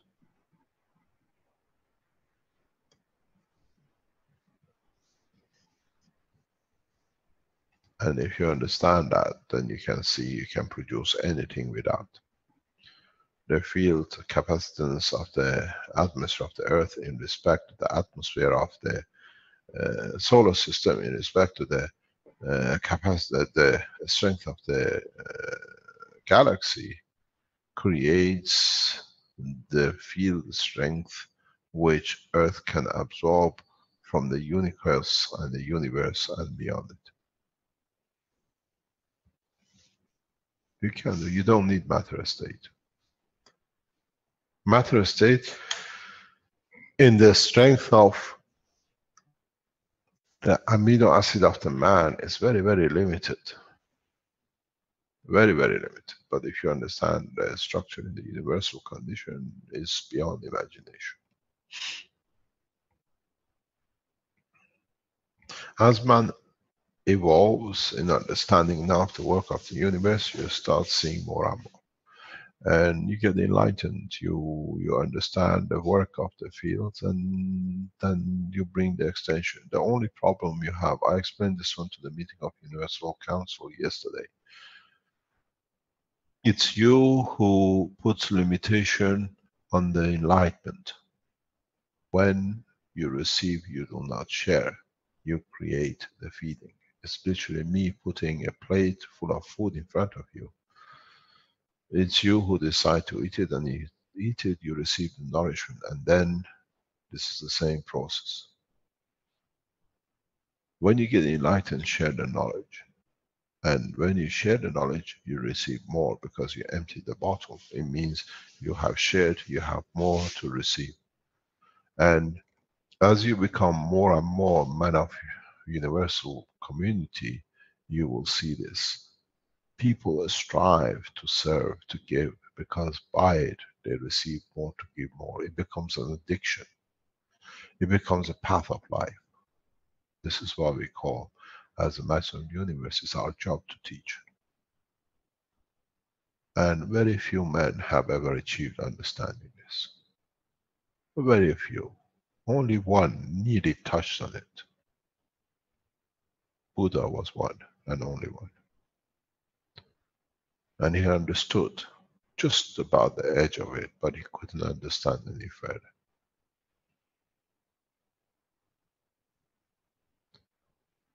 You have to understand that by giving, you receive more. I've taught this many times. When you get enlightened to share, that you want to share, you receive more to share. It's like your father. When you receive, you don't put the money in your pocket. You share it with your children. And the more you share with them, the joy of them gives you more energy to earn more, to give them more, to see them more pleasure. The job of a man, the soul of the man has to be the job of the father, to give more.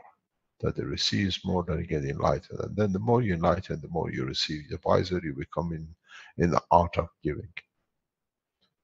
Look and understand the totality. Not just so much physicality. And this is the problem with the man.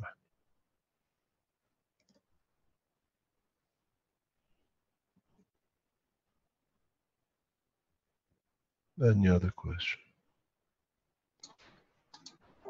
Some people are wondering about the new solid state system. When will that information be shared? We are very stingy. Till we don't finish it, we don't share it, but it's time. We showed it for the first time yesterday.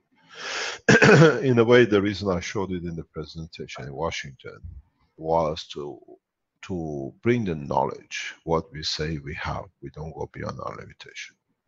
I asked a couple of weeks ago from Bernie to start producing miniaturized systems, and you've seen the response. In the coming time, we can go literally to absolute, but you have to understand the connection, the interaction of the fields, what you do, how you do it, and you will start creating systems that more or less these miniature systems become the containment for the free plasma fields.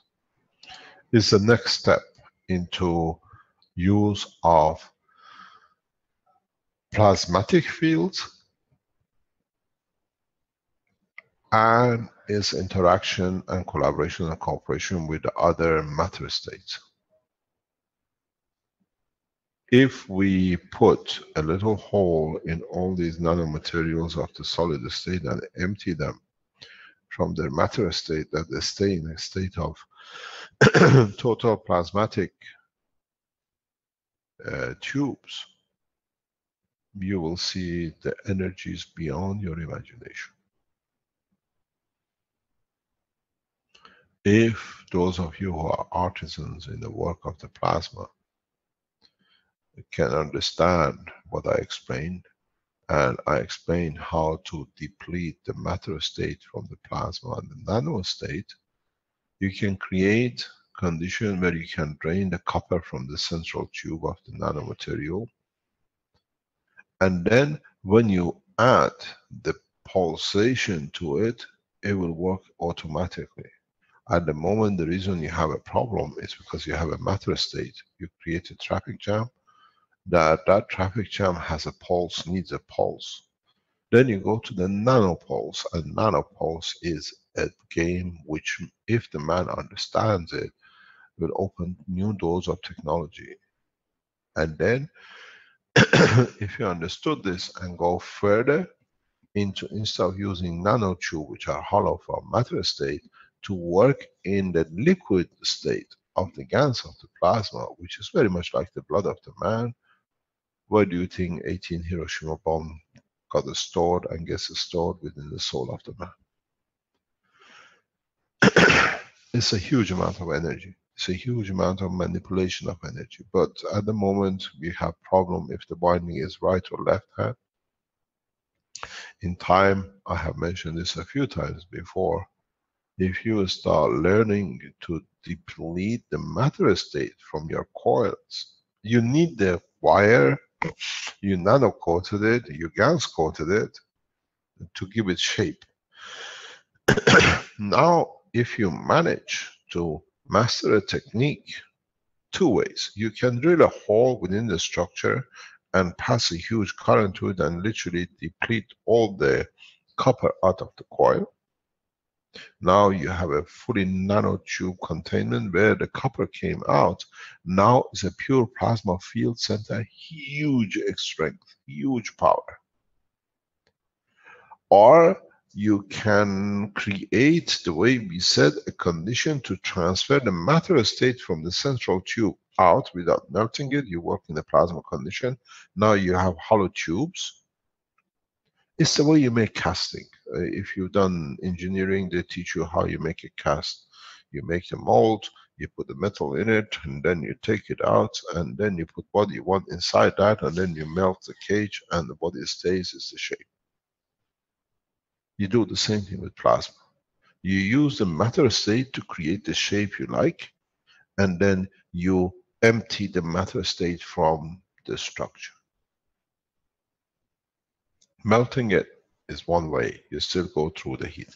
This process creates a lot of problem because in creating the heat to melt the copper, you deform part of the nanolayer. Or you can use a high current to melt it because the flow of the high voltage current creates the heating of the plasma of the copper matter state, and you can drain it. Or you can create the systems which is very much like the health system. You stand on one side and you create, you put the system in the middle of a microwave with a difference the same as the medical unit, one side higher, one side lower. You empty only the matter state from the structure. Doctors in South America have shown us regarding the brain tumor taking the seed out without opening the brain. So you go to the same process. Let me explain to you what it means. This way you might, then you enter another level of, I cannot clean up.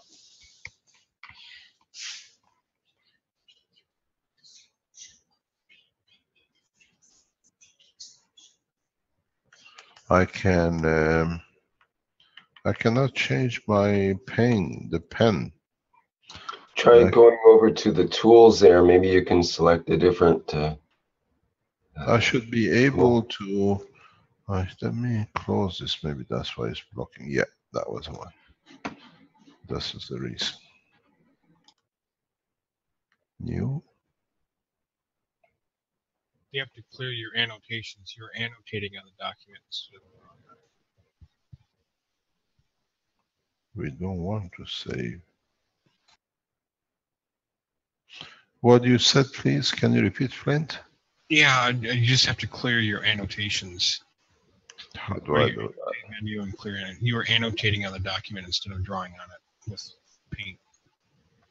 I need a new. There we are. Don't save. We got there. You have to bring up your annotate menu, and then. Where do I bring it in? Your Zoom window. Your Zoom. On the top. Window. No.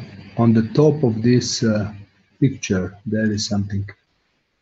There is one here. Share. No. It will go away if you stop sharing. It went away. Okay. Till I learn this one, I'll be an old man. I'm already old enough. So what you do, you create the same as the health system, a system of a higher strength to a lower strength with a gradient. You put your coil in this system, which is tuned to the same strength of the matter state. You deplete your nano coating from the matter state internally out. You dump it in the salt water or whatever. So now you literally get a hollow snake. You get a tube of nano. And now you play with the fields, not with matter state anymore. Now the resistance, the frequency which you're looking for, 50 Hertz, 60 Hertz, goes through the window. You work on a superconductor, you work on the super materials, and then if you submerge this into the liquid GANs, you enter the work of the galaxies and the universes, because you gain the power, energy, and regress. I think we're about 3 months, 6 months away from this. If the people who get enlightened understand it, they can do it. If you make a hole in your nano coating and heat it up to drain the copper, you have created a hole in your plasma technology of the structure too. So the conversion, transformation, using gradient of the field is one of the best options. You deplete what you don't need. You can even decide which parts you want to deplete of the matter state. And then you have a capacitors, you have resistors. You can make nanotubes which behave exactly like a full circuitry. A full circuit you have on a microchip, you can create in one nanotube. Nanotubes which we produce have huge applications. You have to understand what a nanotube is. These are the layers of nano, and this is a gap. You have to understand each one of these is a spacing of the atoms of the elements. This middle is a space free because you drain the tube. And then what you can do, you can play in respect layer to layer. What happened? You go with this layer and this layer. The capacitance is different. The strength is different. You can allow, like specifically positioning, this is the copper, make this a zinc, make this aluminum, and then, or place nanomaterials in between the caps. The present transistors, capacitors, microchips, all of what you have, the latest, the most advanced computers, the memory banks, what we buy, terabytes, will fit in the top of the tip of a pen. And much more.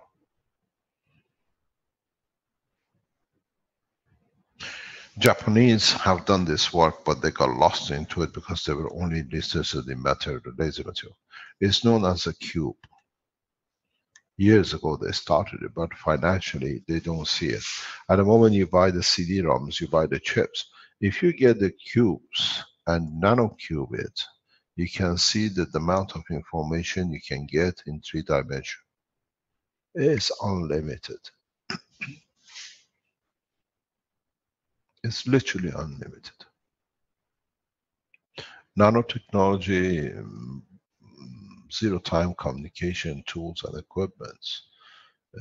In next few years you will see. We laugh why we ever used microchips, why we ever used the present electronic gadgets. You carry more or less everything within the sphere of a nano layer. You have 50,000 layers on top of each other. Each one has its own strength and capacity. How do we make the microchips? We connect lines and lines and lines. At the moment, the strength of the component, number of components has become Moore's law. This is Moore's law, Moore's law, Moore's law, plus Moore's laws in the magnitude of millions. And the size will be the size of the pen. That's why we have glands. Our glands work this way. There's nobody sitting in your gland says this is this, it's copper, this is this.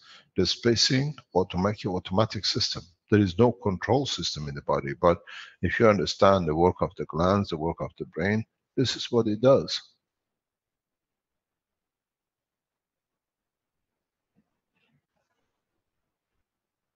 We still got a lot to learn, but we have to understand first and then step by step to develop. What I call plasma chips, if you call it, are so powerful, it's beyond the imagination of the man. Because what you do, with the plasma, plasma chips, as you call it, and it needs to go away.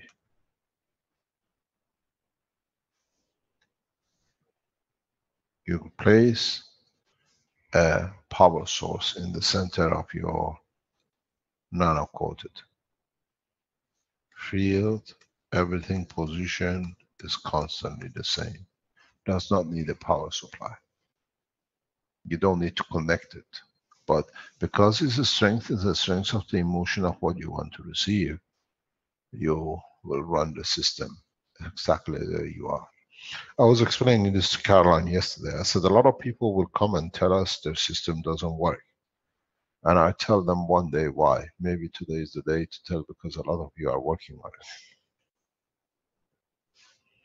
Understand, you're building MagRap systems. You're building systems which work on plasma and GaNs and nanolayers. You're putting balls in the middle of these stacker units, and now you're creating GaNs liquid plasma units. My friend, you have entered into the world of intention.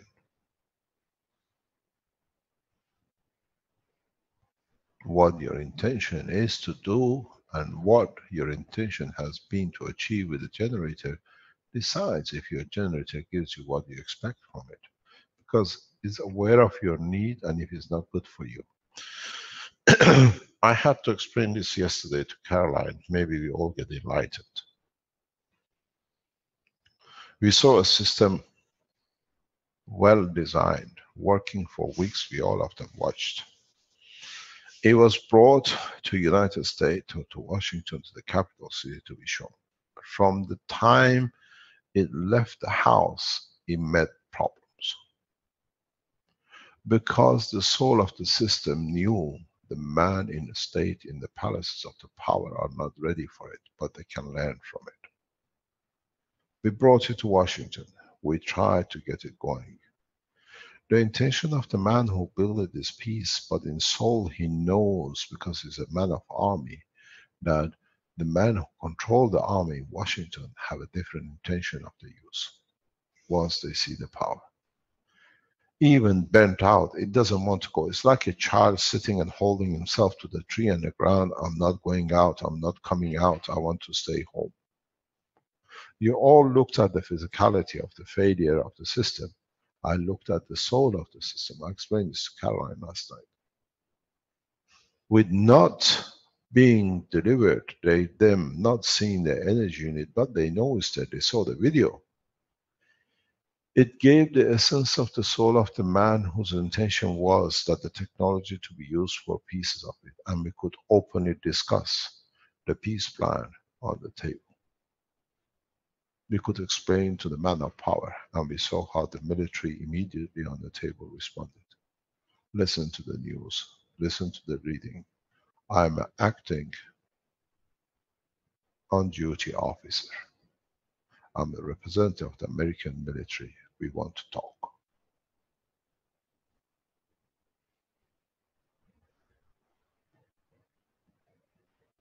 We invite you to teach us. The invitation was open.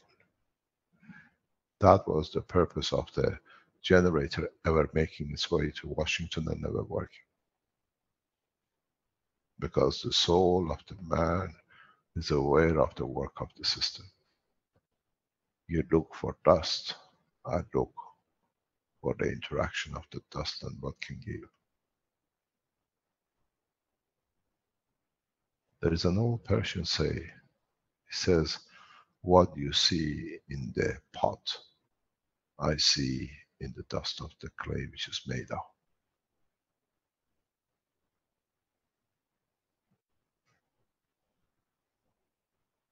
Try to understand your systems, why they're not working. Was the intention to show superiority, or was the intention to bring comfort to you and your family and the soul of the structure of your life? Your system does not even need power supply. It will kick in because it sees your need and it needs to satisfy your need. You are too physical. Yesterday and past 2 or 3 days, we had the rampage of physicality, why the system not working. I stood back and I guided because I could see the soul of action. I said to Caroline, from the time the system was to move, part left behind, things don't happen. Because the intention was in the hand of Washington, such a power, seeing it will drive them into killing more. But it gave us a chance to open the path of peace.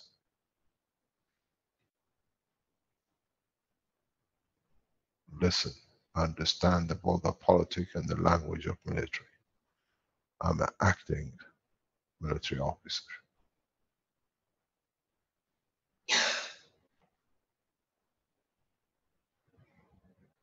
We see the soul, and it's the same with your system. When you build the system from now on, understand it can interact with you. You're dealing with gas, you're dealing with your own essence of creation. Now, the sooner you realize this, you'll find out you don't need generators, as the universe is the source of energy to generate what you need.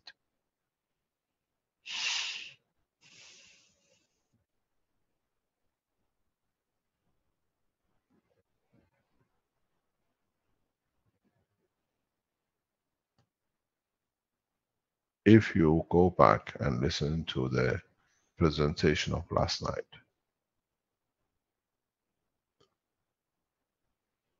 in talking to world leaders needs mastering art of politics, diplomacy, and science. And last night we conveyed all the messages to all three and they fully understood.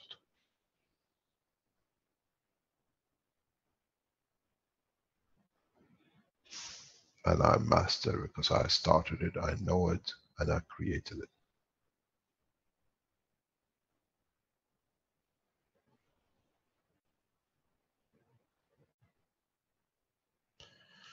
We play very open, and it creates a lot of problem for a lot of people who see the openness.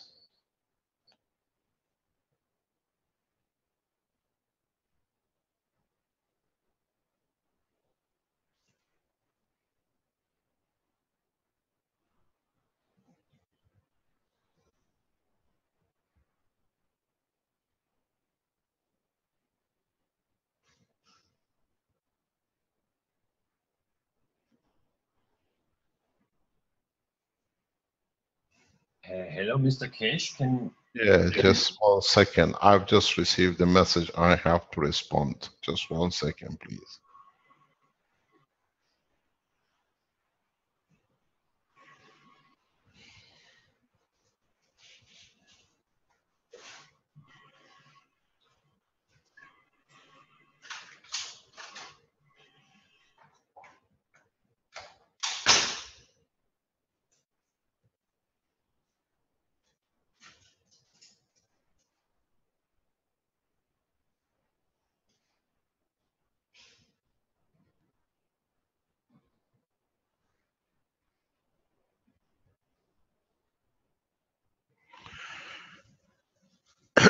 Yes, carry on, please. Yes, hello from Austria. This is René speaking. I started to produce gold GANs a week ago, and I tried some experiments with these rotating spheres, and I noticed that there are many particles in my gold GANs bottle, and this picture I want to show if this is okay. Rick, is it okay with you?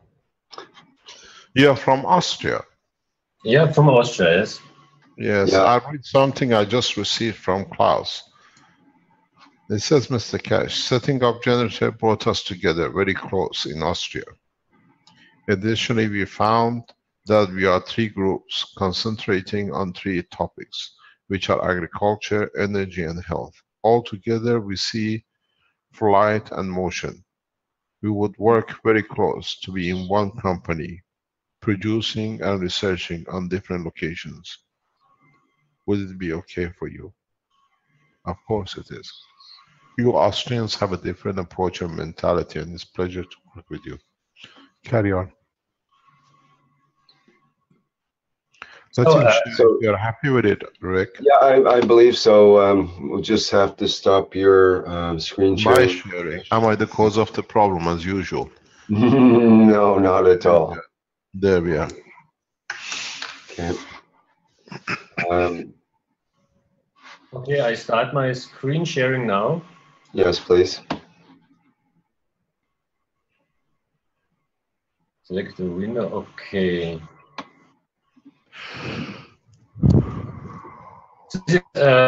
This is my gold GANS bottle. It's only a tiny bottle. You have to wait. Can you? Now we see it for the first time. Can you explain, please, what this is? Yes. It looks like a honey. So I have a small bottle where I collect my gold GANS, and your gold. No, this is the GANS that I produced from gold. Gold. Yes. Yes. Okay. And when I make the picture a little bit bigger, and I noticed that there are many particles lying on the bottom of the glass, and I don't know what it is. So it seems that it must be gold, but as I understand the process, I think the gold is not produced in the gold GANS, but in another place. So I have another picture from this glass, and here you can see the particles lying. There are many particles, and they are not so tiny, so you can see it with. If you made a GANS, it's got to be, because not all the particles stay at a GANS. Some of them you most probably use a huge amount of heat. So when you come to this position, even the fields which are near the matter state of the gold, they convert to gold. And part of the fields will create this condition and position. It's no problem. Yes, it is. You have made gold, but you started from it. And the fields in that respect can be. And when you make GANS, you separate molecules at the weakest point of the strength in the matter state, and you get flakes of it. And now you see those flakes which separated before the atomic separation comes. It's not the strength. If you test this, it's most probably from the gold which you started. But if you clean it out, wash it, that there is no residue at the bottom, and then you leave it in the cup and you start seeing this created, then this is the production of the field. This is a production of gold from the environment. It's a big difference. Wash your GANS totally, make sure there is no residual. Do not go to the bottom of the GANS. Yes. In a different bottle, wash it a few times that you have no possibility of any matter state, and then leave it. And then you see if you start collecting gold or gold particles. Then this is the true gold made out of the environment. Oh, that sounds pretty good, I think. Yeah, it is, because this is part of, we see this in nano production of the copper too. But wash this thoroughly. It's beautiful what you've done. Just wash it further. Yes. And wash it 2-3 times. Don't go to the bottom that you collect possibly some of the gold, which could be in the liquid or in the bottom of the jar.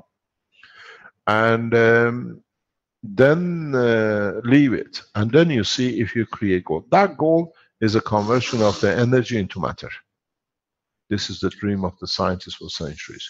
Because now you work in a plasmatic condition. The GANS, even being in the glass, being in the water, is absorbing energy from the environment. And if that energy from the environment, which is mainly cosmic rays, mainly, we absorb huge amount of cosmic ray across our body. If we create a right filter, we create the matter state. So you create a condition and then check. It'll be very interesting. Come back and show it to us next week. Or those of you who have created a bone or phosphor or platinum or silver or whatever, go through this process. Put your GANSes, wash it thoroughly, get all the matter states out. Don't go to the bottom of the pot because you bring it back out again. Repeat this 2 or 3 times and then leave it. Leave the container. You're sure there is nothing when you start, and then see in a few days time, in a few weeks time, you start seeing matter state. And then if it's gold, you see gold. These are conversion of the energy to matter, and this has been the dream of the man.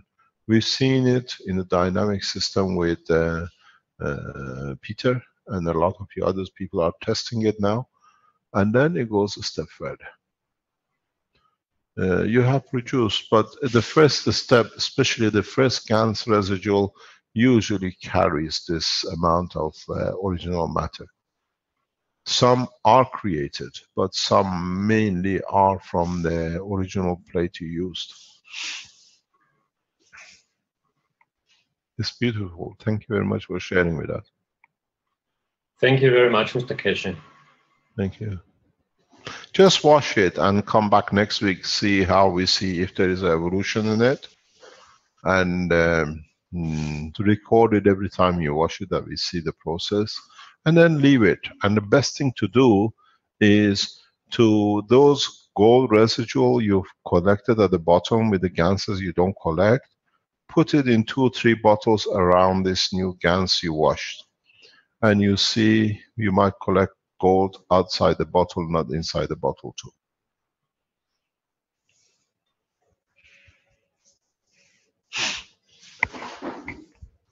So a last question. I have a liquid plasma where I put some of the gold GANS water into it, and I have a position for this glass near a maggraph that I built, and I found also tiny gold particles in this glass. So the question is... Let me, you see, people have to understand what you said.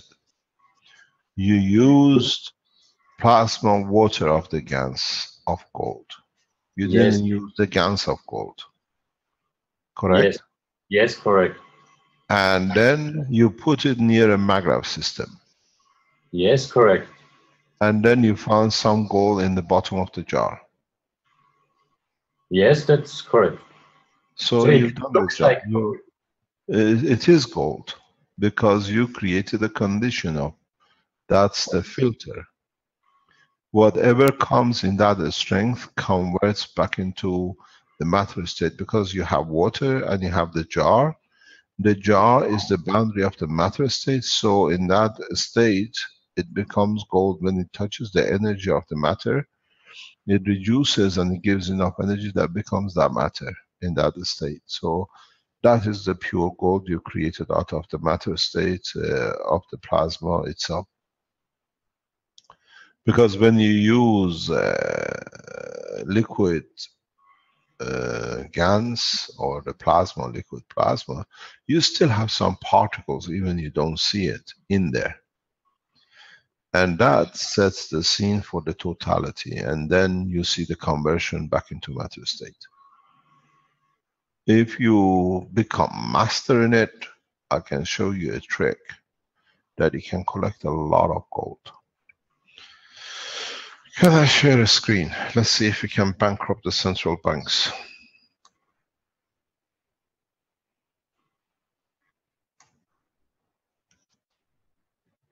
I need this.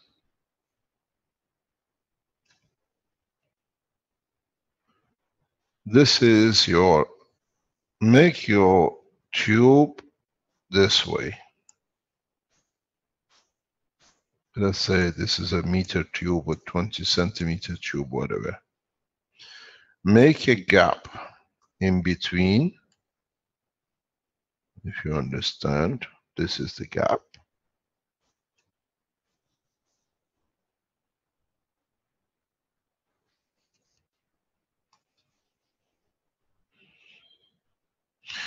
And then fill these with different liquid GANSes.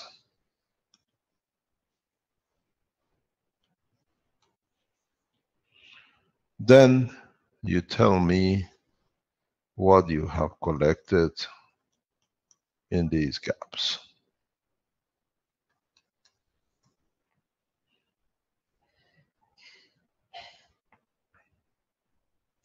You can put two different material on either side, and the element you collect here is a composite. It's like you want to make brass.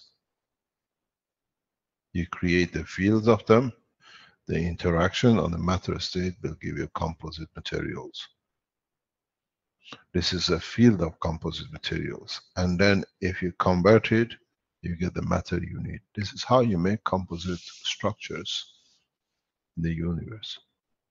You don't furnace, you don't take alloys, you don't make alloys out of different amount of matter state. You bring different field strength of the origin. In the interaction, they give you the composite you need. And it's monoatomic composite, which is perfect. It's better than even making alloys. What you've done, you put the GaNs of gold in respect to a copper winding coil. So what you have is the field flow between the two. But you have to understand with this, because of its freedom and presetting, here you most probably collect. Some of you look at the bottom of your GaN strings, you see materials, but you disguise it because you don't see it. But here you have preset the gold level, so you will collect in gold. And then if you bring it closer or further, you will see the interaction and the speed of the production. And if you get it right, and like putting another system inside, you will find out that very fast you can produce kilos of gold. If you want to, you can mint it, as they say. And understanding the mint is making the coins of gold. Nobody will know.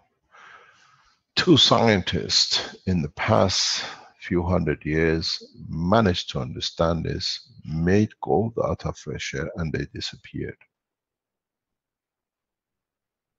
They reappeared in other places on this planet as very rich people, but they came and they brought their gold and they made when they needed. Rothschild is one of them.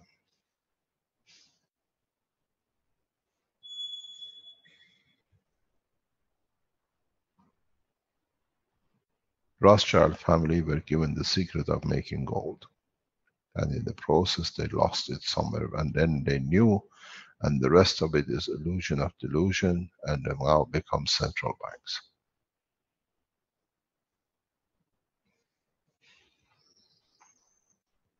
And for the first time, I'll teach it to you, and you're testing it, and you're seeing it producing.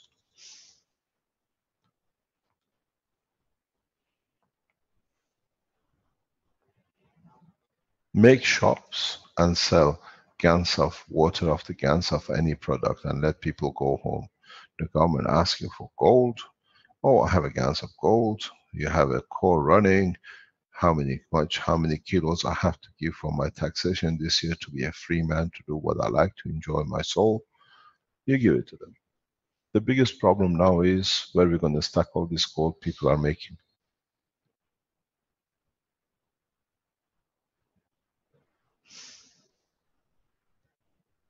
If you understand the process the way you just explained and speed it up, you can make few kilos of gold every day. Put it this way, the earth doesn't respect to the sun. Where do you think our gold comes? Just came before and finished? Every day our planet creates a mixture of elements and it deposits it, rains on us. We go to shower and we wash it. Beauty and the kindness of the Creator showers on man, but the man has not got the intelligence to understand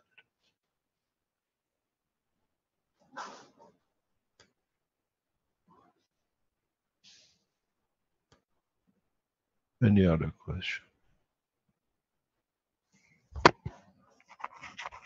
Hello, good morning, Mr. Keshe. This is Paul from Togo. Hi, Paul. Good morning. How are you?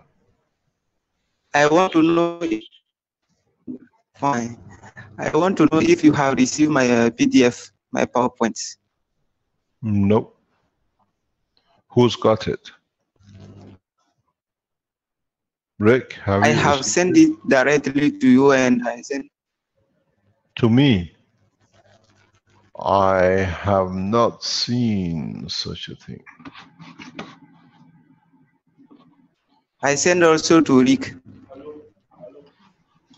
Paul, you sent me some pictures. Yes, I've got the pictures. Could you show it, please? I haven't seen anything on my email from you, Paul. Yeah, I send also, Mr. Rick, I send you the PowerPoint file. No, I haven't seen it. Let me have a look here. Hello, this is Lucy from China. I have two Chinese want to share something. One Chinese sent me the video of his system. I don't know where I can send to. Sorry, could you give me your email address so that I can send you? Send it to webmaster at the Spaceship Institute or cashfoundation.org, and then we send it to Rick. All communication goes through webmaster. We don't give private emails. If you send it at webmaster at spaceshipinstitute.org or cashfoundation.org, you can very easily do that. Let me explain to a lot of you who don't know, and this is very important, especially if you are sending files of videos. Uploading these things takes a lot of time and a lot of bandwidth.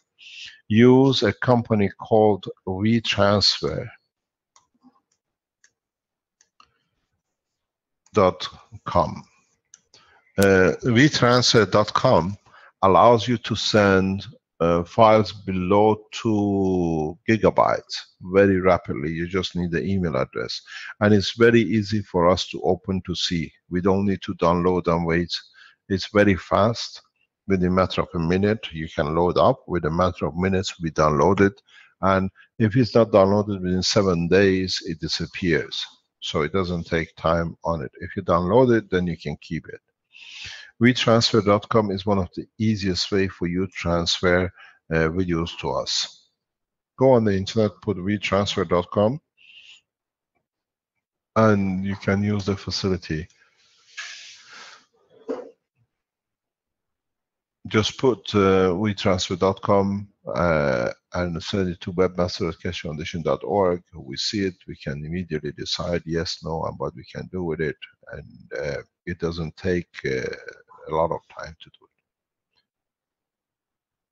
it. If you can send it to the webmaster now, maybe we can look at it this morning, please.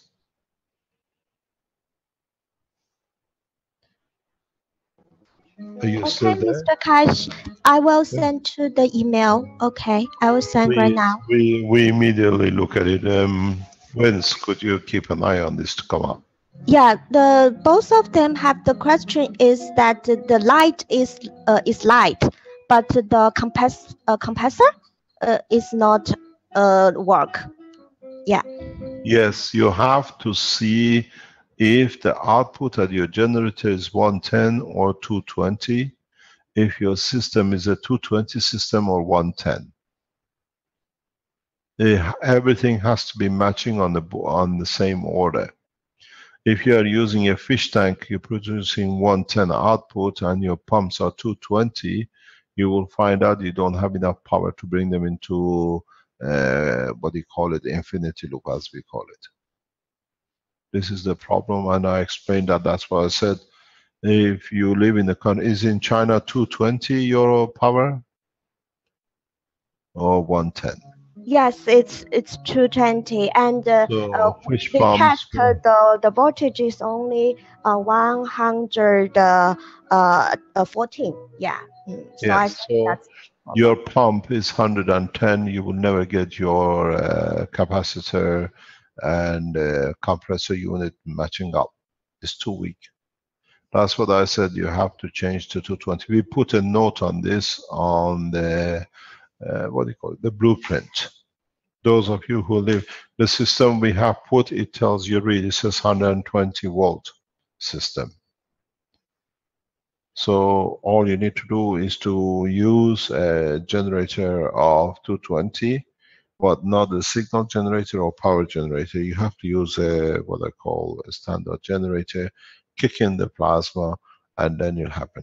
There is a secret in this process, maybe I have to explain, but is Douglas awake? He can join us.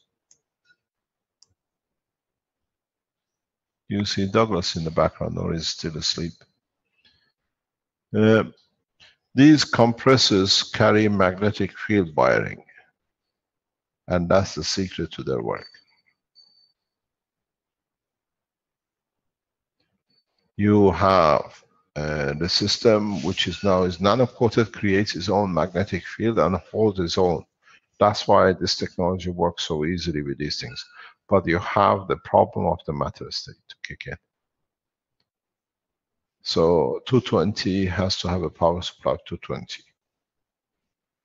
With 110 fish tanks, it says specifically what it is. The blueprint is 110. You change anything you see 110. If you got a 220, you have to change everything to 220. The compressors 220, the power generator 220. But as we said with the research center, with innovation center, when you go above 140, 4 capacitors are too weak to carry the power. It's so much energy comes as an impulse. You need to increase the number of the capacitors to 8 to 12 without burning your capacitance. Is Renan in the background? Is he awake? Renan, are you there? Yes, sir, I'm here. Renan, would you like to explain this, what you've seen in the Innovation Center with the spikes in the power with your capacitors? Yes, especially for the 220 volt setup, the blueprint that is released, it's specifically with the same prototype of Douglas, which is working at a 110 volt. So for the 220 volt setup, we require more capacitors because there are surge of the current coming from the power. It's amplified, so it needs to hold more current. So we increase the capacitors to 8 or 12. So you can start with 8 capacitors. But if we can design the better capacitors, you have your own design to work with, you can use that as well. But for the design that Douglas has made, so we can utilize 8 capacitors to 12 capacitors. And we need 12 for the 220 volt system. We need to know that you need to check the compressors line, because if you see in the diagram, we have the R and S. You need to check the S wire, or what we call the starting coil of a compressor, the voltage that's come out from it, just to check, because most of the compressors that we have here, even it's 220 volts, it comes out with 110 volts only, even it's 220. In the US, they have 110 volt compressors, which has an output of 110 volt as well. So that is why it can create a pump loop, infinity loop with the refrigerator and ref, and can have extract more power in the environment using the MagRev system. So, but 220 volt systems, we need to do something with the compressors, or if you can find 110 compressors, much better to test with the 110 first, if you have access to that for this particular design. Okay, Renan, could you please produce a blueprint for 220 system, please, and post it? Yes, Mr. Kesh. We are still verifying the number of capacitors and the flow of connection for the 220. We will put it up. Okay, as soon as we complete it. Thank you very much. These are the developments as part of we have to separate the system between 110 and 220, but your plasmatic condition at the end will be applicable for both. It's just to start a system in the components which are ready in the market that you can use. With our work, we look at about 12 capacitors. It's very easy. You got to do what to see the power of your output. What you do when you go to your generator, rotating the speed of it, because you're reversing a motor into a generator. Put a voltmeter and see what are the maximum voltage out of your system. Put a voltmeter with 1,000, 2,000 volts capability of measurement and see how much what is and what peaks come in. How does it jump? Some systems go to 600 something. The small pumps, if you get the speed of rotation, the fish pumps in 110 can go up to about 600 to 1,000 volts with the current. You immediately go into what they call plus condition, 1+, or supplying more energy than you're actually producing or you're using to produce the energy. This is very easy, you can check. But in that process, you can see the peaks, and the peaks allows you to go further and what you can do. What we think the ratio could be is one capacitor per half a kilowatt. When it comes to the 100 and 220, and one capacitor to about 0.75 to 1 kilowatt for 110. So if you get that in mind and understand the power of your peak of your generators, then you look around about 12 to 16 capacitors. And this is important to give you a guideline, and depends again how you make your capacitors, how you arrange your capacitors, and if your capacitors is in line with other things, with other facilities in your system. Try to only use nanomaterial coated all the way along. Don't mix wires and capacitor and nano coated wires. Make sure your loop from the point of interaction with your power supply to trigger the plasma, everything has to be in nano coated condition, especially when you go into the solid state systems. We will show you the solid state system very shortly, and this pump situation goes out of it, but it's part of the process of the development, and it's there for you to see and to repeat.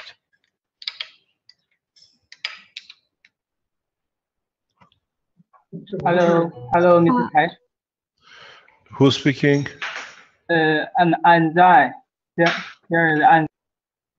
We are still waiting for Paul to see his videos or his PowerPoint. Sorry. I'm working on it here. There's about 30 pictures or something. I have to download each one individually and set them up individually, and it's a lot of work here right now. But I'm trying. There is a video, PDF. I'm not sure if the pictures are in the PDF or if I'm supposed to download those separately. Maybe Paul, you can help me with that. Is that are the pictures in the PDF? Do I need to download all of the pictures and set them up, or are they already in the PDF? Only, yeah, you have to download only the PDF. Okay, well that's helpful. Then just give me a minute.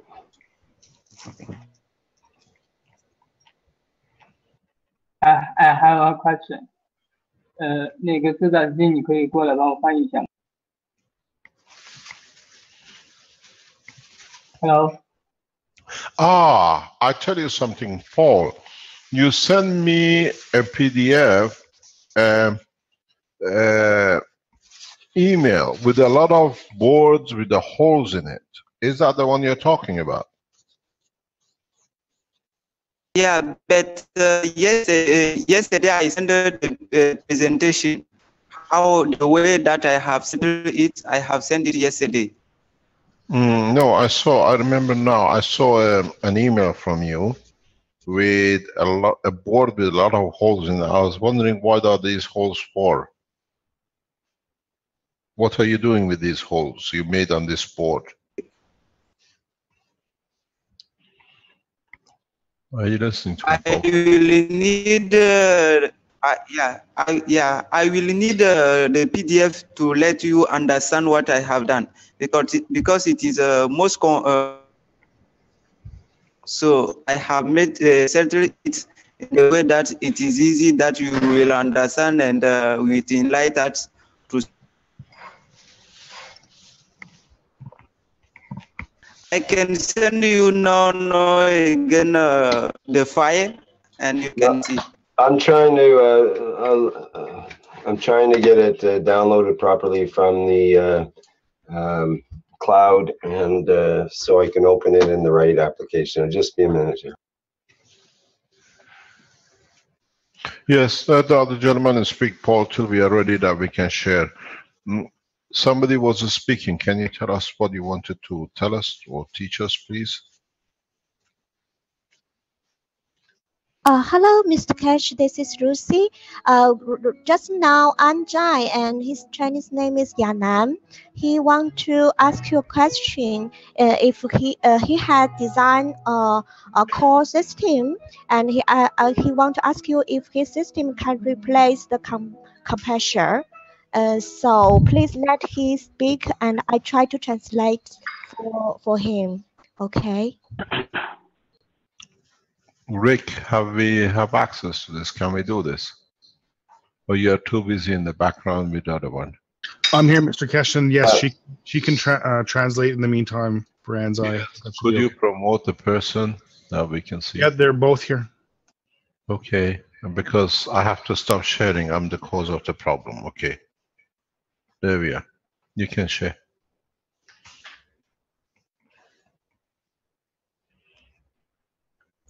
We don't have any pictures yet. It's just a matter of a question being asked, and she can translate. Ruthie, can you do that, please? Yes, I can. I can try to speak Chinese to him, explain, ask him. 亚楠，你的屏幕可以分享吗？你可以分享你的图给大家吗？还是要我这边来做屏幕分享？我已经可以了。OK， 好，那我帮你翻译就可以了。So he's ready. Yeah, he's ready. Okay, tell us what we see. We see the two compressors. We see the stacker unit. We see the capacitors. 是这样的，我们从昨天晚上完成了这个装置，然后呢 Okay, wait. 请稍等。Douglas, is Douglas or Wernie online? I'm here, Mr. Cash. Wernie, could you be kind enough to look at this and enlighten us, please? Okay. Okay, carry on, please. 请继续。昨天晚上我们完成这个装置，然后呢，我们今天早上去测试。我们用的是汽车的电源加上逆变器，但是呢，我们那个逆变器可能有问题，没有达到效果。回家之后呢，我们用的是电机来启动，但是启动不起来。我希望开始先生，来，就是我询问一下，就是说用这个逆变器这一块是不是可以达到启动装置的一个效果？你说的逆变器是什么？就是12伏的直流的电源转变成220伏的交流电。你用这个东西，这个不是开始的那个蓝图里面的，对吧？对。然后你的意思是说，你用这个逆变器不能做到什么？可不可以启动这个装置？那你用它来替代它蓝图里面的什么东西？替代那个电机。Okay. So the question from Yanan is, he tried to use a converter, which is. He wants to use what? Converter, which is a converter from 12-volt DC to 220 AC. And he wants to use this to replace the motor in the blueprint design. He asked if this can working, but yes, why not try? 是的，凯子先生说可以。那你的问题是什么？他说你可以试。那这一块那我就知道了。然后我有一个就是说替换这个。Let me explain something very interesting. 他会跟你解释。You have to plug your pump, both compressors, into your load in reverse. I hope you understand, and I hope you do that. Sorry, Mr. Cash, I can't understand. You see, the two pumps are connected in the infinity loop, which means they are connected to each other. Yeah? Okay, you mean the compressor?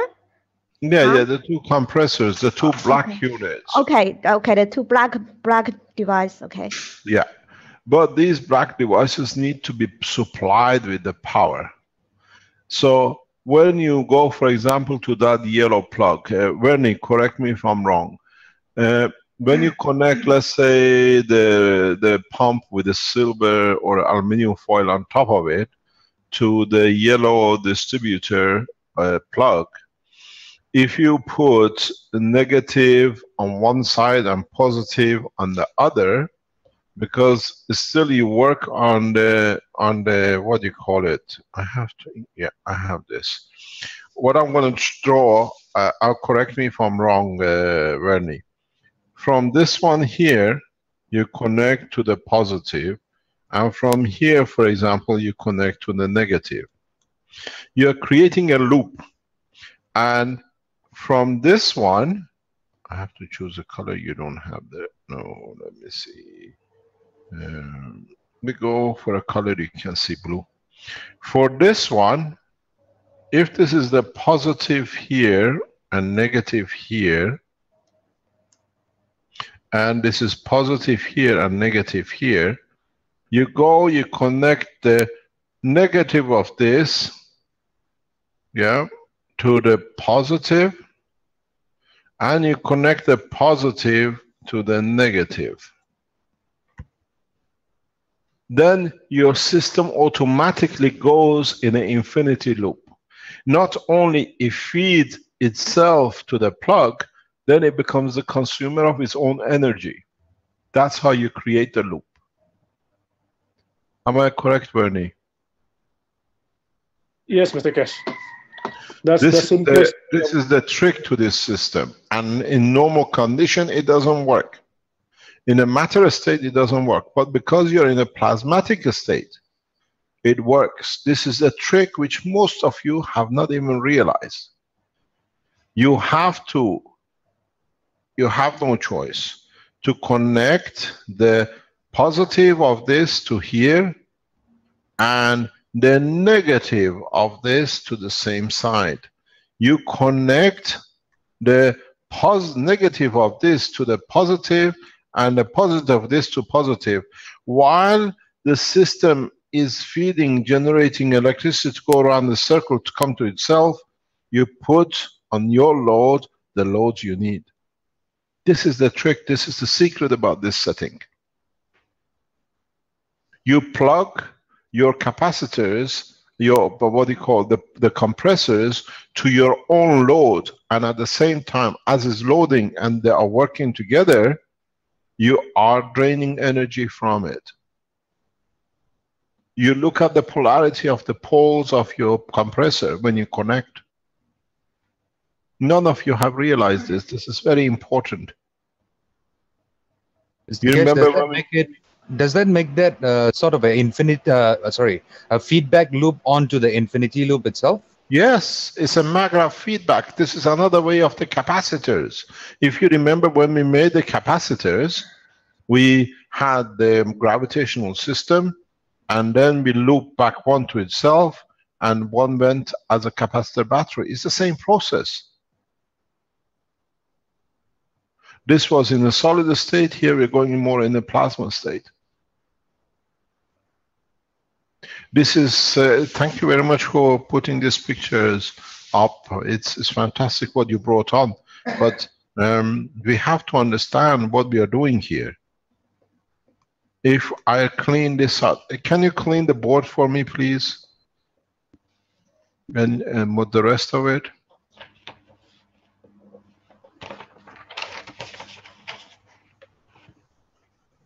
Can you rub the rest of the picture?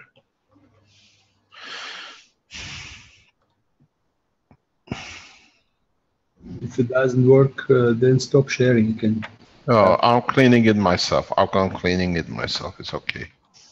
Yeah, no problem. Let me just do my work here a little bit. I'm a messy worker. You see here,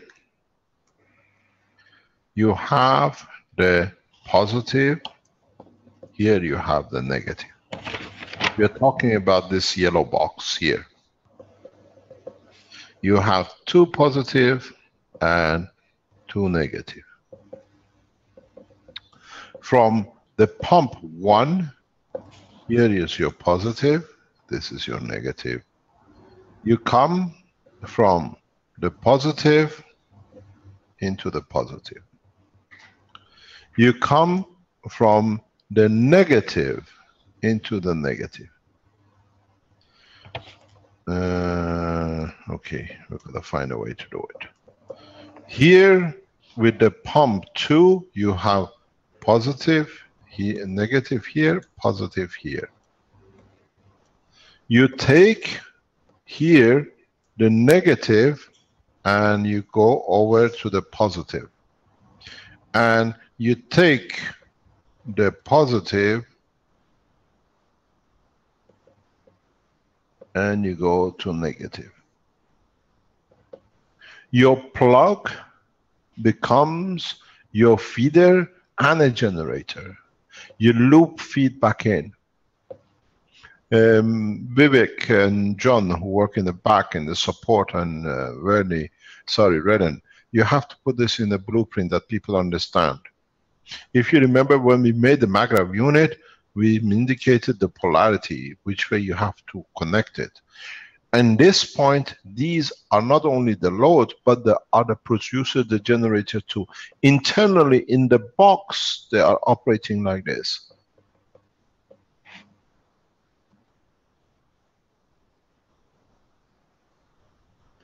You can't just plug it in. When you make your connection inside and you take your 2 wires out, you're taking the load out. But internally here, I'll try to now go to the next thing to clean that you can see.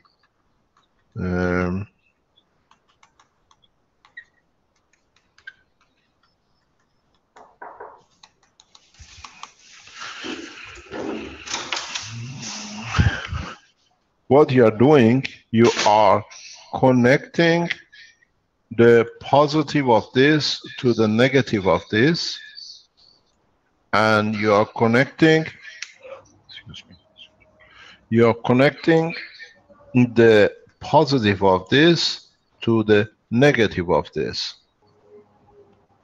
And here you're taking 2 lines out, which goes to your power. You can do this internally, or you connect it to the power supply, where itself feeds and becomes the generator to itself. This is the trick in this game.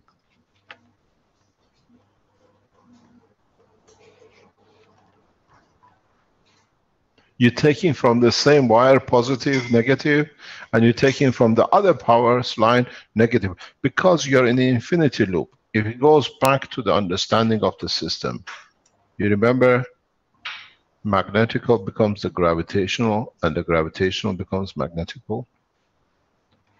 This is pump 1, pump 2. It's you who decide to take energy from here and from here.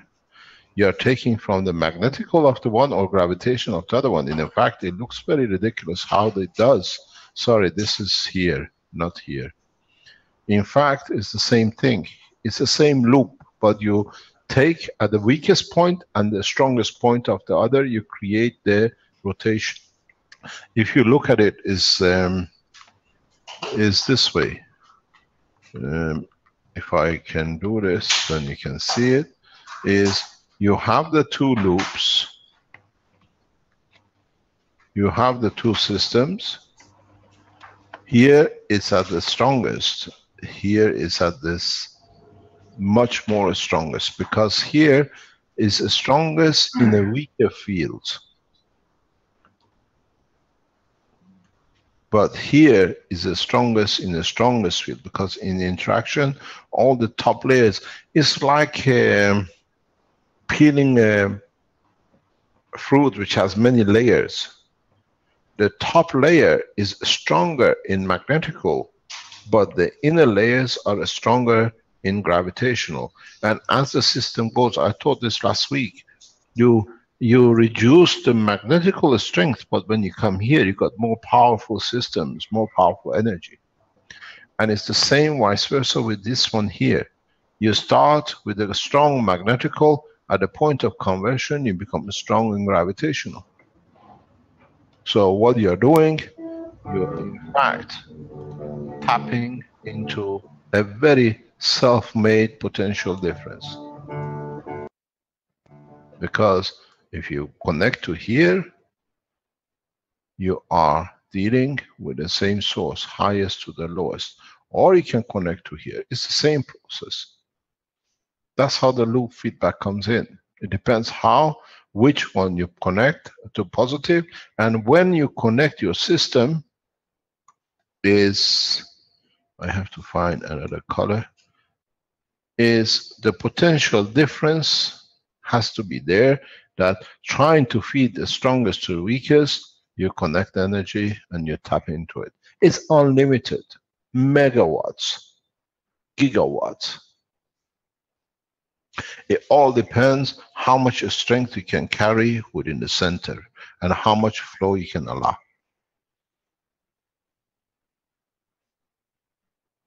If you look at this, in reality, you don't need any of this. This is a waste of time.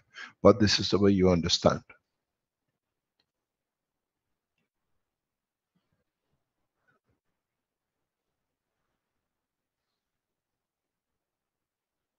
The coil is the controller of the fields, how much converting of the plasmatic matter to a plasma state. If you look at your circuit in a very simple way,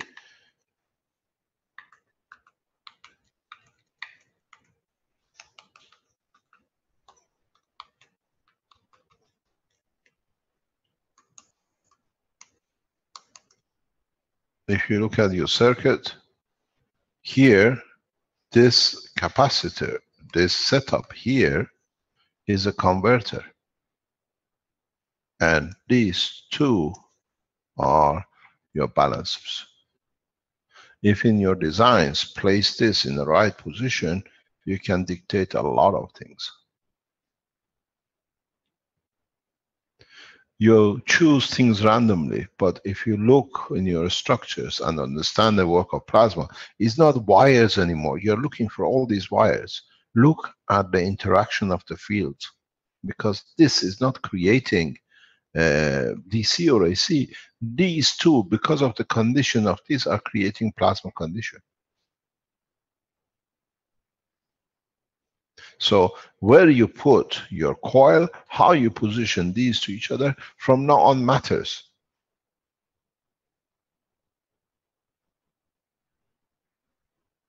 It's not anymore wires, it's the fields, and you have to go through this transition of understanding. That's why, for example, we created a stacker 3 on top of each other. If you look at the blueprint, how each one is nano-coated, GaNs-coated, is to create a flow. The Innovation Center, people have to start understanding the use of these things, and you have to become alert to it too. You create a loop. This is your loop. Do you want to tap in the strongest and the weakest of one, or the weakest and the strongest of the other? And then you see your system performance changes. You use the same compressors, but you cannot do. I watched this yesterday with Douglas in presentation, but I thought he hasn't understood it. I cannot interfere. because you see it working, but I don't understand why the system works. Sometimes it doesn't work some other time. Yes, because you haven't understood what you're dealing with.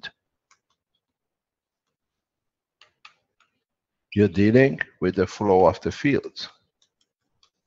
You call it a negative and a positive of the system. Negative, positive.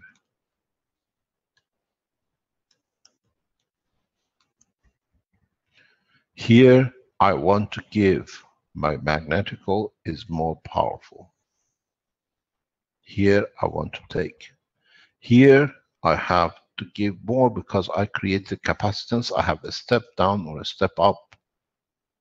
That's why you have the capacity in one of them, because they never match, and not matching, one tries to feed the other. So now that you make your connections, the important thing for you is, are you tapping into the positive of this one and the positive of this one, or are you tapping into the negative of this one and negative of this one? Are you tapping in the positive of this and negative of this? Because now you're dealing with the field flow, but because you have a pump in front of you, you think that's what the pump does. No, because now the pump itself, as you've seen, is part of the plasma circuit.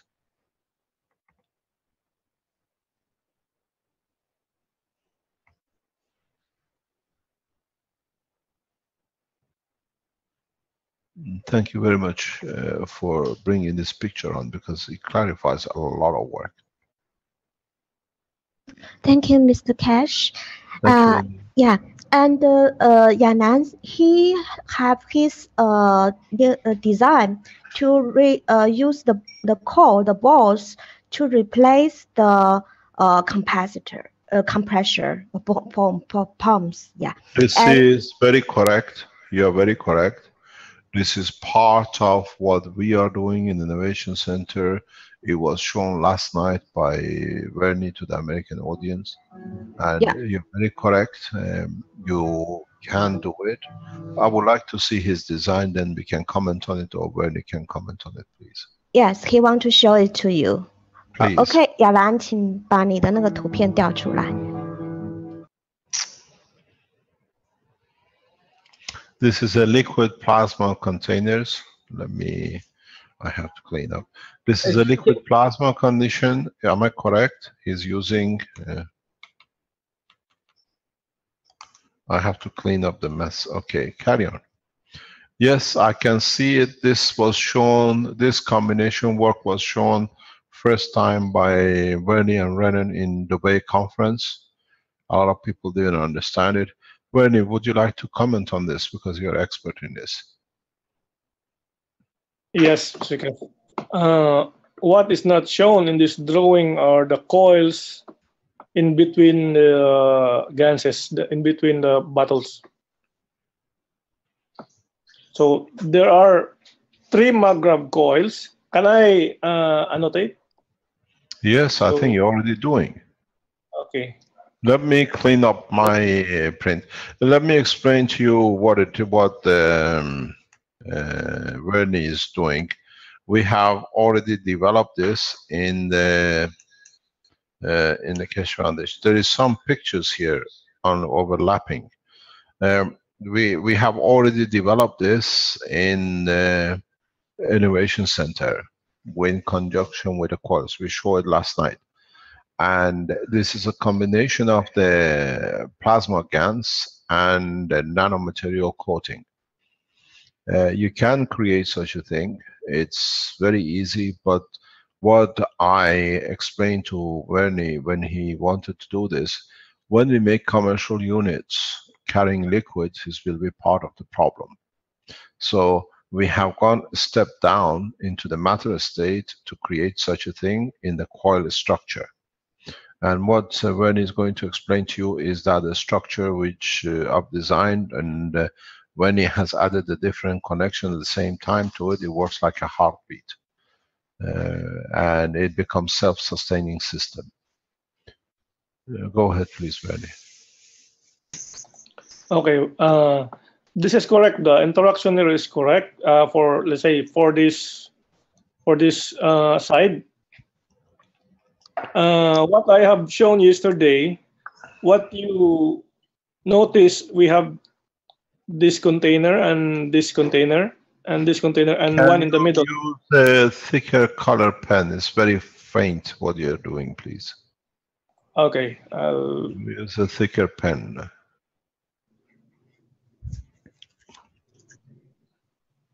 wait. It's not working. There's a lot of same color on the board. I'll just remove my. No, I cannot remove. Okay, I'm removing my previous. I'm removing what I put in there that you can carry on showing your clean sheet now. Carry on. Okay, I don't have the option here for a thicker. Here it is. It's a lines drop down. Okay. It's on the screen. Yeah. Okay. So this part here, these are containers here, 3 and 1 in the middle. What I have are these are liquid plasma. Yes, they are arranged in a correct manner. What you did not notice are the magrabs in between them. Here, here, and here, which have connection like this. They handshake with each other. Magrab in a way that you have magnetical and gravitational in the middle in each of the coils. And if you have this configuration. Just wait 1 second. Can I add something, please? Okay. You got to understand here, we're going to the next step. Well, what Bernie is explaining now is that where he put these blue circles, these are, you don't have, these are field interactions. You have to, from now on, to count on these. You can't just put the bottles and say, I connect the bottles. The bottles configuration creates a star formation, and each of these points, as Werner is showing, each of these points, let me get my pen back. Each of these points don't exist in a matter state. You can't see it. But when you organize your system that you tap into energy at a certain point, you'll find out you absorb different energies. And that's what when he's talking about how well you connect. And these are now, we are dealing with the GANs, plasma, liquid, and field strength. You use the plasma, liquid plasma to create a point of field, and then you connect that point of field, your system, to each other. Am I correct? Yes. I suggest when seeing this drawing, we see it all in field interaction. Just see it that way. When we connect, let's say if we connect a wire from CO2 to any of the, let's say, wires also, that are, all of these are nano-coated. When we connect, consider it as a directional flow from a liquid plasma to the nano layer, to the fields. These are all fields interaction. And when we see it that way, it will be easier for us to evaluate the reaction. Okay, can I continue, Mr. Kes, to carry on? Yeah, it's just we fill in the little information between you and me that they understand most of it. Okay, let me use another color. Let's say I think the flow here. Okay, let me label this. Oh, it doesn't change the color. Oh wait, I don't have the. Here is the color. It's not my color. Okay, undo. Okay, let me label this as the red one as our magnetical on each of the coils, or each of the nano-coated coils, and let's say this one as our gravitational, the center one. Okay, the connection would be from here and going there and going there. You have halfway, extending your magnetical, and gravitational receive it somewhere in the middle, and so in this one. So you have now a flow similar to your black arrows there. So from magnetical, which is the red one, magnetical to gravitational, so mag to grav. So you have now the flow. Then now why they are placed in a manner this way. In here you have CO2, for example, on this side. As you can see, this CO2 is in proximity, is very near on these two fields here. Here, the fields of the maggrav. The CO2 is also have its own field, so they are already interacting. But this CO2 is very far from the other. So to complete the reaction of this container of this field of CO2, we extend this towards there, here on this point, on the grav of the opposite coil. You do the same here, you do the same there. So in here, they are interacting. 3. In here, the same, and there are 3. We have always working in 3 here.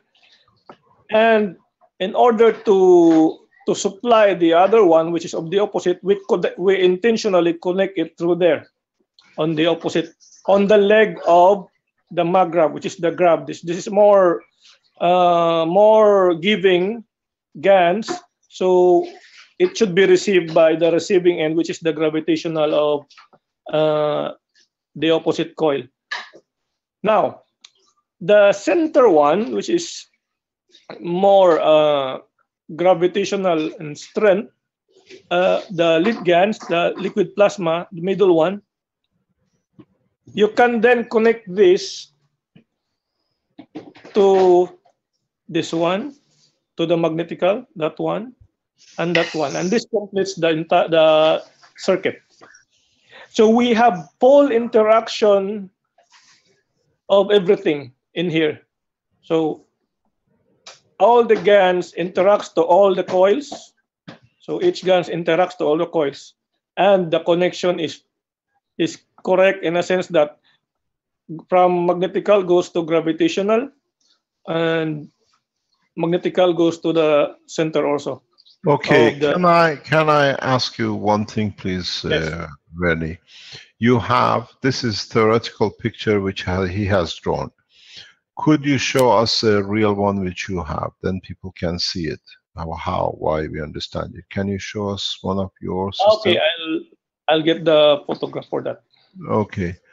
We see what you're showing. You've seen the teaching last night to the American scientists or American organizations, wherever they're at.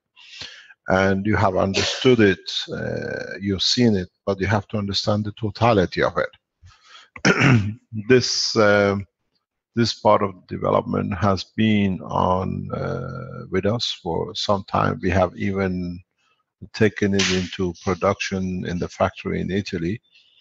Brennan can show you the blueprint of this energy system structure.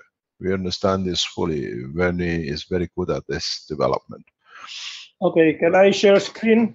Yes, So, you can stop sharing and then we take over for a second, please. Can somebody stop sharing from our Chinese friend? Yeah. Okay, thank you. Okay, go ahead, please. Hello, Mr. Cash. Yes, you just to wait, please. Please wait. This is the setup. Okay, this is what I've shown yesterday, the 3 units. These are 3 units. You only need this one. What we have discussed is only one. It's hoping that I took a picture of 3 units that these are for testing at that moment. So you see the picture. Even can you go back? Yeah. Okay. You see here the picture, the bottom one. Our people are still using matter state to nano state. If you look at the red wire, it's still not nano coated. We still have problems understanding these things. Yes. At this point of assembly, it is not yet nano coated, but I was in a hurry. I know it will get I nano. understand. I was just trying to say you got to stay in nano coated condition.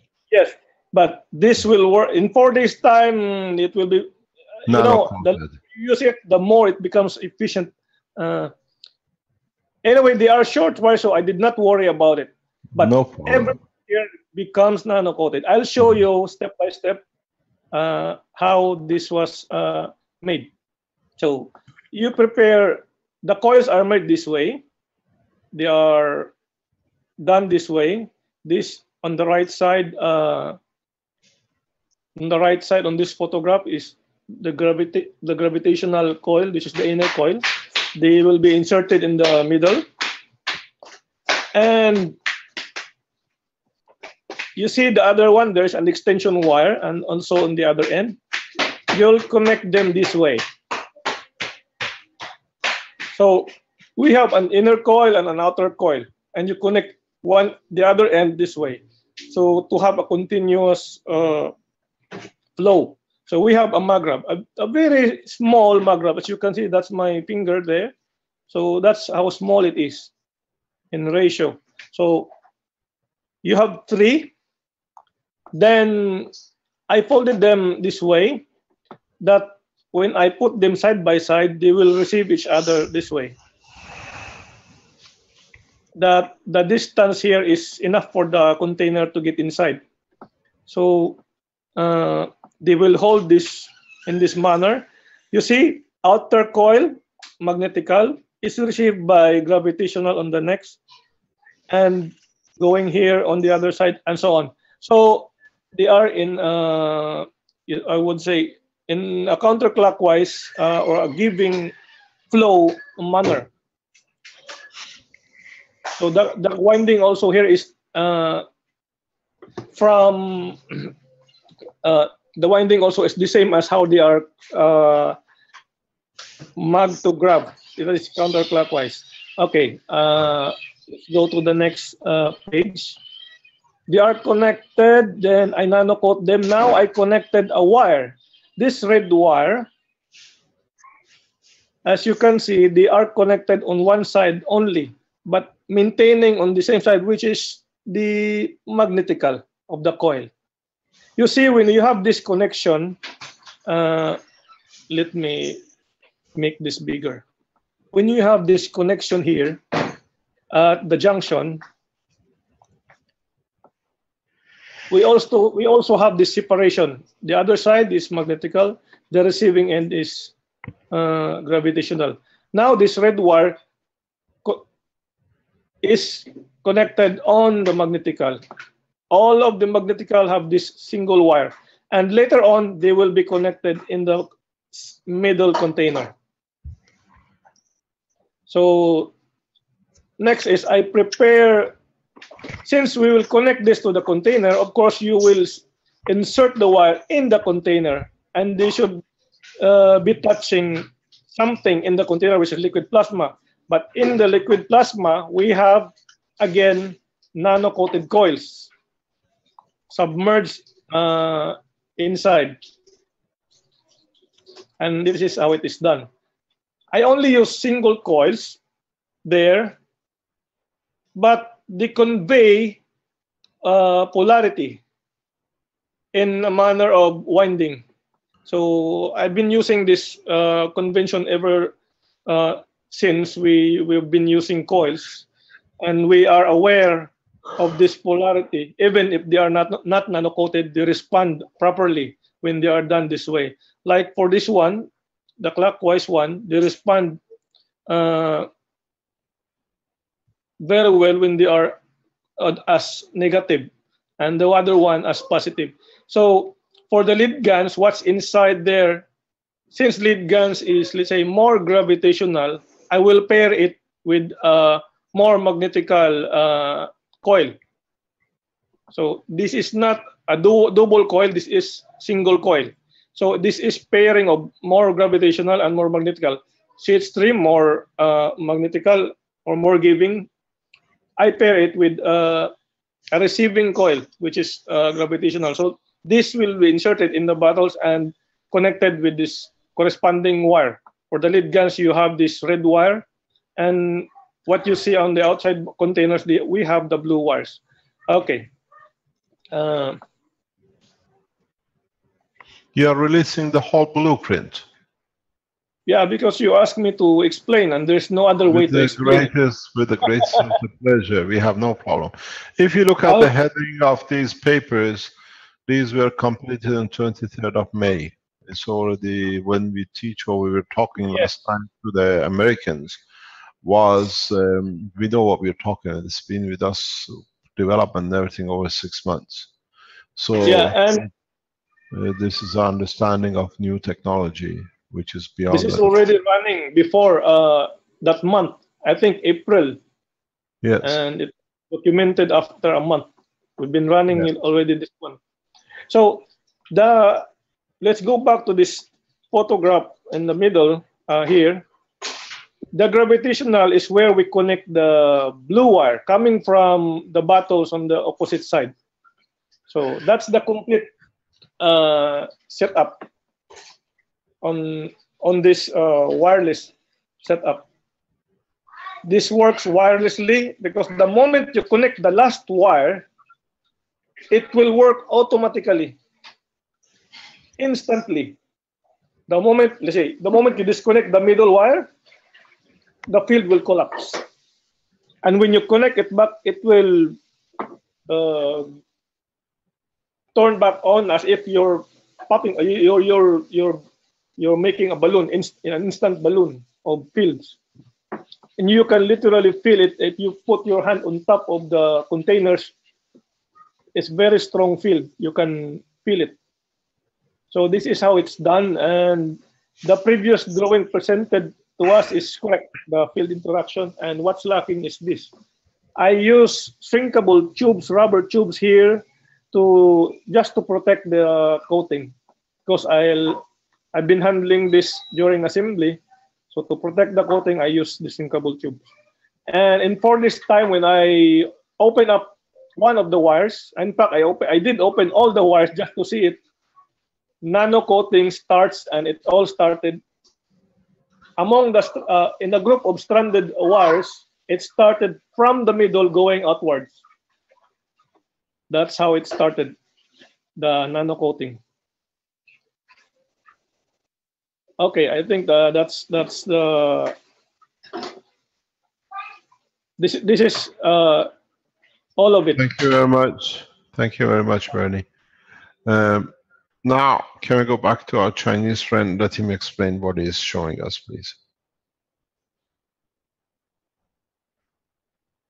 OK， 亚楠，现在的话，凯子先生，请你解释你想要说什么。是这样的，在这一个ReNAND 的这一个结构里面，然后如果说用钢丝球来代替这个 CO， 然后 CO2 和 CH3 这个结构，如果在两组的这样的结构里面做一个循环的话。Maybe can you explain something here? Bernie, correct me if I'm wrong. There is a problem in your setting. You have disturbed your flow, and it will be, if you want it to go the right or the left-hand flow, your CH, CuO, and CO2, this field flow is totally the opposite. If you change the position of CO2 and CuO on the left-hand one, then you are correct. This picture by arrow doesn't fit into the understanding. Correct me if I'm wrong, Bernie.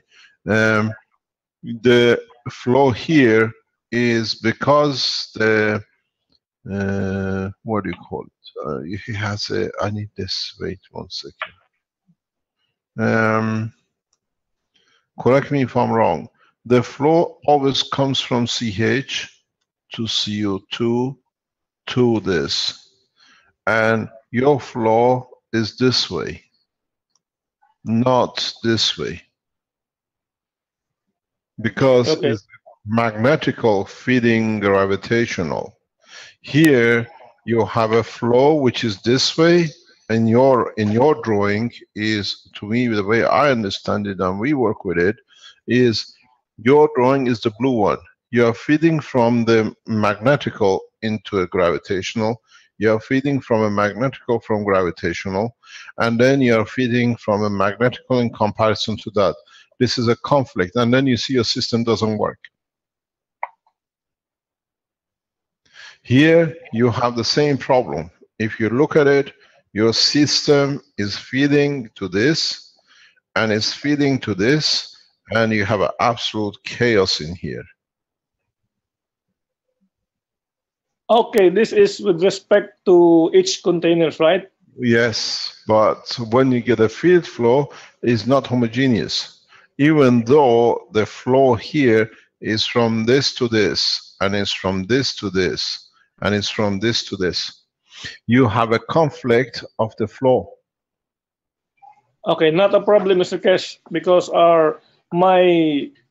we have this wire redirecting the liquid plasma flow to one of the legs.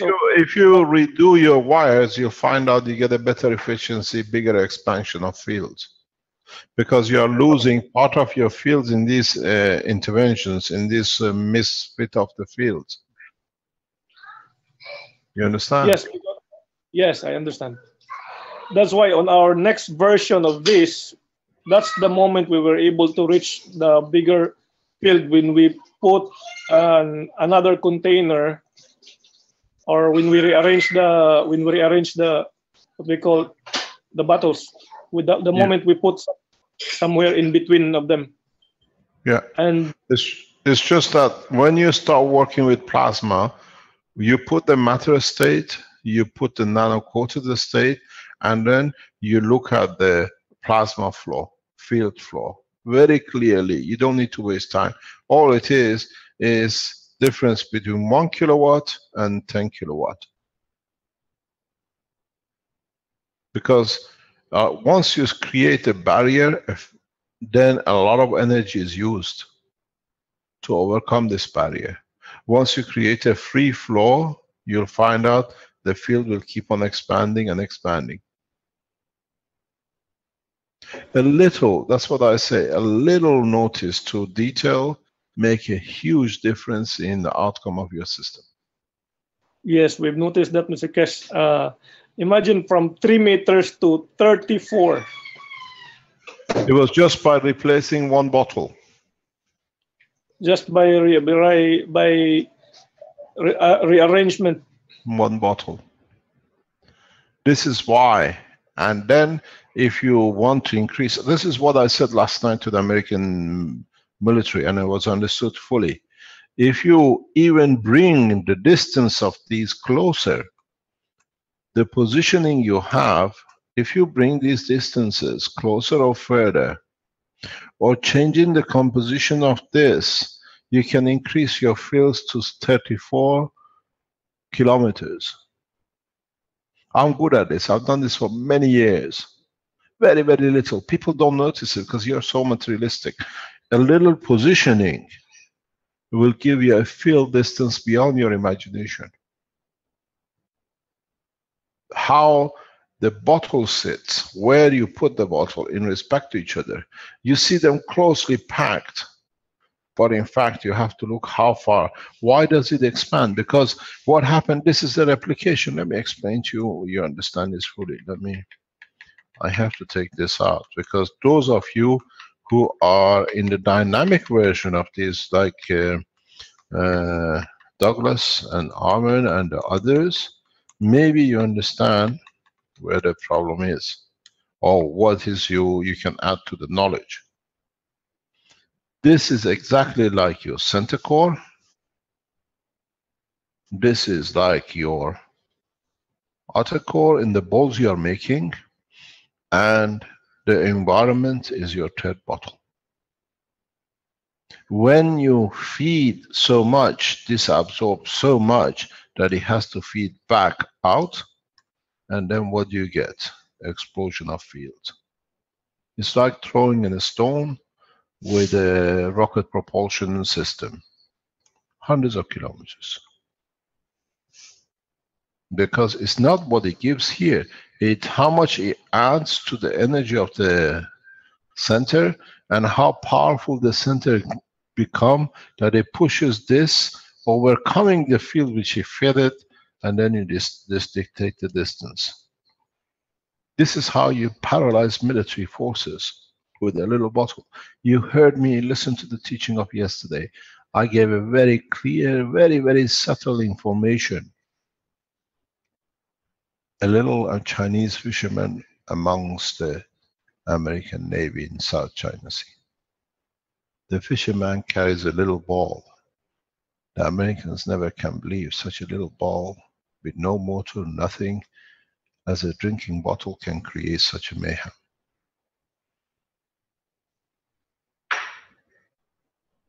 You need just to put a fish, which inside it carries the bottle. The power of this technology so much is for you to understand, but you have to understand how you organize it, how you dictate it. And the strangest thing is, if the man who built the system put a drop of blood of himself inside it, the fish will flow amongst the ships as he decides and looks. It's the naval ships which are paralyzed beyond it because they don't see the fish. All you see, one by one, the boat's sinking. You heard me last night. I said what I said in the teaching. Give me 10 minutes, you choose the boat. I don't even need to be in China. I can sit here from Europe and control the fish. This is what you have to do in the space. Electronic systems are too slow.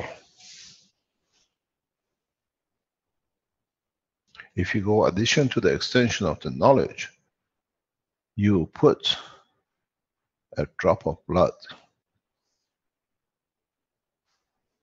but you put with it a drop of iodine as well too, which connects to the emotion of your soul, which means you cannot do anything wrong. You shall not harm no one, but matter state finds its position.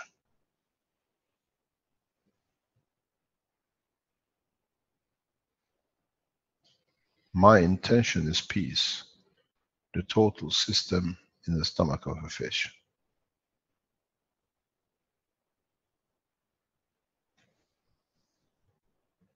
Your intention is planet Zeus.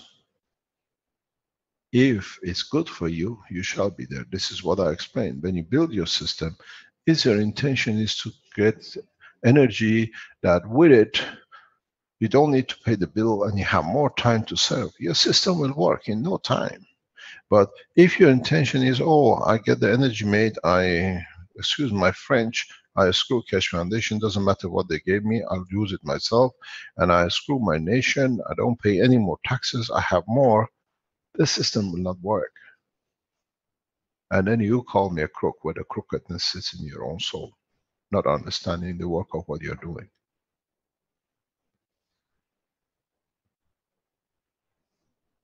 These systems are getting more and more connected to your school of thoughts. You touch it, you build it. It carries your emotion, and with it, it carries the essence of your thoughts. Go back to very first teachings. You understand, maybe it comes home. As we say, it's time for the eggs to come and hatch. I told you from day one, when you make a system, pray for your system. Praying is giving, and in giving the correct thoughts, you shall receive the rest. We are coming to it very, very fast. Many of you will come and cry, my system doesn't work. Especially when you go into these bottle systems, into the GANs and the fields. You have touched it, you carried your emotion to it.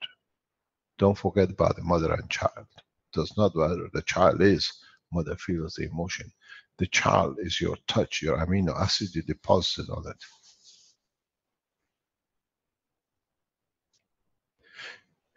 This is what you got to learn. I have brought you in a position that there is no choice but correct conduct. Because you don't get what you want unless you understand why you're wanting it and it's correct for you to have it.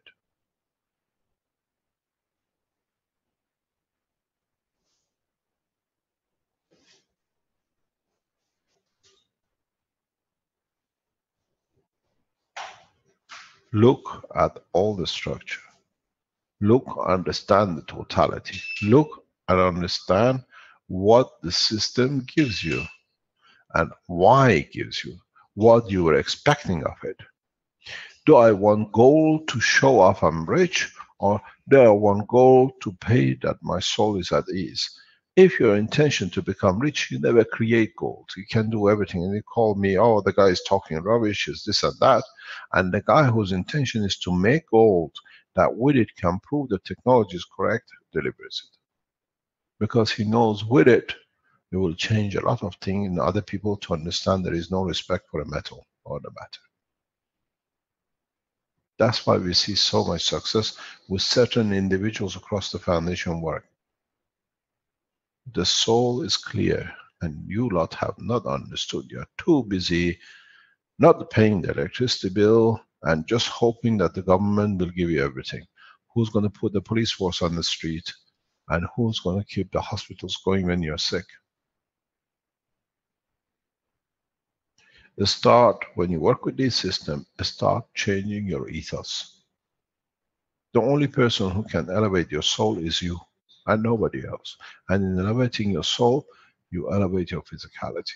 In being able to share more, to give more, that with the hope that you receive the strongest fields from those who have given, and all the weakest field has been spread on those who are weaker in intention.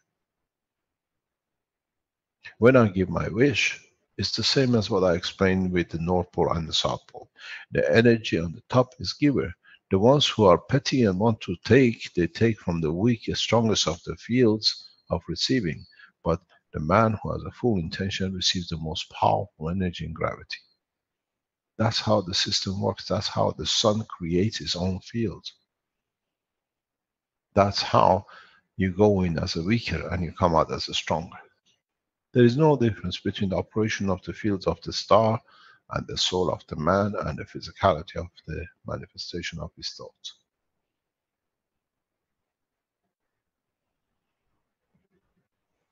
If you understand this, you don't need to build system. You can achieve everything which is your dream. That's the attribute of the Creator. Detachment from physicality means I know I have what I want, and I give as much as I have. As I know I'll receive a stronger than I give in the strongest. There is no way you can separate theology and ethos of the creation from the physics. MIT scientists, people from Cornell University, people from Yale have said, we accept Keshe technology. I can show it to you in black and white. But the problem with him is he brings theology into his work. This is you lot in these universities are nothing but materialistic scientists because you don't see the bigger picture that without it in the space, we work in the plasma, you are still stuck with the matter state. In the matter state, then you need to go to church and get rubbed with your soul because you're still stuck with it. In the plasma technology, when you understand the totality of it, you become the prophet of your own correct conduct. So we leave the scientists from Cornell and what do you call it? other universities in America who the response was, if he doesn't talk about the ethos, we accept his technology. You lot have not even understood what is on the table. You're too physical, worrying about the degrees and the Porsches and the mistresses in the back street. Shame on you. When you work in the plasma, you have to understand the ethos of the plasma. Then the plasma gives you what you want, if the intention is correct.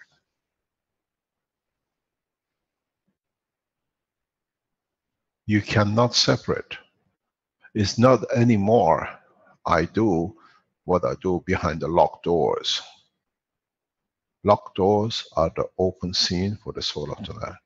And when you understand this, you understand theology, which is the conduct of the soul, exists within the structure of the matter state. Without it, cannot exist. Those who want to see half of it, let them be. We call them professors at Yale University, because that's the limit of understanding. And as I said, in this technology, you take as much as you understand and no more. We don't preach, we teach.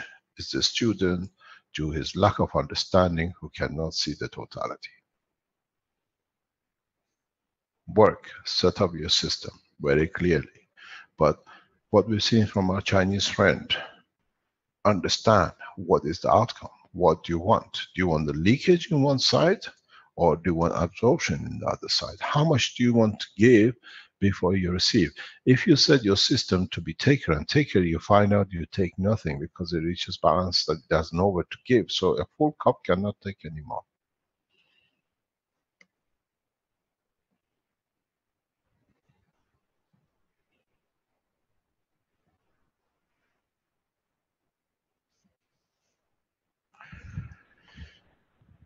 So could we say that we're trying to evolve our confidence in our intention?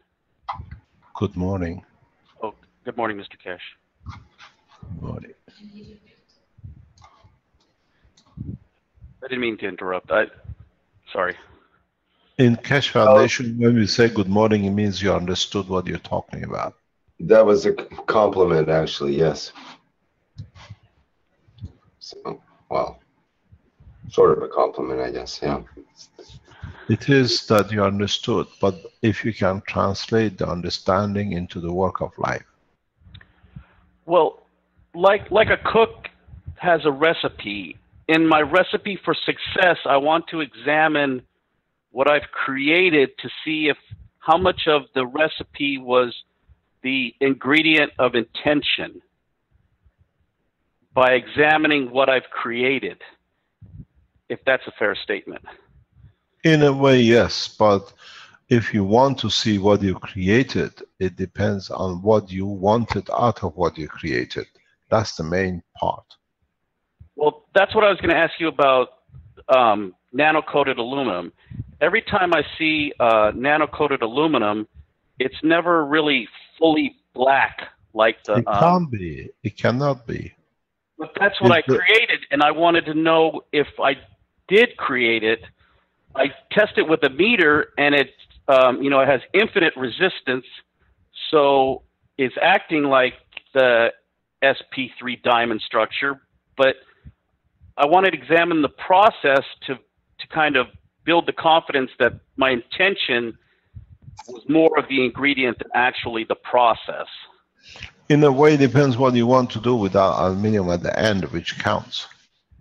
It's in the writing of Baha'u'llah, blessed his name, and I've said it many times.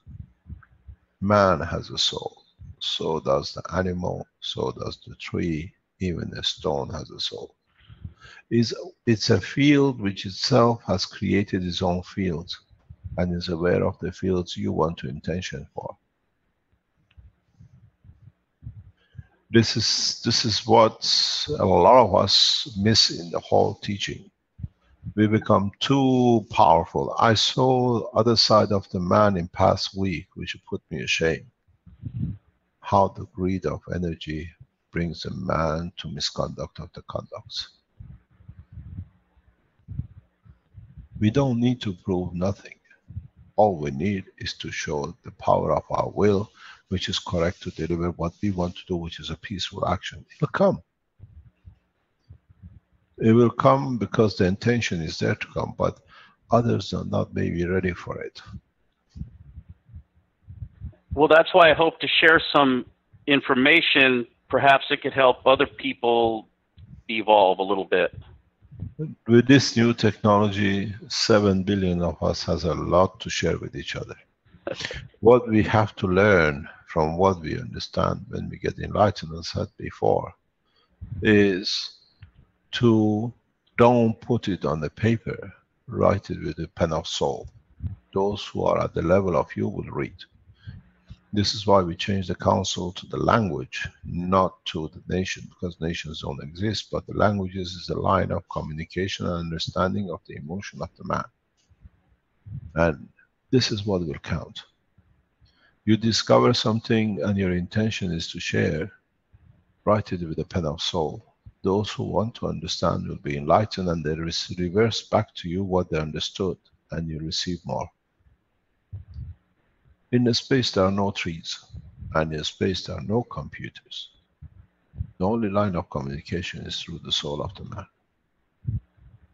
We cannot put what they call cables across the universe to contact the others. And the faster the man understands this, the faster we can achieve the level of understanding of universal community. Then why such a struggle with the physicality? It's the choice of the man. But don't forget, man was created after physicality. It's a cycle. Conversion of energy to matter and matter back to energy. This time the energy is the soul of the man. As if you go back to part of the medical teaching, Dr. Kostova brought it out on the table clearly. When you die, your body releases equal to 18 Hiroshima bomb of energy. Where do you think that energy comes from? Gathered from the physicality to add to the soul of the man. This is what the law of us don't understand. This is what we have missed in the whole structure, and now more and more we come into liquid and field plasma. We understand more, and then it's for us to be the mediator between our soul and our physicality, which means we control our emotion to be a giver by physicality. That with the hope that we receive at our soul level what is need to be elevated with us.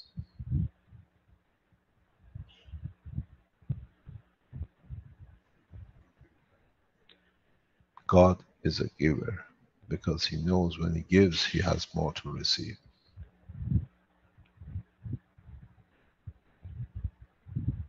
Shall we call it the day? We had a long time last night. We are already in 4 hours in of teaching. And if we can use the Paul's teaching next week. We had a very long week this week, development and technology. And it's nearly 3-4 hours we are online. If I could just briefly describe the process, just so quickly. A few minutes, yes, please. Okay. Because in the beginning, I always, about a year ago, I was watching people were trying to create nano-coated aluminum, and there was different processes came up, and I never really saw a process that worked for me. And then I remembered when you clean silver, sterling silver, through a process where you'd put a piece of aluminum at the bottom of like a pot, and then you'd add baking soda to it, and then you could put the sterling silver in the water. The silver oxide or the tarnish would go to the aluminum foil. And so I thought about that, and I went to replicate that. So I took sheets of aluminum foil, and I put it in like a 7-quart stainless steel pot with a copper bottom, and I put in the baking soda and the silver, and I brought it to a boil and let it just simmer like a soup. And then after about 6 or 8 hours, all the aluminum sheets turned dark black. And I just wanted to know if, I'm not really a chemist, so I didn't understand if it was created electrolysis or it was doing something, but I found that when I tested the aluminum, the nano coat on it, it showed that the resistance was infinite. And so that was the data that I got, but I just didn't know how to explain it and to understand if there was, how much of my intention was part of that recipe if it was successful. Maybe partially, but on the other hand, you have to understand when you create these kind of conditions, you create multi-layers. Aluminium, most of the time you see grayish, not really black. It's because of its atomic structure. When it converts into plasma, it does not create a tight pack to absorb all the lights from the environment. And that's the problem with it. The structure packing is too loose in respect to the atmospheric plasmatic condition. Where with copper it becomes very tight and there's no energy, or everything goes through. With the aluminum, because of its plasmatic structure field, you don't have that. So you don't absorb all the light. It doesn't mean that you haven't created the nanomaterial or the GaNs of it. It's just a spacing which is the problem. It's not a problem, it creates a different light.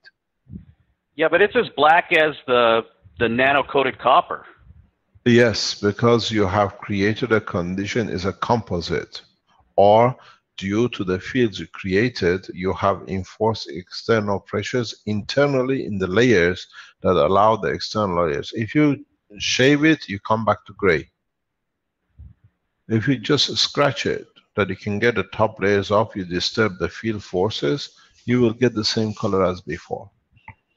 You have, this is how you make filtering. Yeah, I also noticed some places look porous, but yet it was translucent, but yet the material was still there. That's what I kind of found. Yes, this is the spacing. You have to understand positioning in the atomic structure. Thank you very much for the knowledge. Thank you. Our Chinese friend with this drawing you have on the screen, can you please come back, hopefully when you make your unit next week, and share knowledge with us?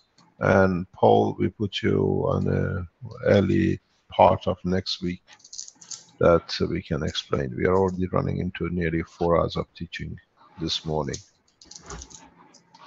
Okay, thank you, Mr. Cash. Thank you very much indeed. Thank you very much. And we'll Cash, see I you appreciate later. it.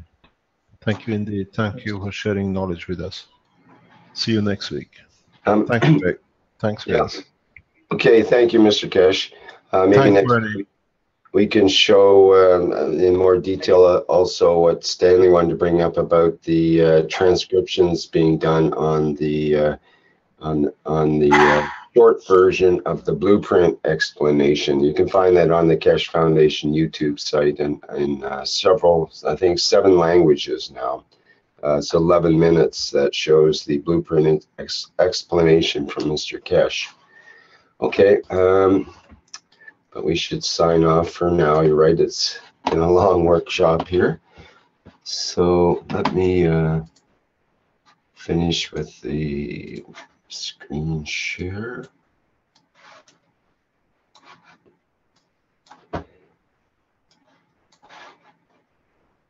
And thank you everybody for attending on the 133rd Knowledge Seekers Workshop for Thursday, August 18th, 2016. And lots of questions still out there. Save them for next week, and we'll continue with more answers from Mr. Keshe. Okay, I'll end the live stream for now.